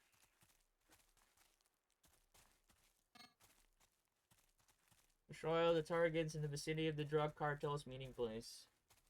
Yeah, because Disney for some reason owns Fox. You know why they bought Fox, right? They just wanted X-Men. Imagine that. Like, a company buying an entire like studio like that with a lot of properties and everything, and they just bought it for X-Men. Because like they don't like they own Marvel, which owns X-Men, right? But they don't own the film parts of X-Men because like Fox bought that. Like, it's such a fucking convoluted thing. Like, it doesn't matter anyway. It's gonna suck. All I'm waiting for is Deadpool 3 and hope they don't fuck that up.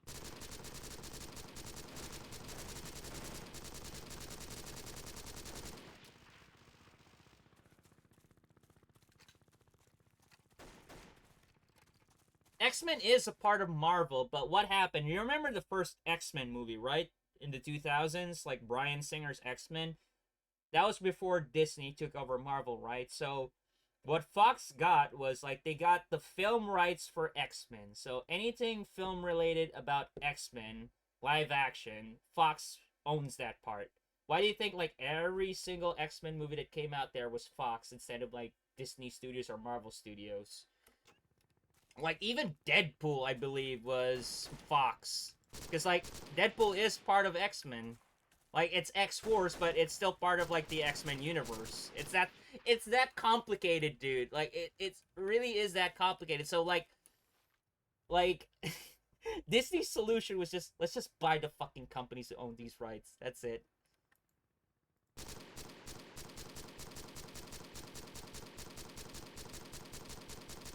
To put it a simpler way, Disney bit off more than they can chew.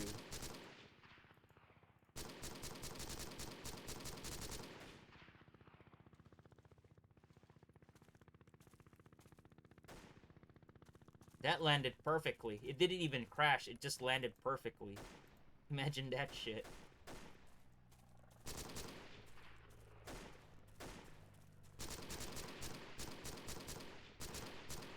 Can I use the helicopter? Like, I wonder. Can I use the helicopter? Or is it gonna blow up in my face? Watch this blow up in my face once the rotor stops. Oh my god, I can. What do you know?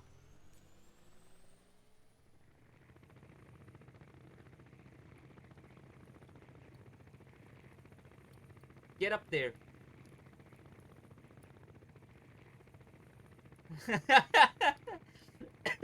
They didn't think about this, right?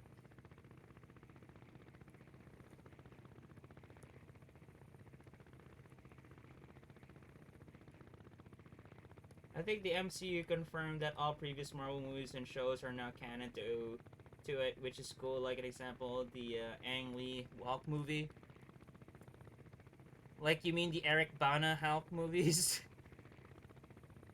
the only the only good part about the Eric Bana Hulk movie was like when he ripped off that tank turret and spun it around. I always remember that scene. That's why there was like a toy of Hulk with a tank with it. I think I remember that.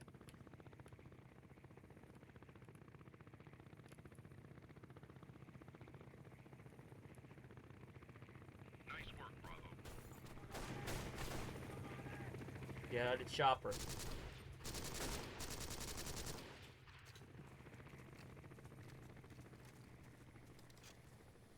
Take down targets quietly.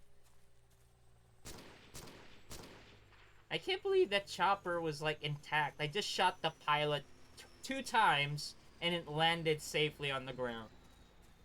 Deadpool trailer is gonna premiere during the Super Bowl. Pretty hype. Wasn't there already a Deadpool trailer? Or was that just like teaser pics and everything? It's the funny thing about Deadpool 3. It took them how many X-Men movies for Wolverine to finally wear that yellow-blue costume, which they teased back in like some of like the Wolverine movies. Which one was it? There was like one X-Men movie where they teased the yellow and blue uniform. Or the costume. Not uniform, costume. They kept it pretty quiet since then. I'm pretty sure they're just working on it.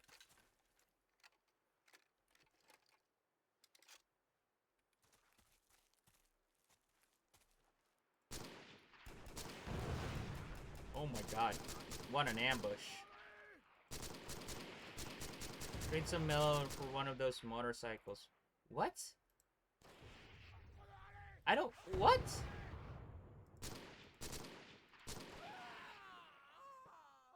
I heard it's still in development. There was still filming. Yeah, I could see that. Good God, man. Yeah, it is co-op. Game type co-op team. So yeah, they just used the joint ops engine and shit.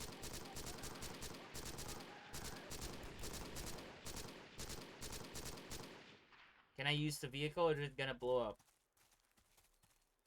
You have been spotted. Kill them quickly. Plant satchel charges at the meeting point to eliminate the enemy leaders. Which meeting point? Is that it? Like, the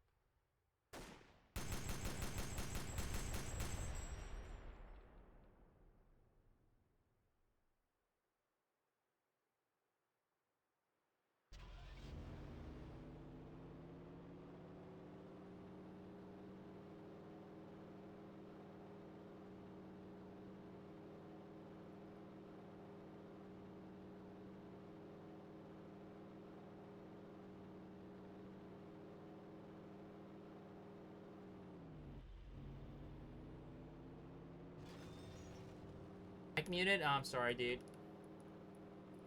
I was saying, like, I'm just glad to see Hugh Jackman back as Wolverine for one last time, and finally that we get to see him wear, like, the original Wolverine costume, somewhat, like, with the blue and yellow. Speaking of Wolverine, all it reminds me of is the DSP Wolverine figure story. Where's that rocket guy? Where's that rocket guy?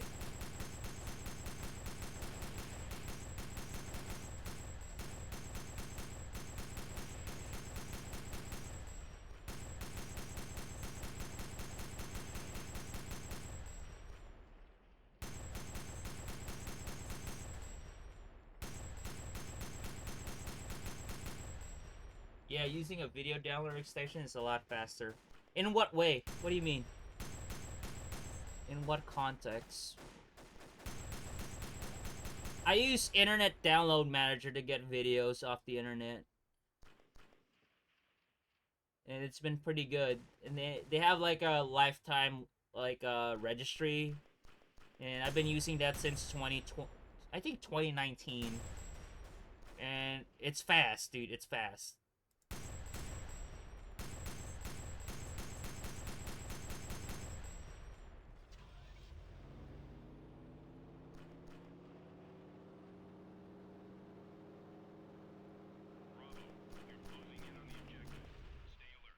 Nice work, Bravo. Where's that sniper?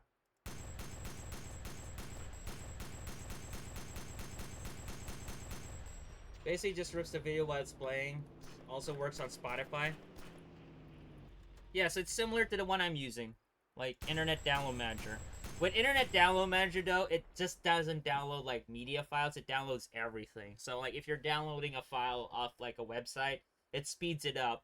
Like, a lot of people would say, like, download managers, like, you know, accelerators are not useful anymore. It still is, because, like, if I download it off, like, the download manager of the browser I'm using, I get, like, 2-3 Mbps, but if I use the Internet Download Manager, I get, like, 15-30 megabytes per second. Or megabits per second.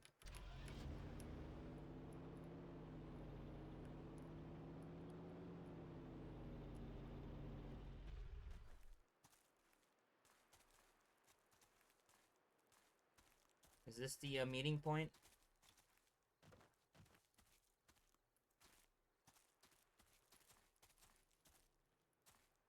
Yeah, this is basically the meeting point.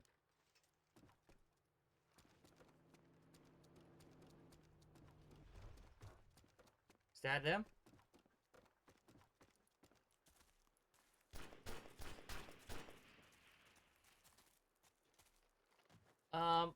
Which meeting point do you want? Dude, the mission is so confusing right now. Like, I don't get it. Like, they didn't think the structure of this too well. I used Download Manager a few times.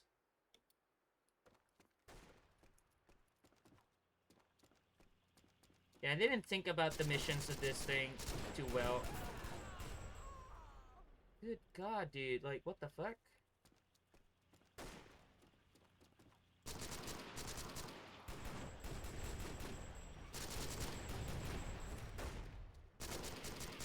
Why would you get off the Humvee, though? Nice work, Bravo. So I didn't need to plant the satchel charges to the meeting. I could just shoot them. Is that the mission? Am I done? Yeah, I'm done. That was lame. That was a really lame mission right there. Oh my god.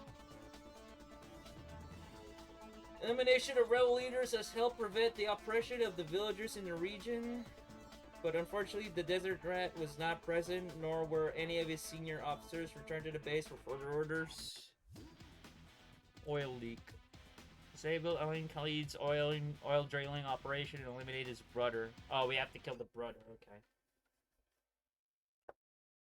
Like, the missions are all over the place. Like, they got way too lazy with this one. It doesn't have, like, the structure it has with the previous Delta Force games. This one was, like, just mashed up, put together. Alright, that's done. Next one. Because, like, even the objectives are not properly explained. Like, there was no structure to it. Like, alright, plant satchel charges in that thing. Okay, now what? I planted it, it didn't update. So, like, they're on their way. You could have just killed them with the gun, so it doesn't matter. So, the mission structure was, like, really shit. So, I'm glad this is the last Delta Force game. It's just disappointing that I was hoping they went out with a bang. Like, the missions were gonna be really cool with Xtreme 2. No, it was just a lazy cash grab. Alright, let's try the Dragunov. If the missions are gonna be like this, I might as well try, like, the other weapons. Bravo, this is command. Watch for snipers. I can't even see the center of the scope.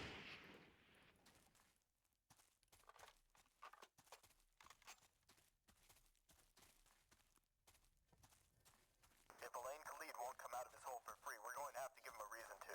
Eliminate all essential personnel in the area. Be on the lookout for patrols and snipers in the watchtowers. It's a sniper mission, and I see a tank coming to my north. Like, what the fuck? Like, for real. I am not geared up for this situation. Make your way down to the mercenary compound and secure the area. Take out any hostile forces you find. Oh, no, it's a technical. Stay quiet, Bravo. Enemy vehicle inbound. Enemy on wheels. 11 o'clock. Get a lock on that truck.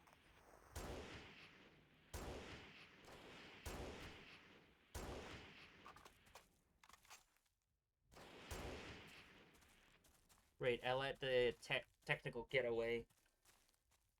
Did I fail the mission? Oh god, there's a lot of them out there. Let me see if I can get the driver. Bravo. Up ahead is their oil production facility.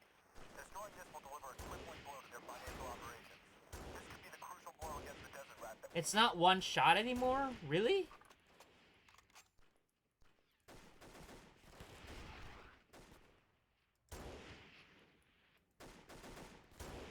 There's a whole lot of these fuckers. I like how that guy's running towards me without any weapon at all.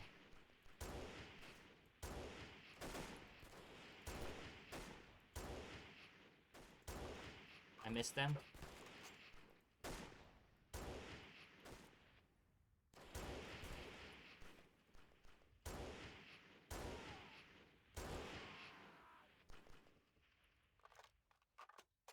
It's like Stalingrad all over again. What do you mean? Well, compared to like Stalingrad, like at least I have a weapon, not just like a clip of ammo.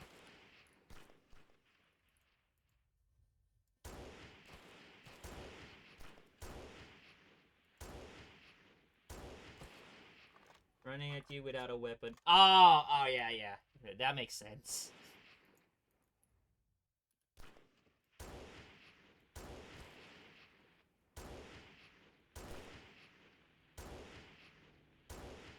Come the fuck on, dude. I've been compensating that shot and I still can't. There we go.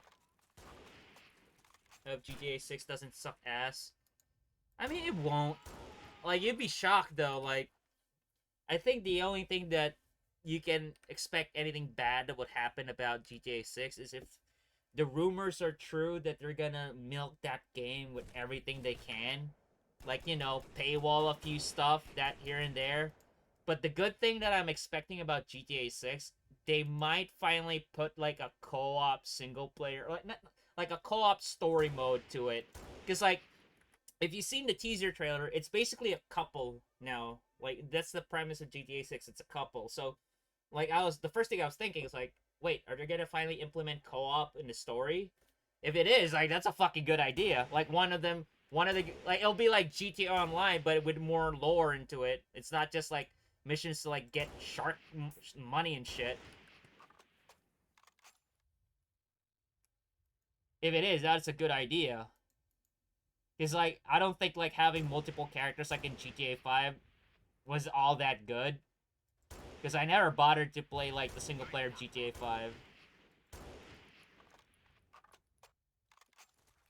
I'm running out of ammo.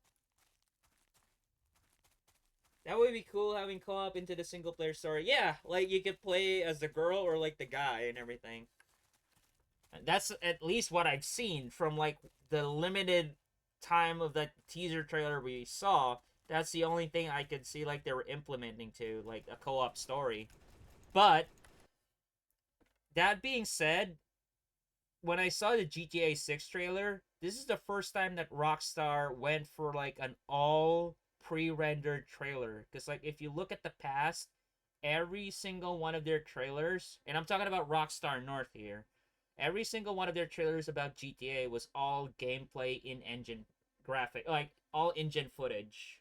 Like all of them were in the game. Like all of the cutscenes were there. Like they just used the cutscenes that were working for the missions as the trailer. But with GTA 6, I saw the trailer, and that is definitely not what the game is going to look like in the final ways. That's definitely pre-rendered graphics. And if people are like, oh, it's like the most next-gen looking shit ever, like, no, no. It's too good to be true. Because, like, if fucking game developers can't even put their games into 60 FPS and it still looks like something out of PS4, you can't expect like GTA 6 is that in face value. That's the graphics. No, that's definitely pre-rendered.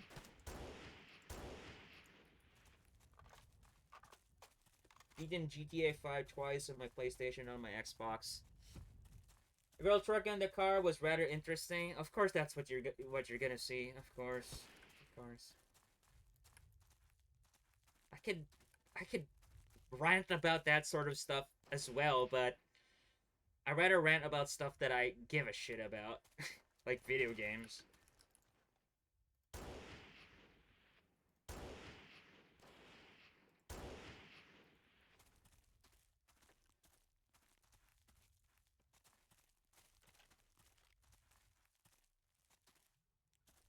It's funny that we went from the MK23 SOCOM handgun and back to like the M9 for some reason. Well, one of the few good parts in the trailer. Oh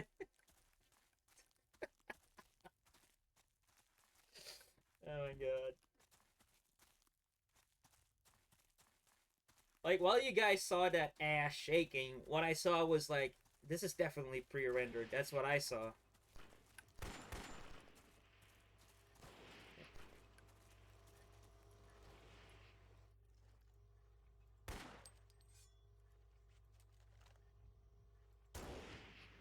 Did I even get him, or did he crouch back down?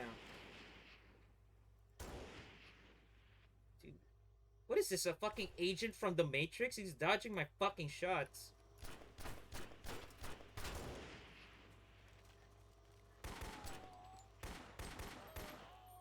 That scene could probably be in-engine or just impressive looking pre-rendered voodoo.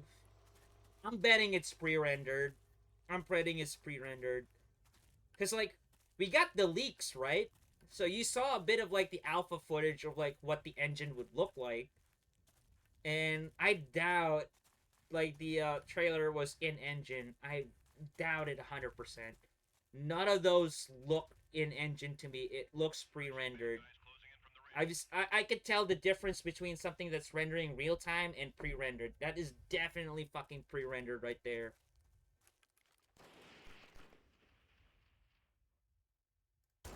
And I missed my fucking shot.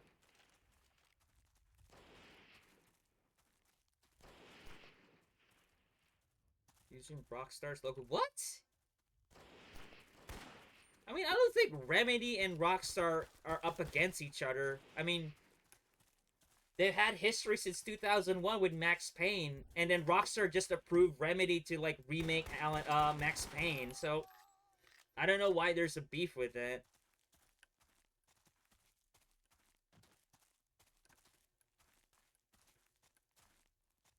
Can I kill this guy with a handgun?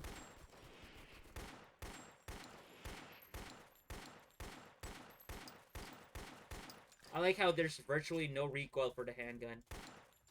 You see that? The slide just goes back and it doesn't even, like, recoils his hands and shit.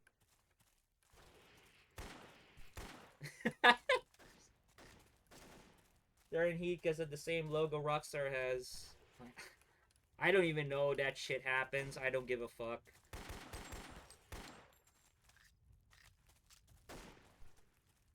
When it comes to like the company internal things, like I don't give a shit.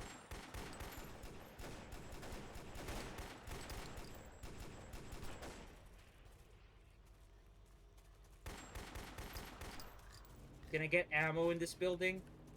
Where the fuck do you think you're going? Where the fuck do you think you're going? There's no ammo in this place. Great.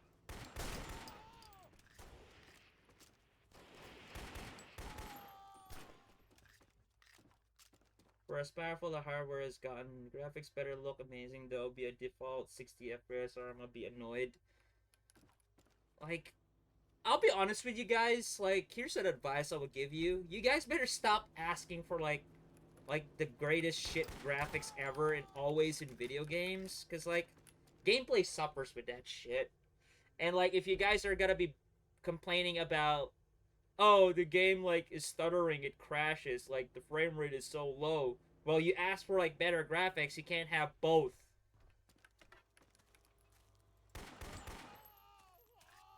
Honestly, I don't mind the game looking like this as long as it's fucking fun and like the missions are well designed. Well, the missions are not well designed with this one, but with the other ones there were. Nice work, Bravo. Like Arma 3, for example, that came out in 2011. And if you crank that game all the way to high settings, the game still looks amazing for me. Like, I would say, like, oh yeah, with when it comes to like these kinds of graphics, I'm still fine with it. But most people will say like, oh, the textures are so low res, it's not 4K and shit. Remember when Jedi Survivor came out and people complained about like how the textures were not loading? Yeah, that's the reason why, because you asked for 4K textures, and that shit requires a lot of memory to load. It's always like, I have a saying like, gamers don't know what the fuck they want. That's what it is.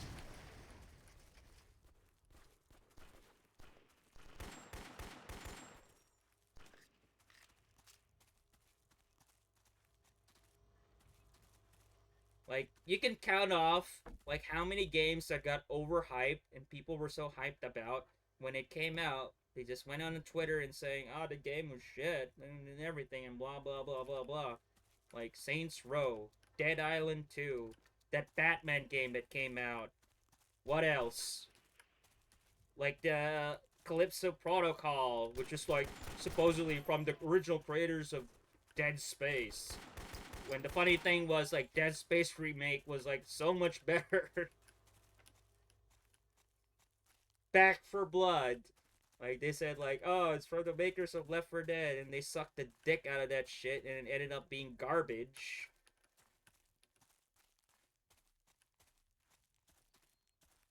What else? What else? What other else? Like, what other games were there?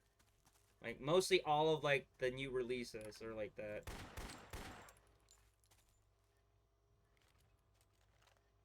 Because everyone was hating on EA with Dead Space.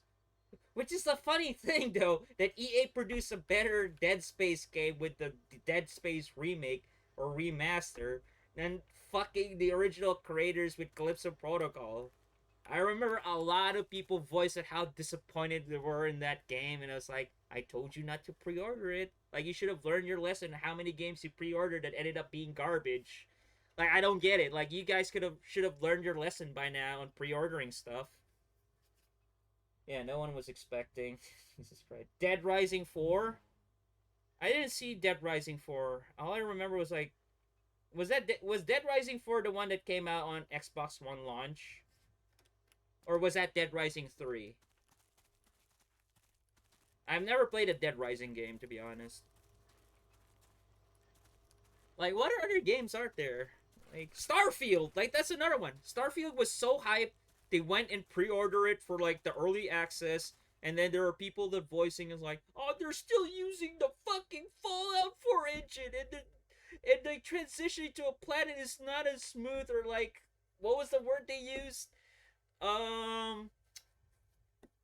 There's a fucking word they use, like, it doesn't, like, have a loading screen, that sort of thing. Like, for fuck's sake, dude. I'm gonna say the R word now and only now. Gamers are just fucking retarded. That's it.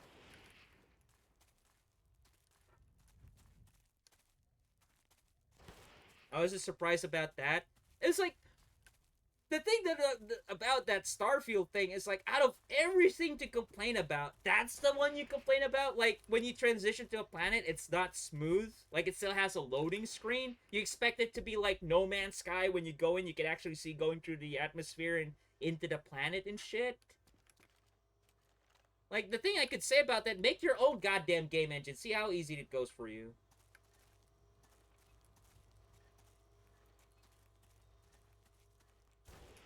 At least like there's less bugs compared to like how it was on like Bethesda releases.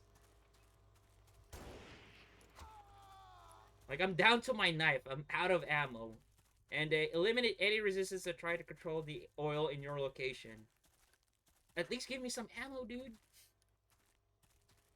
They gotta do it somehow with the tech. You have to understand as well, it's an open world RPG game, right? It's massive. Do you know how many man hours does it take to make a game like that? Like they even used Microsoft's employees to test out the game. That's how much man hours it takes to make an open world RPG game. Don't get me started on Bethesda. Oh, everything has been said about Bethesda and everything. Exclamation Todd roll in chat. Joker, type it out. Everything has been said about Bethesda nowadays.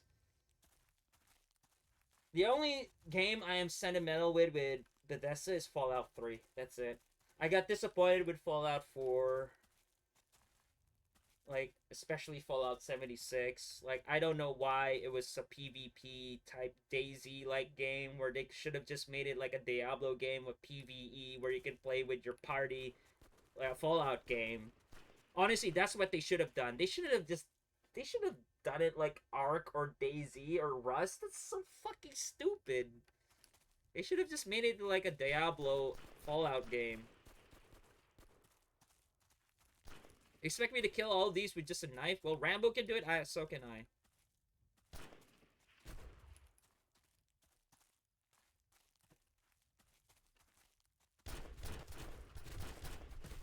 If I can kill Daisy survivors with a knife, I can kill these AI fucks with a knife. Never mind.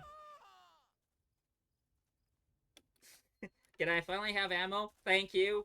Alright, I can start shooting some guys now. The way they did Call of Duty and the specs and everything you have for it is ridiculous. What do you mean? The way they did Call of Duty and the specs and everything you have for it is ridiculous.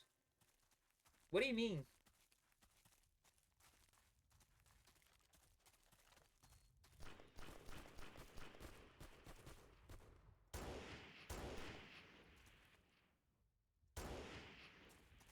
I shouldn't have went for the sniper rifle. For Bethesda? I don't get it still, Joker. It's like, Call of Duty's not by Bethesda. I mean, they're now in the Microsoft umbrella. Call of Duty's like using a different engine than Bethesda is using.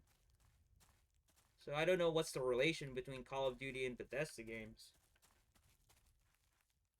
Like the only Call of Duty-ish Bethesda ever put out was Rogue Warrior.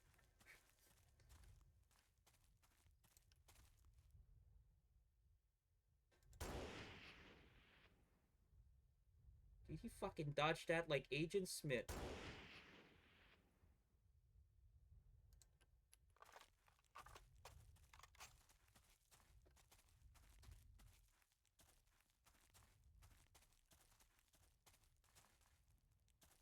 Can this mission be over now? Do you really expect me to kill everybody in the map? Everybody. It's not even in the map anymore. There's one vehicle out there.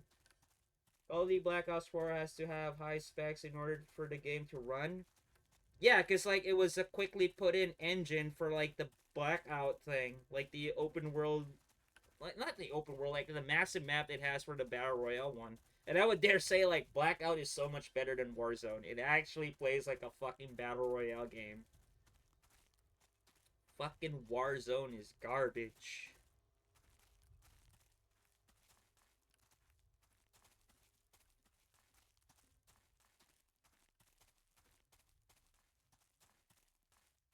Call of Duty has been using like a really steroid up, jacked up, heavily modified Intech 3 engine.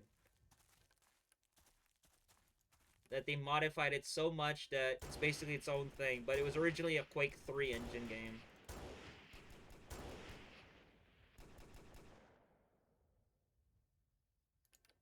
Do you expect me to kill that technical and that's the only guy that's remaining? Moving target?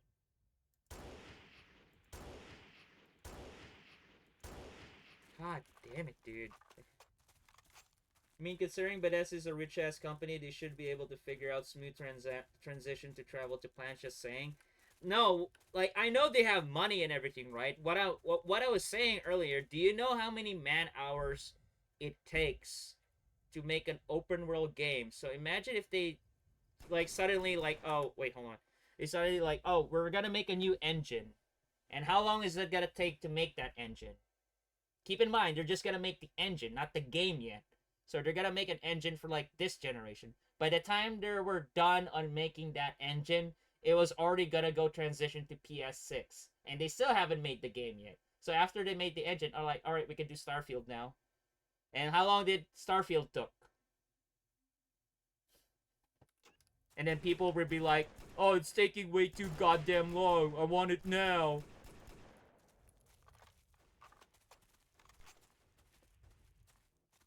In my experience, like, since I dabbled with, like, modding for Doom, making a few missions on Arma 3, making a few maps on Source Engine, the one thing that I learned about game design is you make a game around the engine you have. So you learn the limitations of your game engine, and that's where you design your game around it. Don't make a game in paper and have all these ideas and your engine can't do it. That's how we get these fucking buggy ass pieces of shit. You get an engine, like for example, Unity or UE5, learn the engine as much as you can, like what you can do with that engine. And once you learn anything that's possible in that engine, you design a game around it, not the other way around.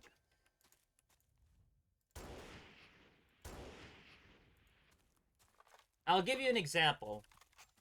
EA, Frostbite. So Frostbite is an FPS game engine, because like it was primarily used for Battlefield, and then EA forced what was the company called? You know, the RPG guys, like the original guys who made Baldur's Gate, Mass Effect guys, BioWare. So they forced BioWare to use Frostbite for their new Mass Effect engine. That wasn't meant to run RPGs to begin with. Look what came out of Mass Effect Andromeda.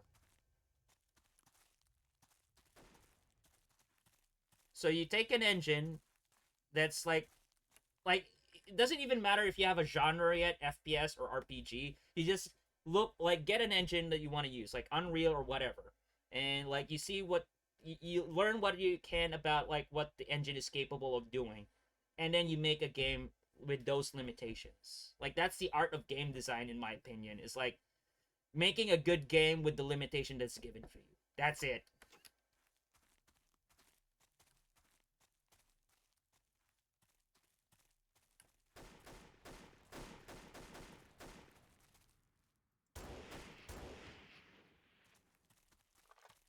EA Sports, it's in the trash. Yeah, pretty much. But then if they would do it, everyone would whine how it doesn't perform well. Yeah, pretty much, because like they just made an engine and they haven't worked out the quirks yet. At least with the engine they have so much experience with it. They work around it. And the fact of the matter is, it's just a small fucking thing. It's just a really small thing. You can't like make a ship transition into the planet like smoothly. I still can't find the fucking word for it. Like seamless, that's the fucking word. Like seamlessly. Like that is such a small fucking thing. Like for fuck's sake.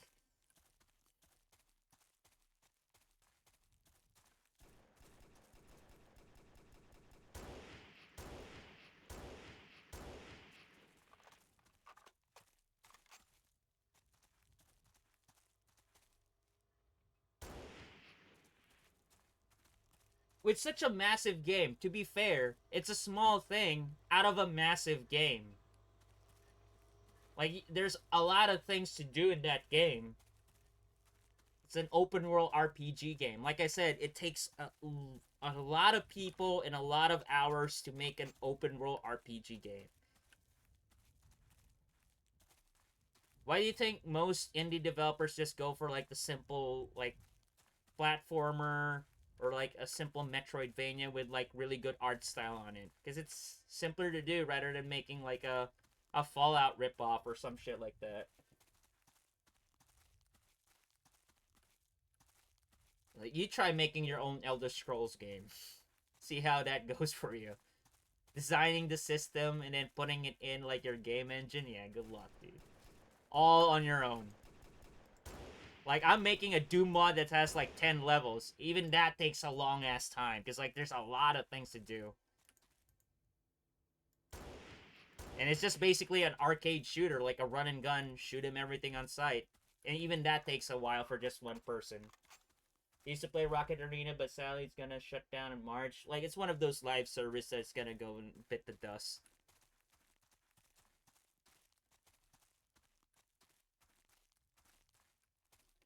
Oh, finally I can drive around so I can find the asshole like I need to kill. I did kill everybody on site that's trying to take over the oil and everything. What more do you want?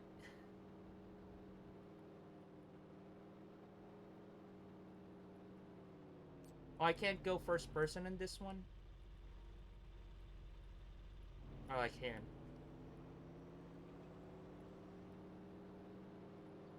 Like, here's the thing. If somebody made an indie DayZ with these graphics, I would still have fun with it. If a free-to-play DayZ ripoff game with this graphics, I would play it. Doctor driving reminds you of the truck, the Terminator 2 arcade. Oh, you know the one where you're at the back, where you're shooting up like you're being chased by that hunter killer? Is that what you're mentioning, Jimmy? Or you're trying to protect John Connor. I believe that was it. Like in the Terminator 2 arcade game, you were protecting John Connor in the back of that truck while it was being chased by the hunter killer. Yeah, I think that was it.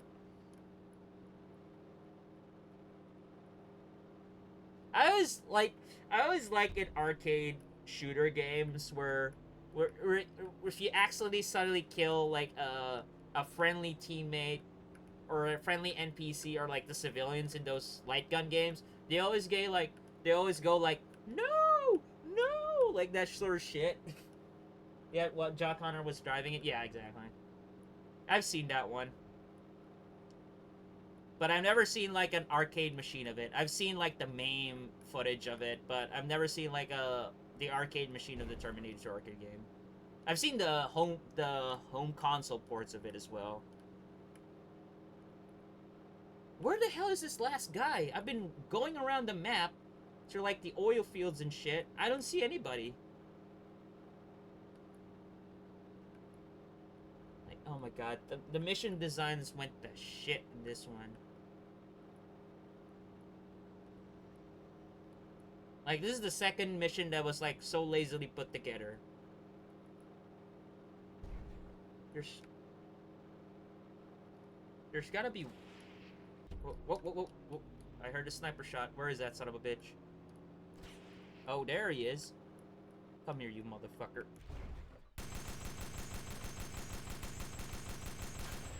Oh, he's below the tower. Because, like, why were you supposed to be on the tower? Like, you're below the tower. Okay, makes sense. The Sims ain't gonna die anytime soon. Like, a lot of people still play The Sims. Like, a lot of people were really happy when they made Sims 4 free. And then it was like, haha, you have to buy the DLCs. Yeah, the base game is free, but you have to pay for the DLCs. Haha.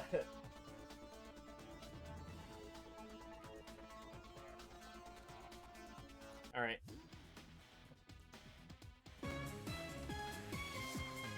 Alright, I think this is the last mission. Actually, I enjoyed, like, out of all the Sims games that came out, the original Sims, like, is the one that I'm most sentimental with. Because, like, I remember as a kid, I barely played any of like the casual chill games. Like most of the time, I would play like Red Alert, Rampage, like Half-Life, Doom, Duke Nukem 3D. But when Sims came out and we played it on the PC, I remember spending a lot of time just playing Sims. The first one. Even the Sims 5 is gonna be coming soon. Oh my god, I don't know what to expect with Sims 5.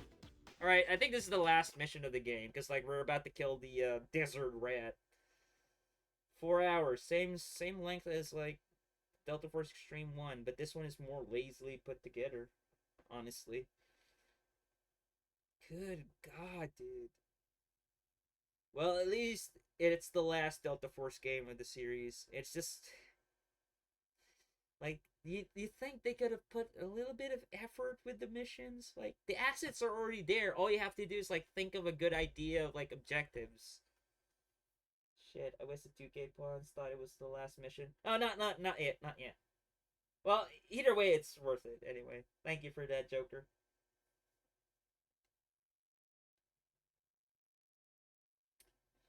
Alright, what are we gonna use? I'm sure shit not gonna use a sniper rifle anymore, because, like, that thing has, like, zero fucking ammo. I'd rather use the, no, let's try the M249. This one was really, really good with us with the first Extreme Delta Force. Bravo, this Now is it's a Alpha. We desert. have enemy contact. Oh, it's using, like, the Vari camo. Like, the modern US Army camo. Okay. I'm not even surprised that Sims 5 is coming soon. I mean, it's EA. They milk everything till they're dead. Like, it's always been, like, the EA way of things. Like, milk that franchise until it's dead.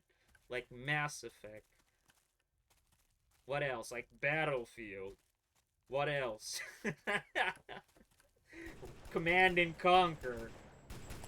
Oh my fucking god, what was that?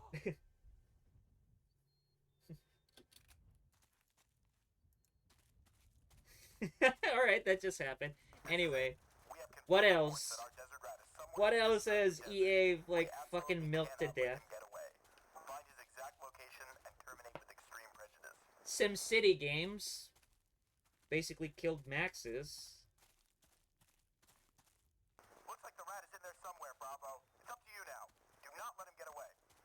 They fucking killed Bullfrog. Looks like the rat is in there somewhere, Bravo. It's up to you now. Do not let him get away. What else did they fucking kill? They killed Medal of Honor. Unless, like, that VR game was really good.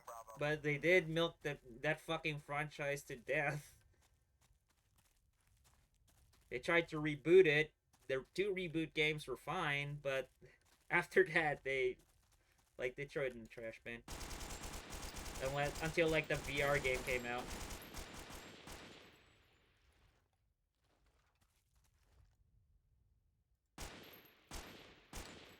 Is that a cactus? I think that's just a cactus road Bravo, this strike. is Alpha. We have enemy contact.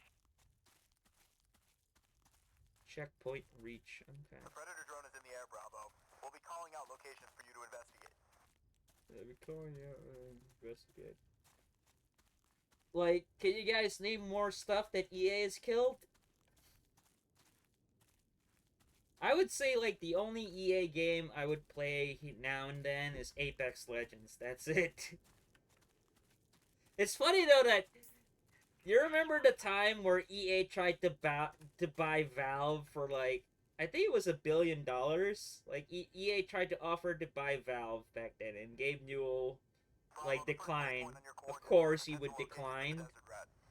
And then, like, oh, you're not gonna let us have Steam? Then we're gonna make our own fucking Steam. We're gonna call it Origin, based out of, like, the company we also fucking killed. That has nothing to do with, like, being a game client. And then, like, oh no, we're losing money. Steam, can we have our games back on your Steam list, please? Like, that was so funny. Remember when EA delisted all of their fucking games on Steam store, like, 12 years ago or more? And now it's like, oh, can we bring back our games on Steam platform again? Like, fucking asshole. Now you can buy Battlefield on Steam, but it still needs to open Origin or EA Play to run. It's like, go fucking figure that shit out. Rocket Arena? Was Rocket Arena EA? I thought that was Ubisoft. Easy in this canyon. Keep your eyes peeled for an ambush.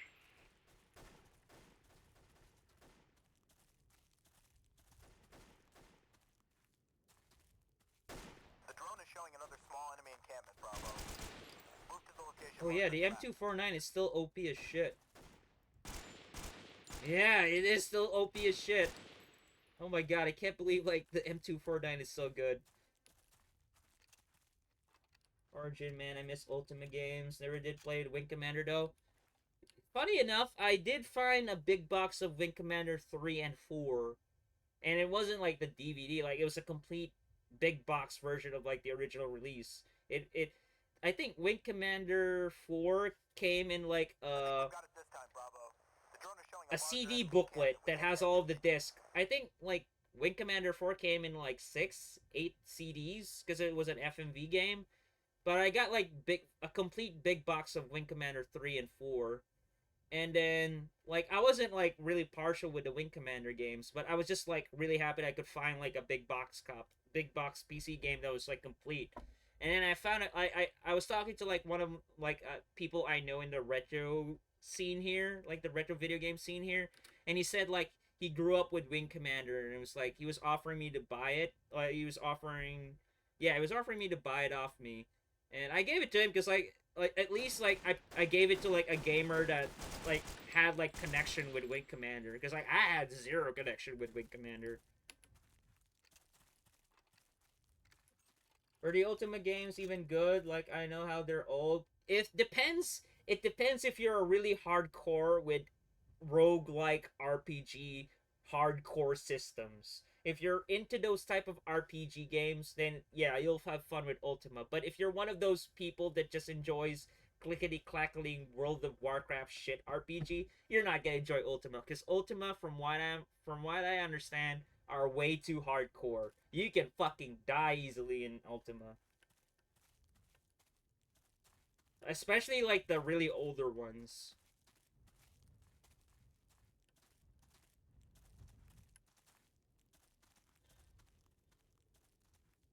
Yeah, because, like, I've heard stories of people who played Ultima back in the day, like, they would back up, like, their character in a floppy disk, because, like, I believe, like, Ultima has a permadeath. Like the old school Ultima, if your character dies, it gets deleted off of your computer. That's why people back up, like, their character in a floppy disk in case they die. That's how hardcore it was. I remember stories like that. You remember Spore Heroes? You mean the Wii Spore game? Wasn't that one? Holy fucking shit. Fuck off. They're coming right towards us. I can't even see him, dude.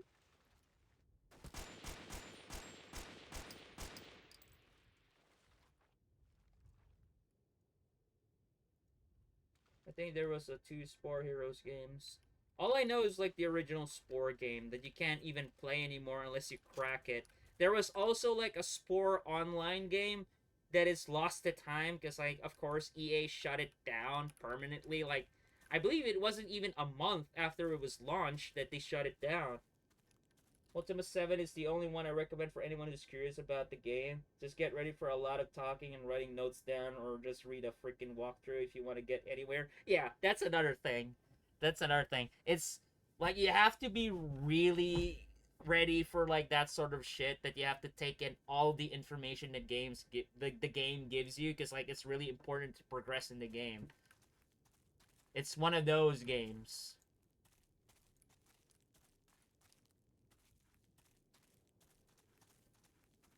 Thought there was only one Spore game, the original. Oh, there were multiple spin-offs and everything. Like, there was the online one, which I believe it was, because, like, I remember watching an LGR video about it, and then there were the ones on Wii.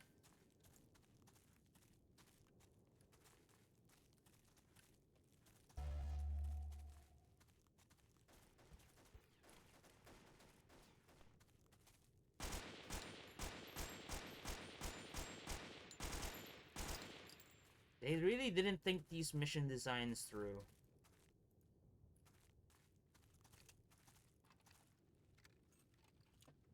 I still have my copy of Spore Heroes for my Wii. Is it going up in price? Like, I didn't expect like a Spore game would go up in price. Or, for that matter, a Wii game. I mean, there are a couple of, like, Wii games that are really expensive. Like, The Calling, I believe. It was, like, a first-person, like, cell phone-oriented horror game. I do have a Wii. I'll just run off the games off the flash drive, because, like, the lens is shit. So even if I do own the game, I can't use it, because, like, I have Geist. Like, I still own a physical copy of Geist. I can't use it, because, like, the lens of my Wii is fucked, even though it's soft-modded. Bought it years ago. How much did it cost you? Because I don't expect, like, Wii games to go up as much as, like, the GameCube games, even though it's Nintendo. Because, like, Wii is basically, like, shovelware bonanza. Like, there were a lot of copies of it that came out, except for, like, a few games.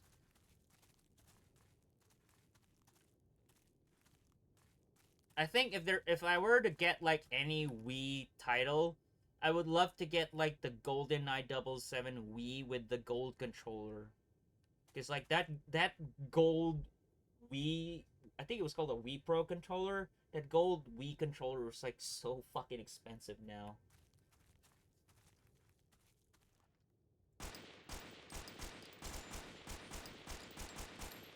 The thing that I like about the GoldenEye Wii version is, like, it's one of the only FPS games on the Wii I know that you can actually use a GameCube controller to play it, rather than suffering and, like, waving that fucking Wiimote around.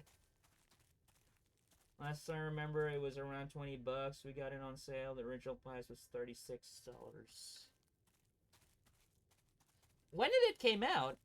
Since it was Wii, like, I remember, like, Wii games were coming out, like, as late as, like, 2010s. Before the Wii U came out.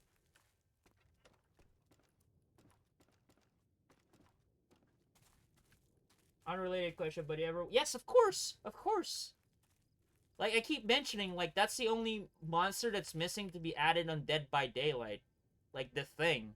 They need to add the Thing in Dead by Daylight. Because, like, can you imagine, like, a monster in that game that can mimic the survivors?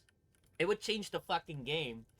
I love that fucking movie. I've watched all of it, like the original 1952, The Thing from, like, Outer Space, I think it was originally called, and then John Carpenter's The Thing, and then the 2011 piece of shit remake that the Universal executives fucked up.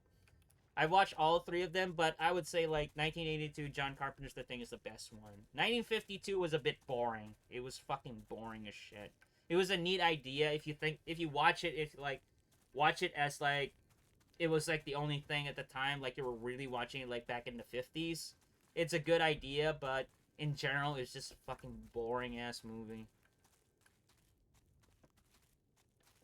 It's 2009? Yeah, I expected that. So it came out the same year as this game. I don't know what the Thing's true form looks like. I don't think that the Thing has a true form. I base from my perspective, what I think, it's just like a cell. That's what it is. It's just a cell that got into, like, some alien creature that he's got so mixed up with, like, all of the species he mixed up in. So every time he transforms, he just takes on, like, the previous forms, or, like, a combination of those of, like, what other species he got kind of contact with.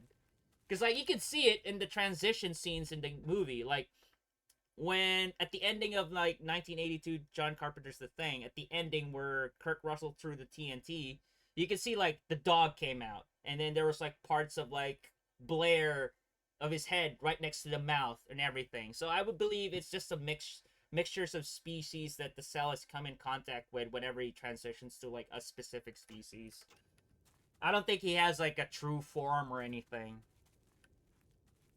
I believe, like, the Thing is just a cell that takes on, like, the form of, like, species he's come in contact with. That's it. Nice work, Bravo. Because, like, once you give it, like, a true form, like, it loses its mystique.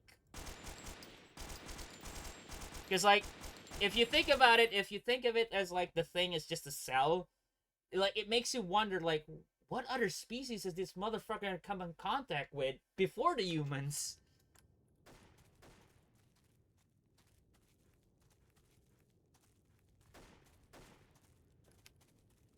I remember someone saying it had a true form, but I guess that's not. No. I don't count the lore that is with the 2011 one, because like that's where the true form came out. Because before the Universal executives fucked with the 2011 prequel, actually, they had practical effects already filmed, and then the executive looked at the raw cut, and they said, "Oh, I want you to put CGI on it." So that's what happened. Like, remember when the ending of like the 2011 one, where they're fighting the alien, the ship, where it had like the face of the actor CGI to it. It was supposed to have a practical effect, like it was supposed to be the true form of the alien. That's what the staff called it in behind the scenes before they fucked it up with CG. But I don't think that's the true form. Like, they only said it's the true form, but it can't be the true form because it's not John Carpenter. It's basically just fans of, like, the original The Thing saying that. But again, it's one of those things that you can interpret it your way. That's just my personal take on it. It's just like, the Thing is just a cell that can imitate any species it comes in contact with. That's it, basically it. What you see in, like, the assimilation complete thing, that's what they really are. So basically, they're just a fucking virus.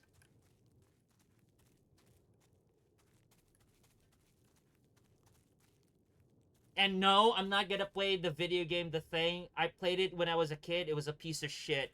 Konami dropped the ball with that one. It was fucking garbage. So before anyone started to ask, have you played The Thing? Yes, I played it, and I'm not gonna play it again because like, it was fucking garbage. I watched Midnight Monopoly, played through it. God bless her that she actually beat that game, because like, that game was so fucking jank.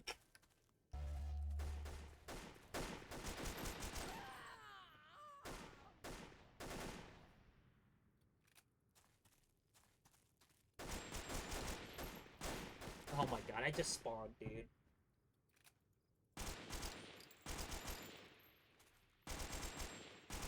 Yeah, pretty much this game was like,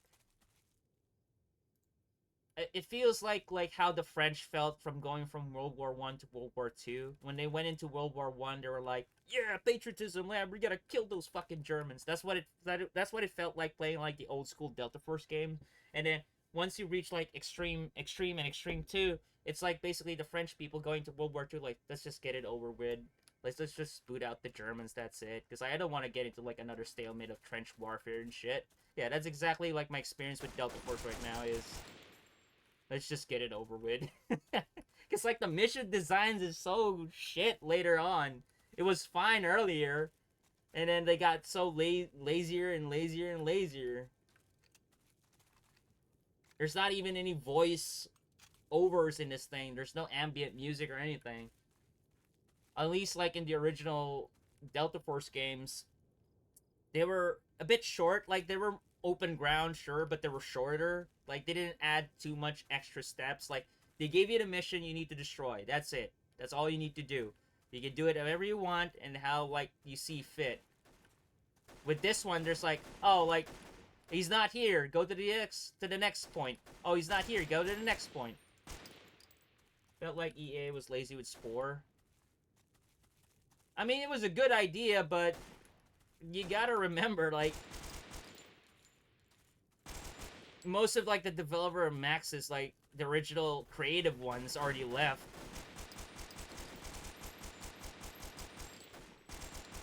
It's the same thing that goes with Rare. A lot of people mention, like, oh, Rare was so good with, like, the Nintendo era. Like, Nintendo should have just bought Rare. Actually, Nintendo was pretty smart not to buy Rare at that point. Because, like, after GoldenEye, Banjo-Kazooie, and Conquerors, a lot of, like, the original people already left. So what was the point of buying the company if, like, all the creative people who were responsible for those games are already left? So yeah, it was a good move on Nintendo, that part, to, like, not buy Rare. Now Microsoft bought it. It's like, what did they get out of Rare? Nothing. Like a shitty Perfect Dark Zero and Sea of fucking Thieves. That's it. They never bothered to, like, reboot Conquerors. Blue Sky shutting down, we never did get a Spore movie. There was supposed to be a Spore movie? There were plenty of those shit floating around over the decades of like, oh, video games that were gonna turn into movies but never become of it. Like the Metal Gear Solid movie that's been talked like. The funny thing is that Metal Gear Solid movie has been talked about even way back when Kojima was still with Konami. Now that he's out, they're still talking about it. And now like, oh, Death Stranding is gonna become a movie. I was like, oh my god, whatever, dude.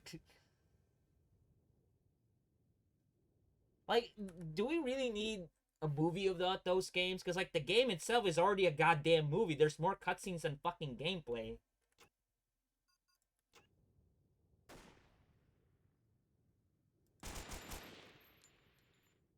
Like, I even forgot, like, there was, like, oh yeah, there's a Fallout series coming out from Amazon. So, like, oh yeah, I forgot about that.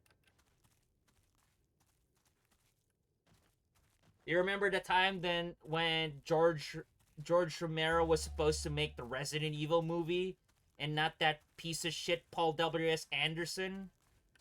Like, I would have rather had, like, George Romero make a Resident Evil movie than fucking Paul W.S. Anderson. Jesus Christ. 2009 there was, but now since Disney bought 20th Century, it's been canceled ever since. Blame Disney then.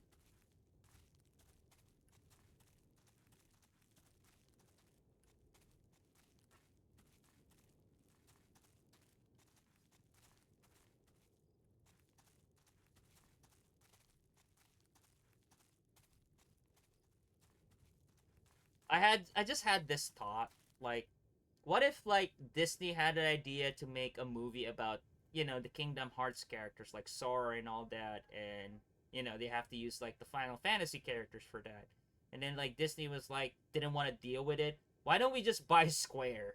And Disney just and Square just becomes part of Disney. Like, I wonder like how much of like an uproar like that shit would put up with, or like how much of like noise that thing would make. Like, if some dumbass executive just thought, like, oh, let's make a movie about Kingdom Hearts, but we need Square's approval for, like, the Final Fantasy character. Oh, no, I know, let's just buy Square. And all of those tit-ass characters, like Tifa and that Cindy bitch from, like, Final Fantasy 15 will disappear from your Final Fantasy games if Disney gets Square.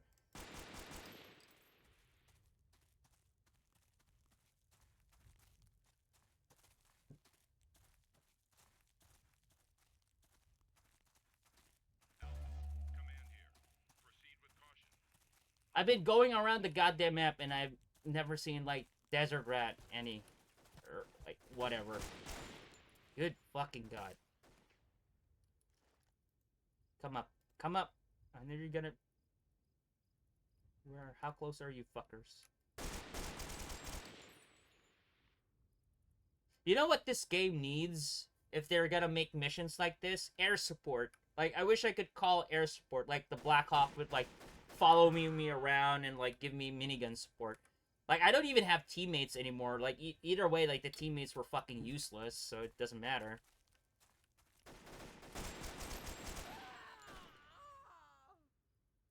Crazy part is, before the shitty RE movies, so he has made this...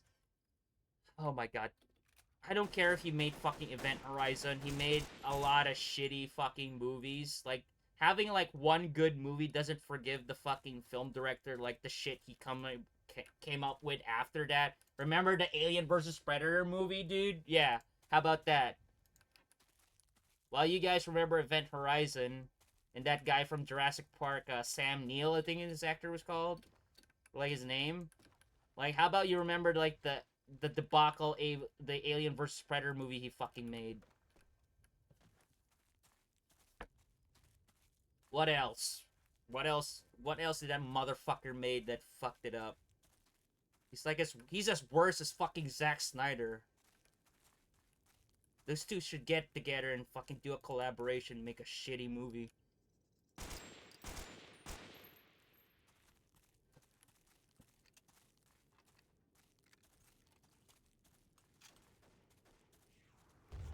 course there's gotta be an RPG guy. That I can't fucking see. Hope I shot him in the head.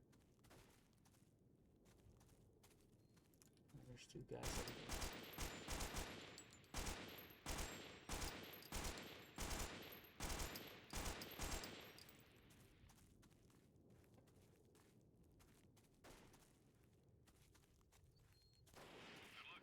I think the reason why I'm so fucking pissed off about the RE movies, because, like, I did enjoy the first two movies, even though they were not, like, accurate with, like, the game lore or anything. The first two movies I did enjoy, but once they went to extinction, and then after that, like, they went so fucking crazy with the plot. Like, I think that's where they're like, dude, enough is enough. Like, stop. Just stop, dude. Just stop. Like, he fucking milked it like they milked the Transformers movies. Like, that's how bad it was.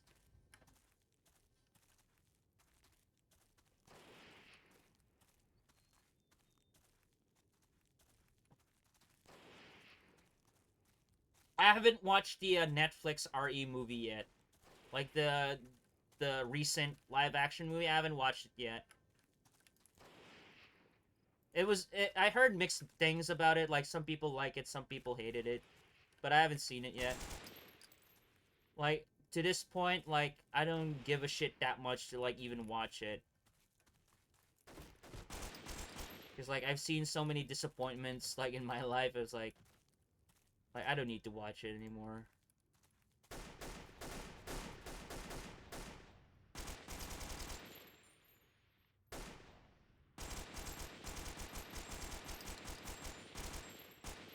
Where is that sniper? He's behind me, but I can't see the fucker.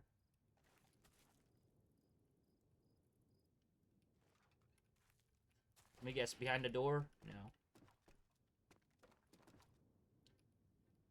So he's supposed to be somewhere here, but I can't find him. And there's another RPG guy out there. Save yourself, do not watch it. None of the characters are RE. It doesn't even feel like an RE movie. You'll set yourself up for... I'm not. I'm not... Like, I know, Marcus. How you doing, by the way? Like, that's exactly what I had in mind. That's why there was, like, a lot of people asking me, like, oh, have you seen the new RE movie? And it's like, no, I haven't. Like, even if you spoil me, I don't even care. Like, I never... Like, spoilers never bothered me. Whether it's movies or, like, games or anything... Like, I just don't give a shit about the story that much.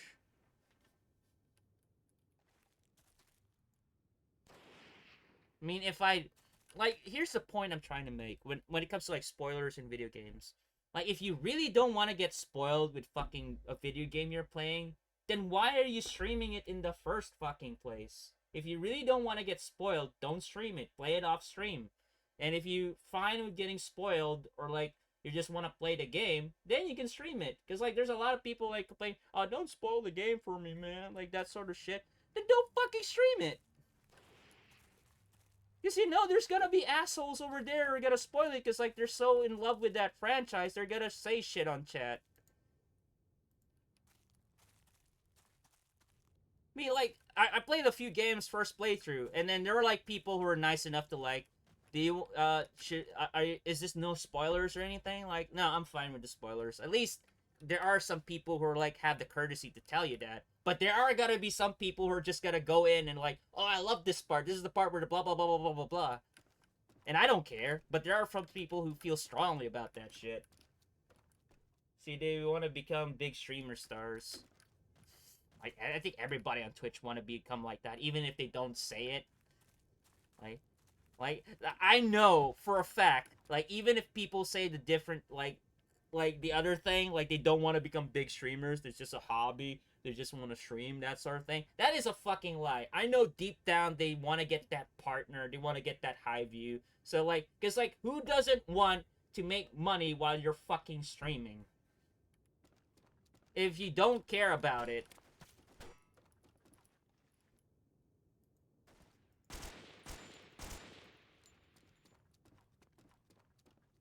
gonna be a big streamer.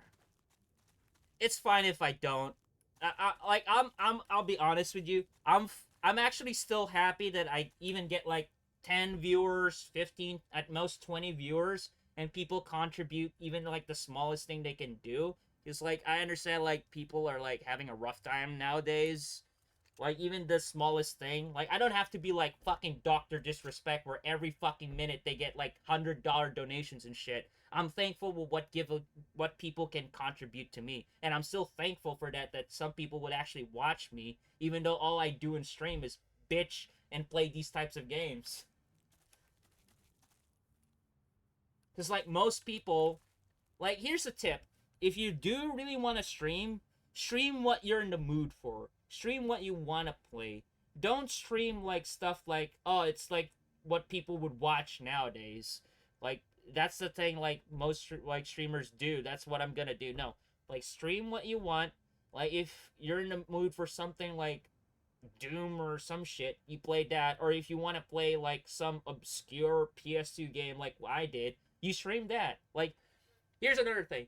There are some people who come into like other people's stream, like Kyle, for example. He would stream like variety, and there would be like people who like bugged the shit out of him to play this game, even though he specifically said that it's not his type of game, and I don't see myself playing it, and they would still bug him for it. Here's my advice: you start streaming, and you stream that fucking game. You want to know why? Because that's what I fucking did. I would tell or like go to chat and tell him like about this PS2 game called Gunslinger Girl, and like he said like, oh, I'll put it in the wheel, I'll put it in the list. All right, I'm fine with that. I'm patient with that, but I want to see it. And I was like, you know what? Why don't I just play it? And second thought, why don't I just stream it? And that's what I first streamed. Like when I first streamed on Twitch, that's what I streamed. I emulated Gunslinger Girl. I played through it. That's it. And then I played other games that I was in the mood for, like other people that I don't see other people stream, like some military shooter that nobody streams about. That's what I streamed. So I just streamed what I'm in the mood for and what I want to play. And then like when I got viewers and they would start talking, I would ask for suggestions, like because we would really have like the same type of shit we want to play, like jank ass old military shooters, and then we'll discuss like, oh, like what other games did you play that I haven't played? And then we'll start off like that. And then, like, what was, like, the other games? Like, there were a lot of people that suggested games that I find fun that I actually had a good time with. And that's how it goes. Like, it just grows like that. Like, it just started off me, like, wanted to see somebody stream a game that nobody wants to stream. So I just streamed it myself. That's it. And then it ended up being like, oh, there are certain games that I couldn't play off stream. Like, you know, I would try to play it off stream, like a shitty single player FPS game. And I get tired of it and bored of it, so I just quit and never got a chance to beat it. But there's a thing when you stream a game, it gives you like an obligation to actually beat the game because you're actually streaming it and you're recording it. That sort of thing. Anyway, but some guys also consider mechanics a spoiler. I don't think so, dude. I don't think so. That's another bullshit thing. For example, if you guys know Delicious Coffee, he was here in chat when he was playing Doom Eternal off stream. And he complained to me, like, I hate how the game gives you, like, shows you how to deal with the boss right away before you even fight him. Like, what I said was, it's one thing to know how to beat the boss, it's different on how you gonna beat the boss. Like, even though you know how to beat the boss, you still have to do it. That doesn't make it easier. Like, for example, they'll show you the weakness of the boss in Doom. But good luck trying to aim for that specific part if you're not that good. Usually just a question of how far the streaming person is taking the non-backseating stuff. I mean, I would give you the advice like other people would give me when I asked them, like, how do you deal with, like, these types of people? It's simple. You just ignore them. Because, like, either way, like, here's the thing. If you're thinking about numbers and you're trying to make it big, right, on streaming, like, even if you have, like, negative viewers, they're just chatting in there. Of course, there's a limit. Like, you have to, like, you know, go into, like, Twitch TOS and shit. There's a limit to that, but even if they're mentioning negative stuff or backseating or whatever, you gotta keep in mind that's still engagement, so it's good for your stats. So if you have a viewer that's chatting, You still have a viewer on your counter, so it helps with your bottom line though. It just depends on like how mentally prepared are you to take that in. So like just keep that in mind. Like it's still engagement. It's good for your numbers and everything. Just ignore it. That's it. And it wouldn't be fair to me like, oh, this guy's talking a lot of shit. I talk a lot of shit on stream. Just learn how to return fire. If the guy pisses you off, like give him a taste of his own medicine. Like talk shit about himself. See how see how he feels. That's another thing. Like another people, like people need to learn. If people talk shit about you in chat, return fire and see how he feels. And like, trust me, like most of the time, that guy would just back off and stop doing what he's doing. Now, where the fuck is this guy?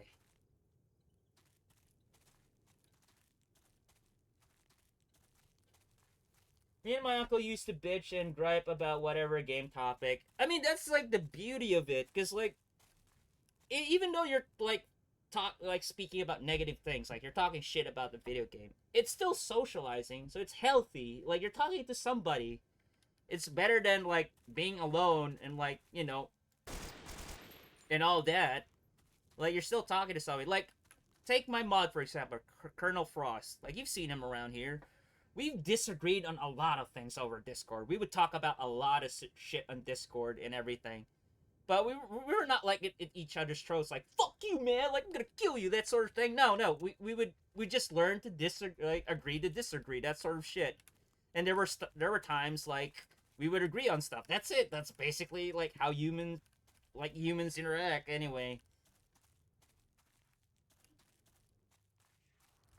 Okay, who's this RPG motherfucker?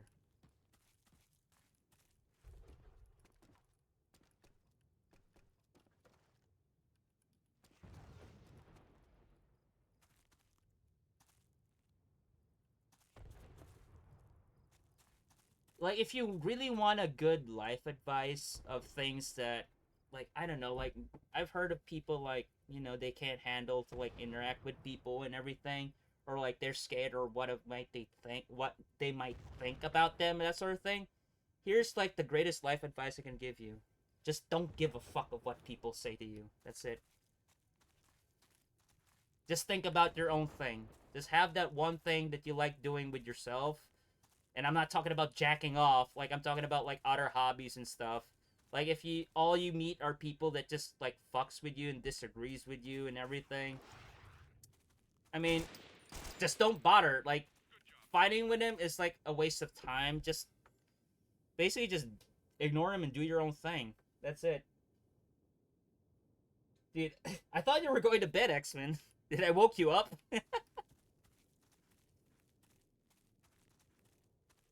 And if you agree with that person and you click off, that's good.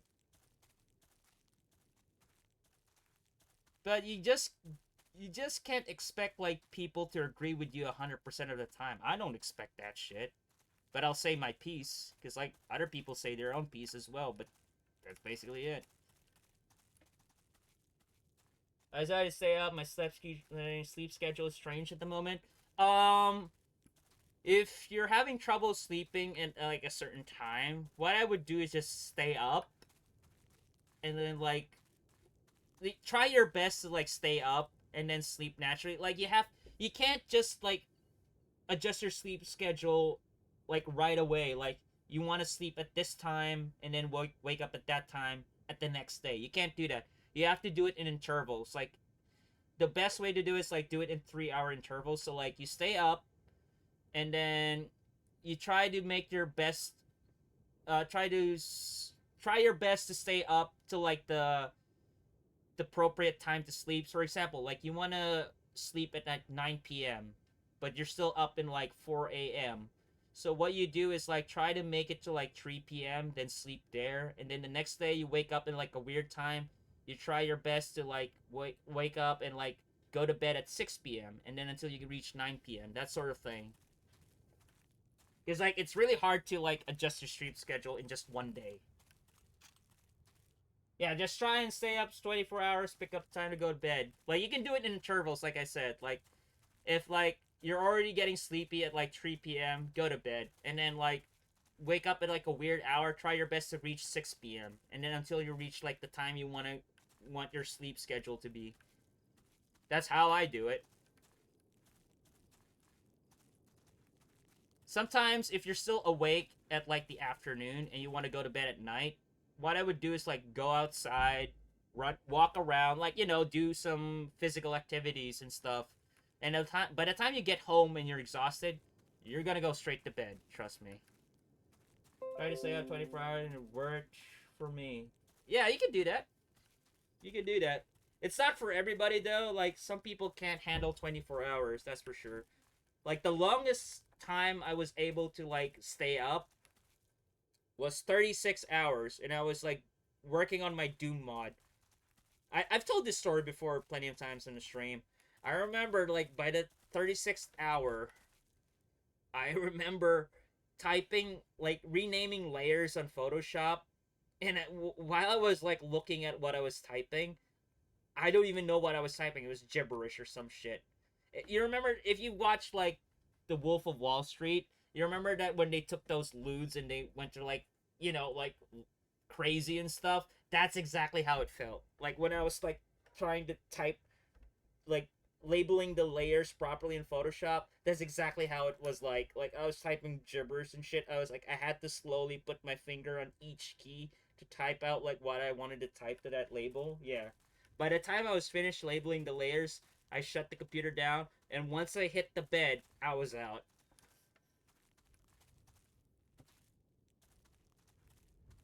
Where is this guy, dude? Like, there's not even like an.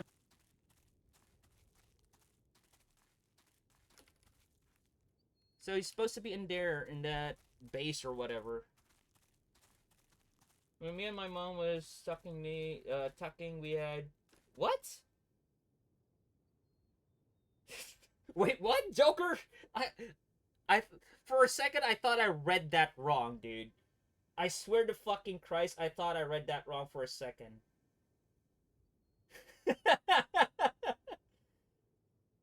Trucking. Oh. Oh, okay. Okay. Okay. God damn it, Joker.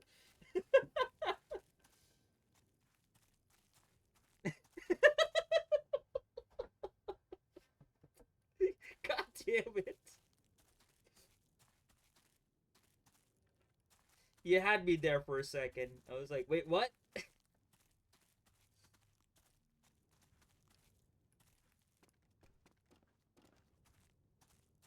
Is that him? Please tell me that's him. He's unarmed. Alright, that's a GG. We're done. God, that's over with.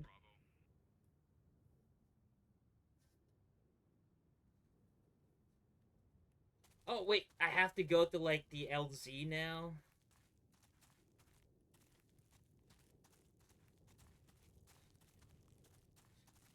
You know, the sad thing is, like, the way they set the map, like, you know, there's bases there, mountains, it's in the desert and everything. That's cool and all, but the person who designed the missions, like the objectives, what you're gonna do in the map, sucks at his job. Like, totally sucks at his job. Trucking. More like fucking. Oh!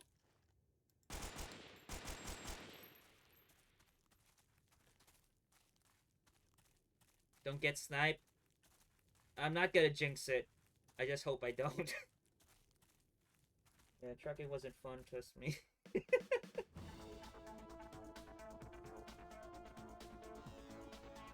Yeah, because, like, how many miles is it, like, when you're a trucker, right? Not a fucker, but a trucker.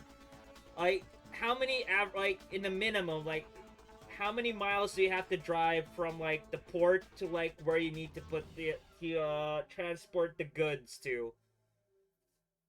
Like, Jesus Christ, those are some long-ass drives, and they get really stale because, like, you're just at the highway looking at the same shit. If you've seen Desert Bus, I'm pretty sure that's exactly how it is. Alright, wait. There's more? There's fucking more? Hold on, I'll be right back.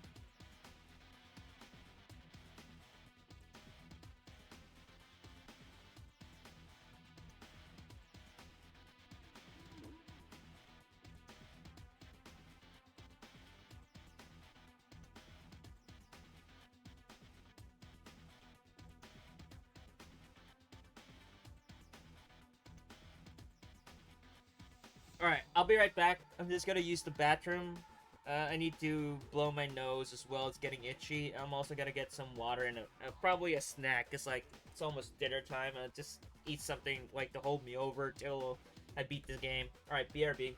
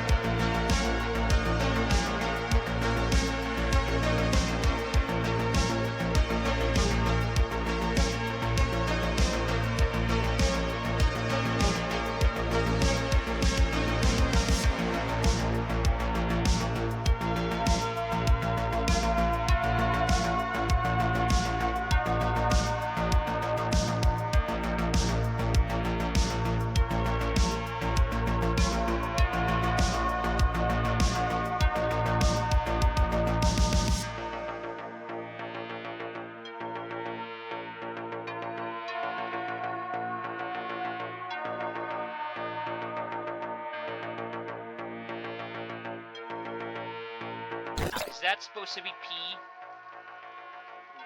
Golden shower for John.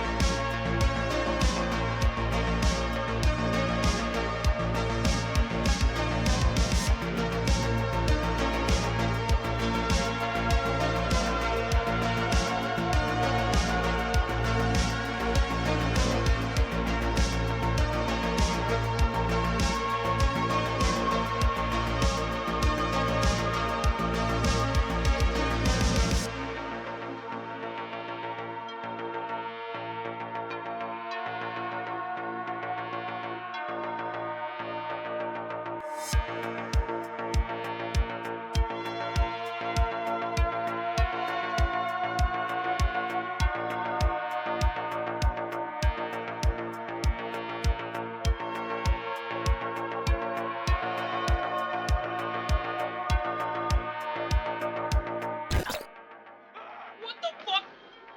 What the fuck was that? Did you see that?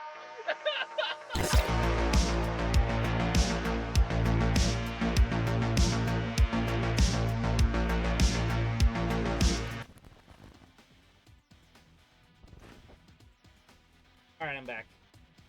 I'll be honest though, I did enjoy Condemn 1 and 2. Like, I would dare say Condemned is much better than fucking Fear.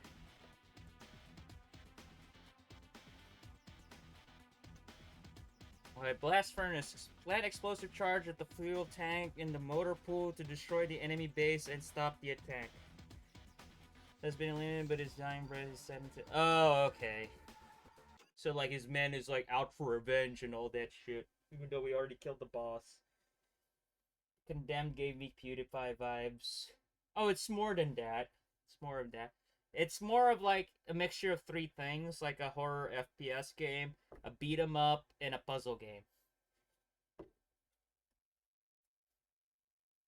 Which Fear was just like a... You know, just a shooter with bullet time with a few jump scares. That's it.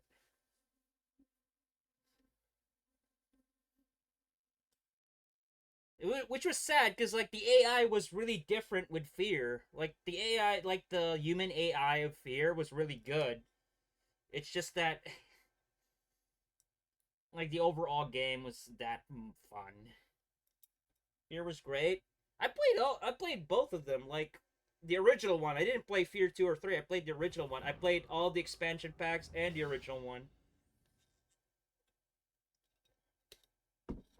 Fear was great for the time. I would agree, but I would dare say like the only redeeming thing I could say about Fear is the AI is still like the best. Because like the way the AI would react to like your movements and the way they would traverse in like the map, it was different. Like Half-Life 1's AI was bullshit. They would just have like reaction to like if you throw them a grenade, oh they would react. Or if they get hit, they'll react. That sort of thing. But with Fear, it was different. The way it would move in the room, they would react to that shit. They would change their tactics. Like if you're too aggressive, they will camp. If you're too campy, they would actually like move towards you and then one guy will flank you. I've experienced that so many times in Fear 1. Yeah, just the first one. I don't recommend Fear 2 or 3. Quietly take out all the personnel at the small truck park ahead. Yeah, quietly with an M249.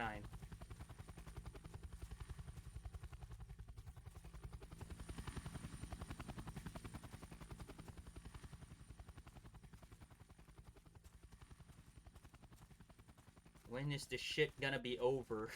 Oh my god.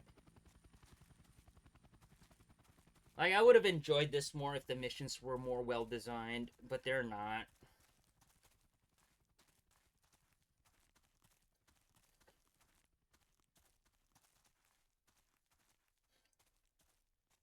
I would say, like, Team Saber is better than Xtreme 1 and 2 combined.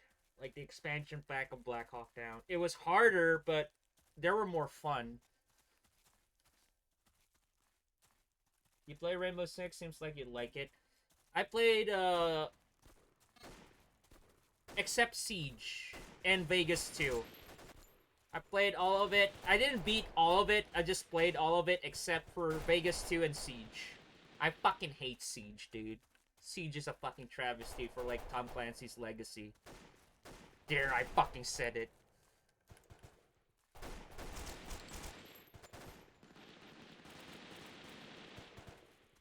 You know what Siege was good for?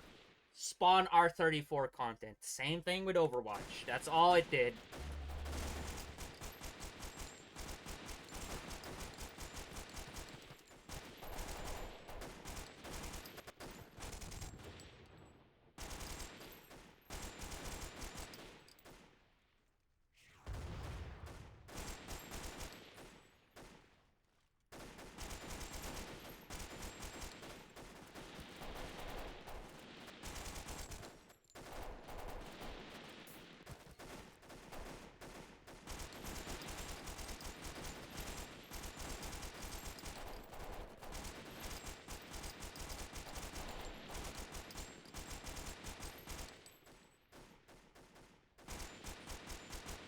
Damn sniping with iron sights LMG. Like I said, M249 is the best weapon in this game because it acts like a assault rifle, but you have plenty of ammo for it. Like, surprisingly, this is the most accurate weapon you can get that doesn't have like a zoom into it. So you still have like your entire FOV. You can see anybody and you can still aim for them at like long ranges and you'll hit them. Probably call it a night, man. You take it easy. Alright, Joker. I don't know about taking easy because like I've been no chill the entire stream. I've been bitching a lot. I'll try to, man.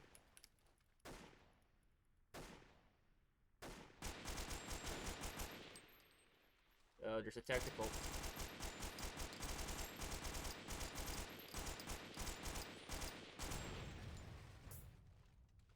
Yeah, have a good night, Joker. Is that all of them? Destroy the enemy camp at the ruins. You mean that ruins?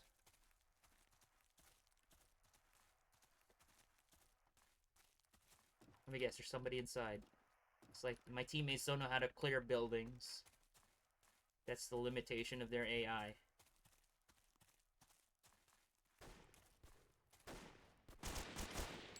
God damn it, I was trying to sneeze.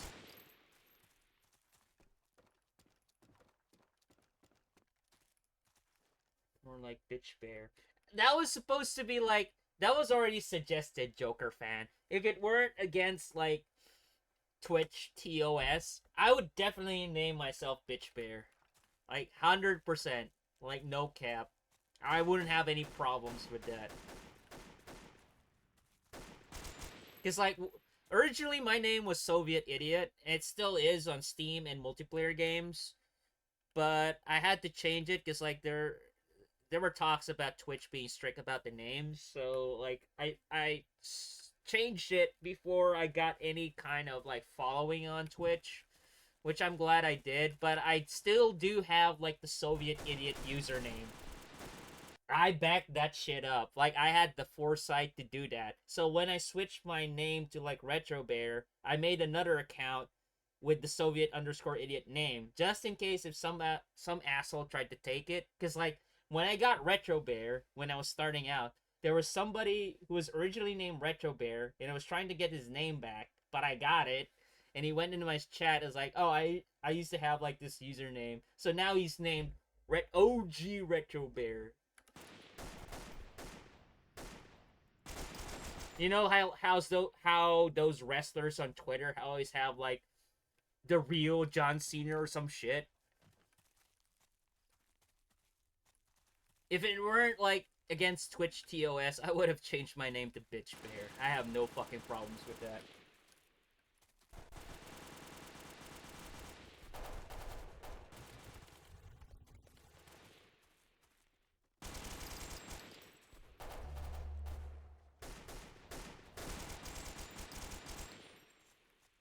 Yeah, the scum.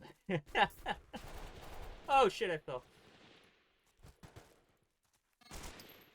So it place your charge on top of the fuel tank. Okay.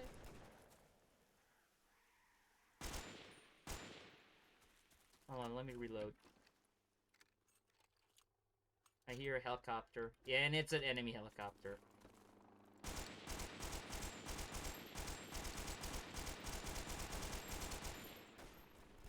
Oh, I have a satchel charge.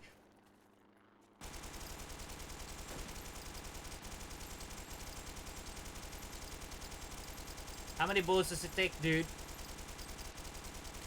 I'll finish the entire box set, you son of a bitch.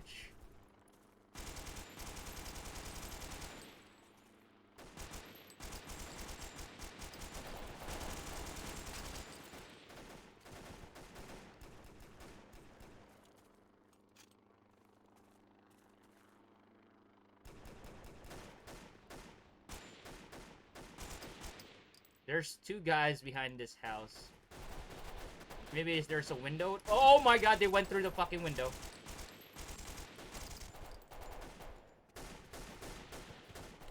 Yeah, they are. Definitely are. Ammo? Good. I need that. Alright, let's plant the satchel charge at the fuel tank. There's a fucking tank there. Again. And I don't have an AT-4 launcher.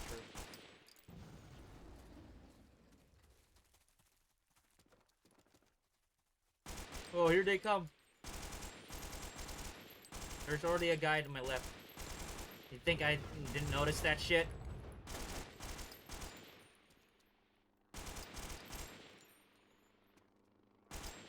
There we go, we got a clear shot on the pilot.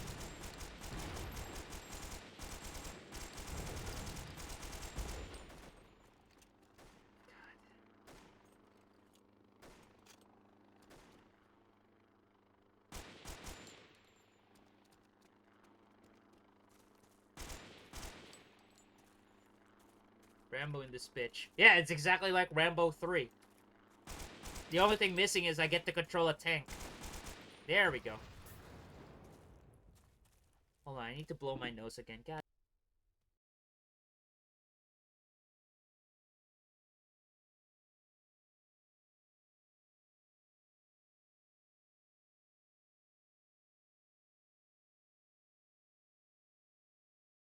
Alright.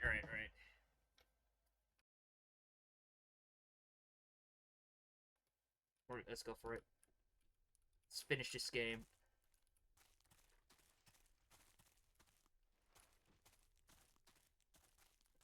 Plant Satcher charges on top of the fuel tank. There's two of them. Are these not the fuel tanks we're talking about? Or are they? Oh, just making sure, because, like, they're really, really vague about the objectives.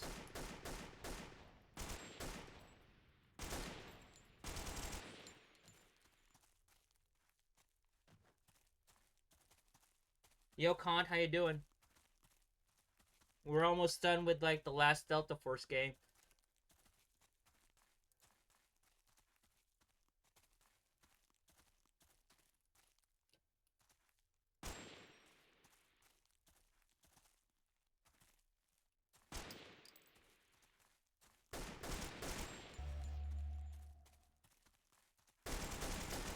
Fuck off. Hold on, let me regen my health. They got so inspired by Call of Duty that they added, like, health regeneration in this. That's why I haven't seen, like, a single med kit in the game yet.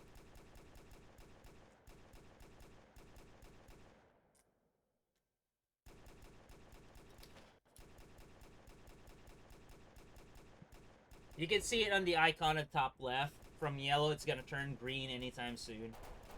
Yeah, there you go. Yep, pretty much. This is, like, easy, but the problem with this game, the missions are boring. Because, like, they were rushed. They were definitely rushed. And, like, sometimes the objectives are very vague.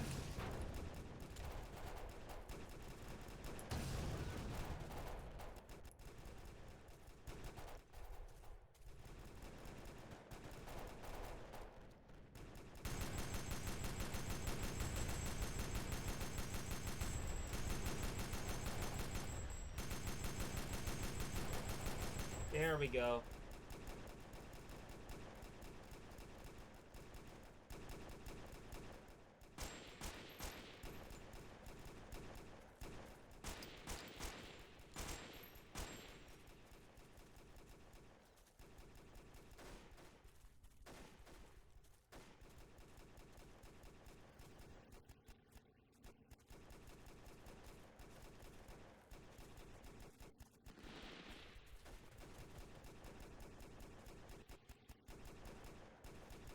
Oh, you're pinned down?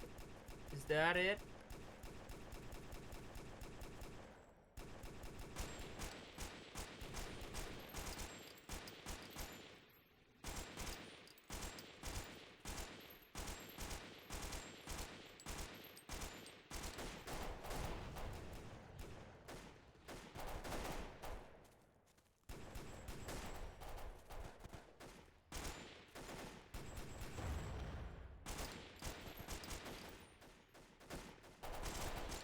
They really did.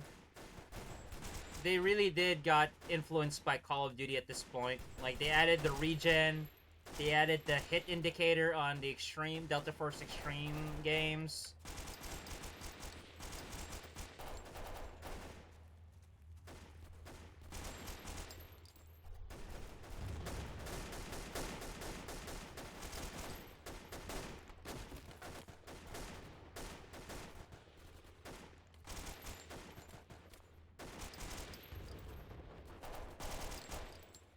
Oh, there's the fuel tank.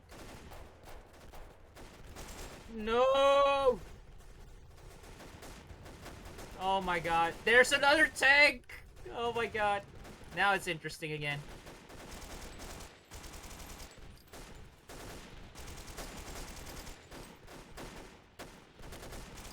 How do I blow up the tank without any explosives? I'm out of AT4. And there's like a real tank out there. Jesus. Yeah, I'm out of explosives and AT4. I'm so screwed right now. And we can at least kill the gunner and the guy inside. There's gotta be explosives around here somewhere. Hold on, I'm gonna stay in the bunker till I check the map. There are explosives inside the bunker that I killed the guy next to, like, the tank. I can also go around the base and go to there. Like, I can do that.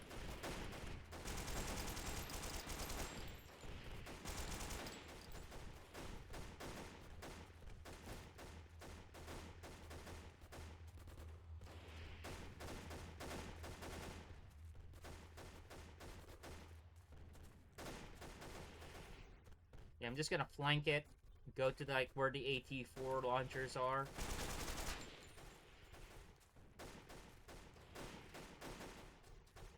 Can I come out of here? Yes, I can.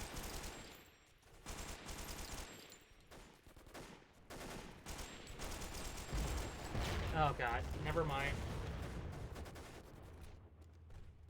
Alright, now we can kill that motherfucker. No, I can't, because I don't have an AT-4 launcher. Oh, those are teammates. There's an AT-4 launcher.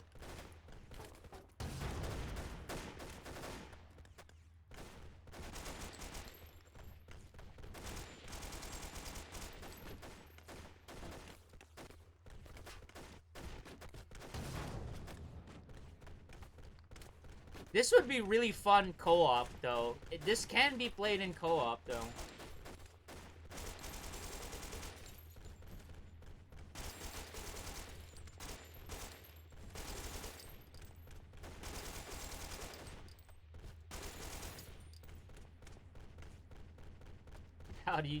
How am I gonna deal with these tanks? Maybe if I get this ammo, I can get more AT-4. Yes, I can.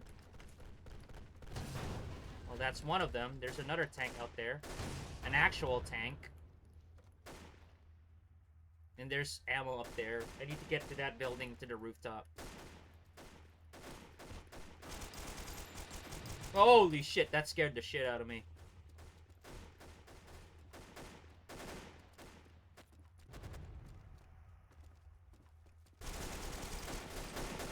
Oh.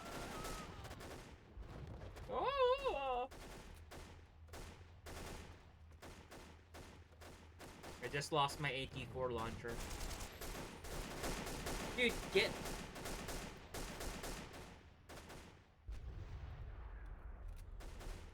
Wait, hold on. Kill me again. Kill me again. Kill me again. Kill me again. Because I have an idea. He's teabagging me. Much better.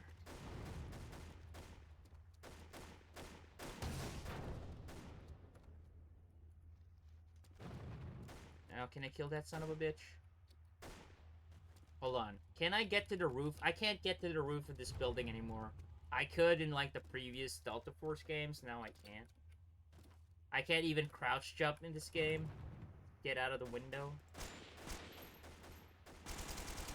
Ah!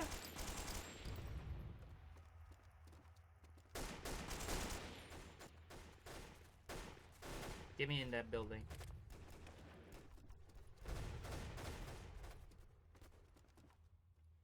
Give me that. It's satchel charged. It's not fucking AT-4. I wonder.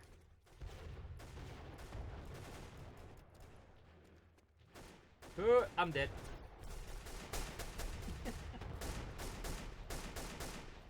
There's zero parkour in this game.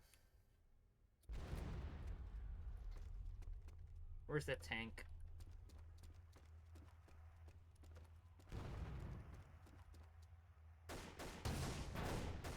Look, how many rounds does it take?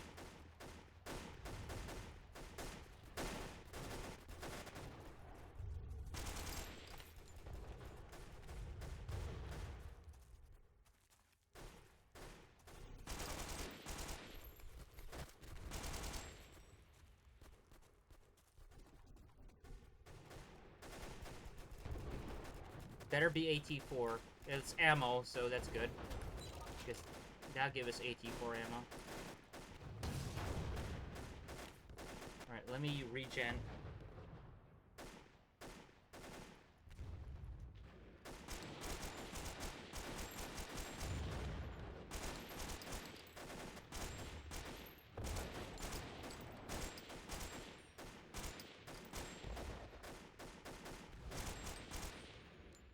This is the only Delta Force I know where you actually get to take on a tank. And it's the only Delta Force that lets you only carry like one rocket launcher at a time.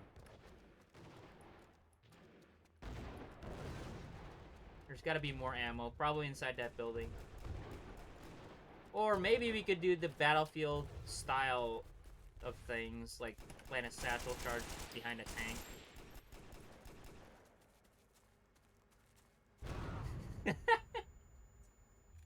Good lord, dude. Like, how many rockets have I shot at him? Like, probably 5 now. This is gonna be the 6th one.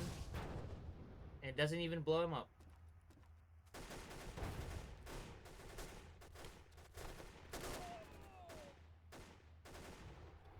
Good god, dude.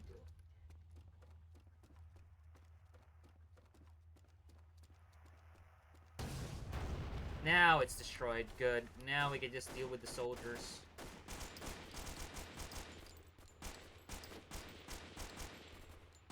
Where the hell do you think you're going?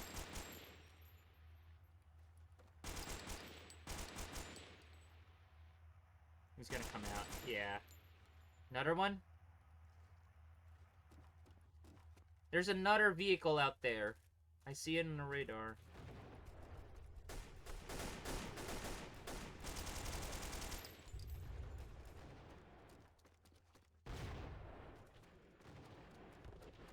Is it another tank? Please don't tell me that's another tank out there. Can I? Hold on. Can I? Can I? No, I can't control the tank. That's bullshit.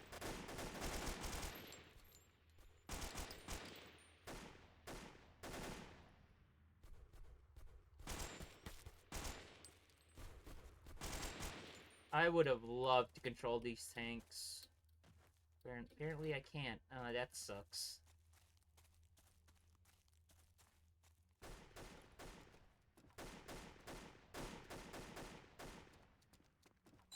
So many tanks lined up, I can't even use them.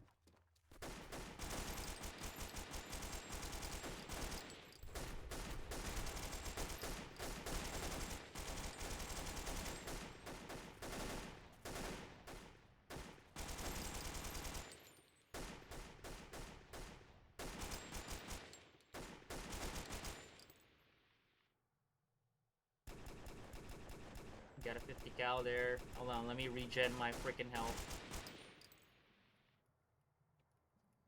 I need to find a satchel charge though. There was like one earlier. There we go.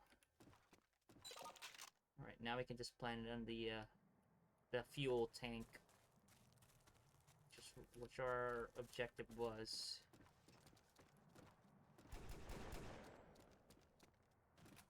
Can we finally finish this game?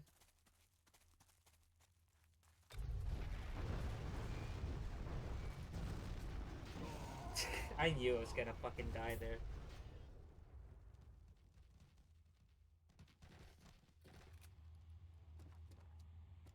There we go.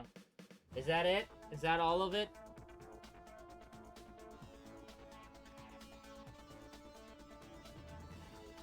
Destroyed the last of Khalid's army and prevented a global catastrophe. Outstanding work. The world owes you a debt of gratitude. Yeah, that's all of it. GG. We're finally done with the entire Delta Force series.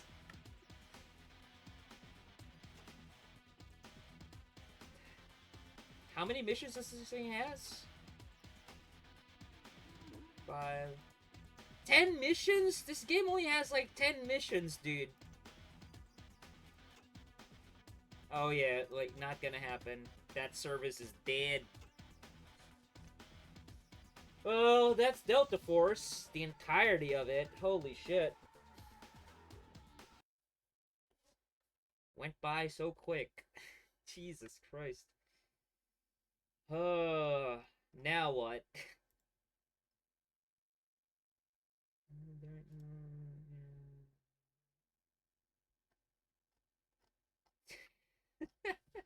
Now what? I may try and set up a conflict for OG Xbox, or probably play like the original Ghost Recon game on OG Xbox.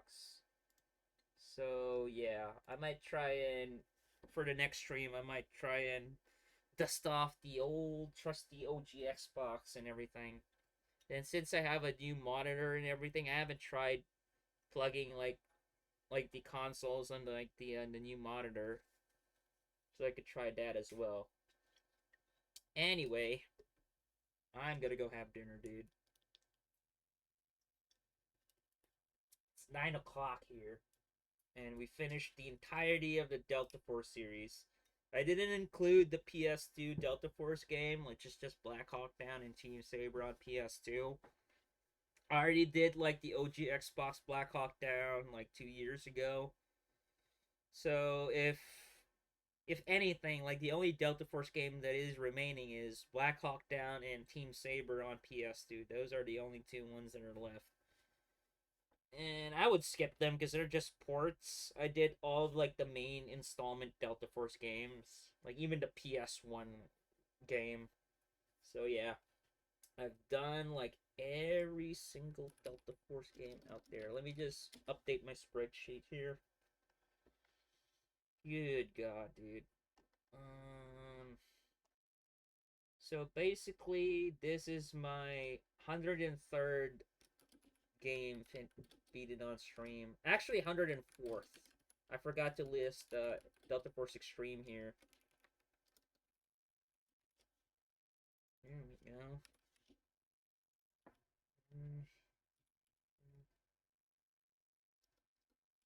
18.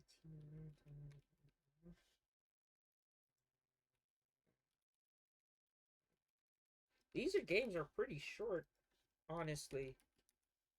I think they were more concentrating on the multiplayer aspect of Delta Force at this time. Because, like, there are less and less missions. Like, the later installments got less and less missions. Like, the one that has, like, a lot of them, if I were to recall right now, I think Land Warrior was the one with like a lot of missions, and Delta Force 1. Delta Force 1 had like a lot of missions, dude. Holy shit. So yeah, that's the entirety of the Delta Force series. All 9 games, all main installments, and 1 expansion pack. Actually, 2 expansion packs. But Task Force Dagger was a standalone expansion pack. But those are basically all of the main installment of the series.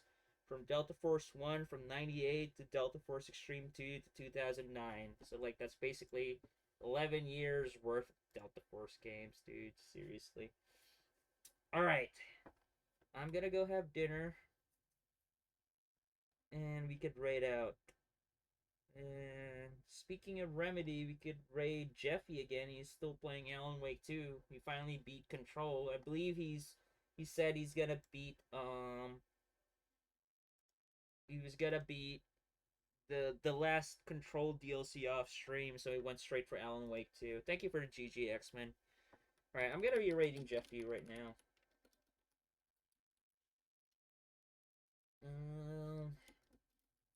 Dude, I am so hungry. I want to eat. Like, I do have some dumplings, like, standing by. Like, I had my dinner set up before I started streaming, so once I got off stream, I'll just start eating. It's like, most of the time after stream, I still have to cook, and have to wait for rice to cook, and all that, which I have no problem with, but I'm already hungry by the time I got off stream, so all I have to do is eat right now. Alright, let's rate Jeffy. He's playing Alan Wake 2. Thank you so much, guys, for, like, bearing with me. With, like, oh my god, like, all I did was, like, bitch. But I just wanted to vent out. Like, it's been frustrating for, like, the last couple of days. I'm still struggling to find work, dude. But, I mean, I wouldn't take anything that seriously. Like, if you take stuff from the internet way too seriously, you have problems in yourself, dude. Like, honestly. Like, I don't take that much, like, internet stuff that seriously. Like, if I get pissed off at something I read on the internet, like, I just step back, do something else, and I'll be fine in, like, a few minutes. Anyway, guys, I'm gonna be thinking about what I'm gonna stream next. Most likely, it's gonna be another military game, but I'll probably boot up the OG Xbox again, so we'll finally be back on the 6th gen console stuff. Probably. I'm not sure. I still have like a lot of backlog stuff. So yeah, I might do the conflict games. Like one of them, probably Desert Storm first, because like I've heard so many people mention it and I've never played them. If not, I'll probably do the first Ghost Recon on OG Xbox, and I'm pretty sure William the Pussy is gonna fucking love that shit. Can't get enough of that Tom Clancy games. Anyway, guys, I'll see you guys next time. Thank you so much for stopping by. See ya.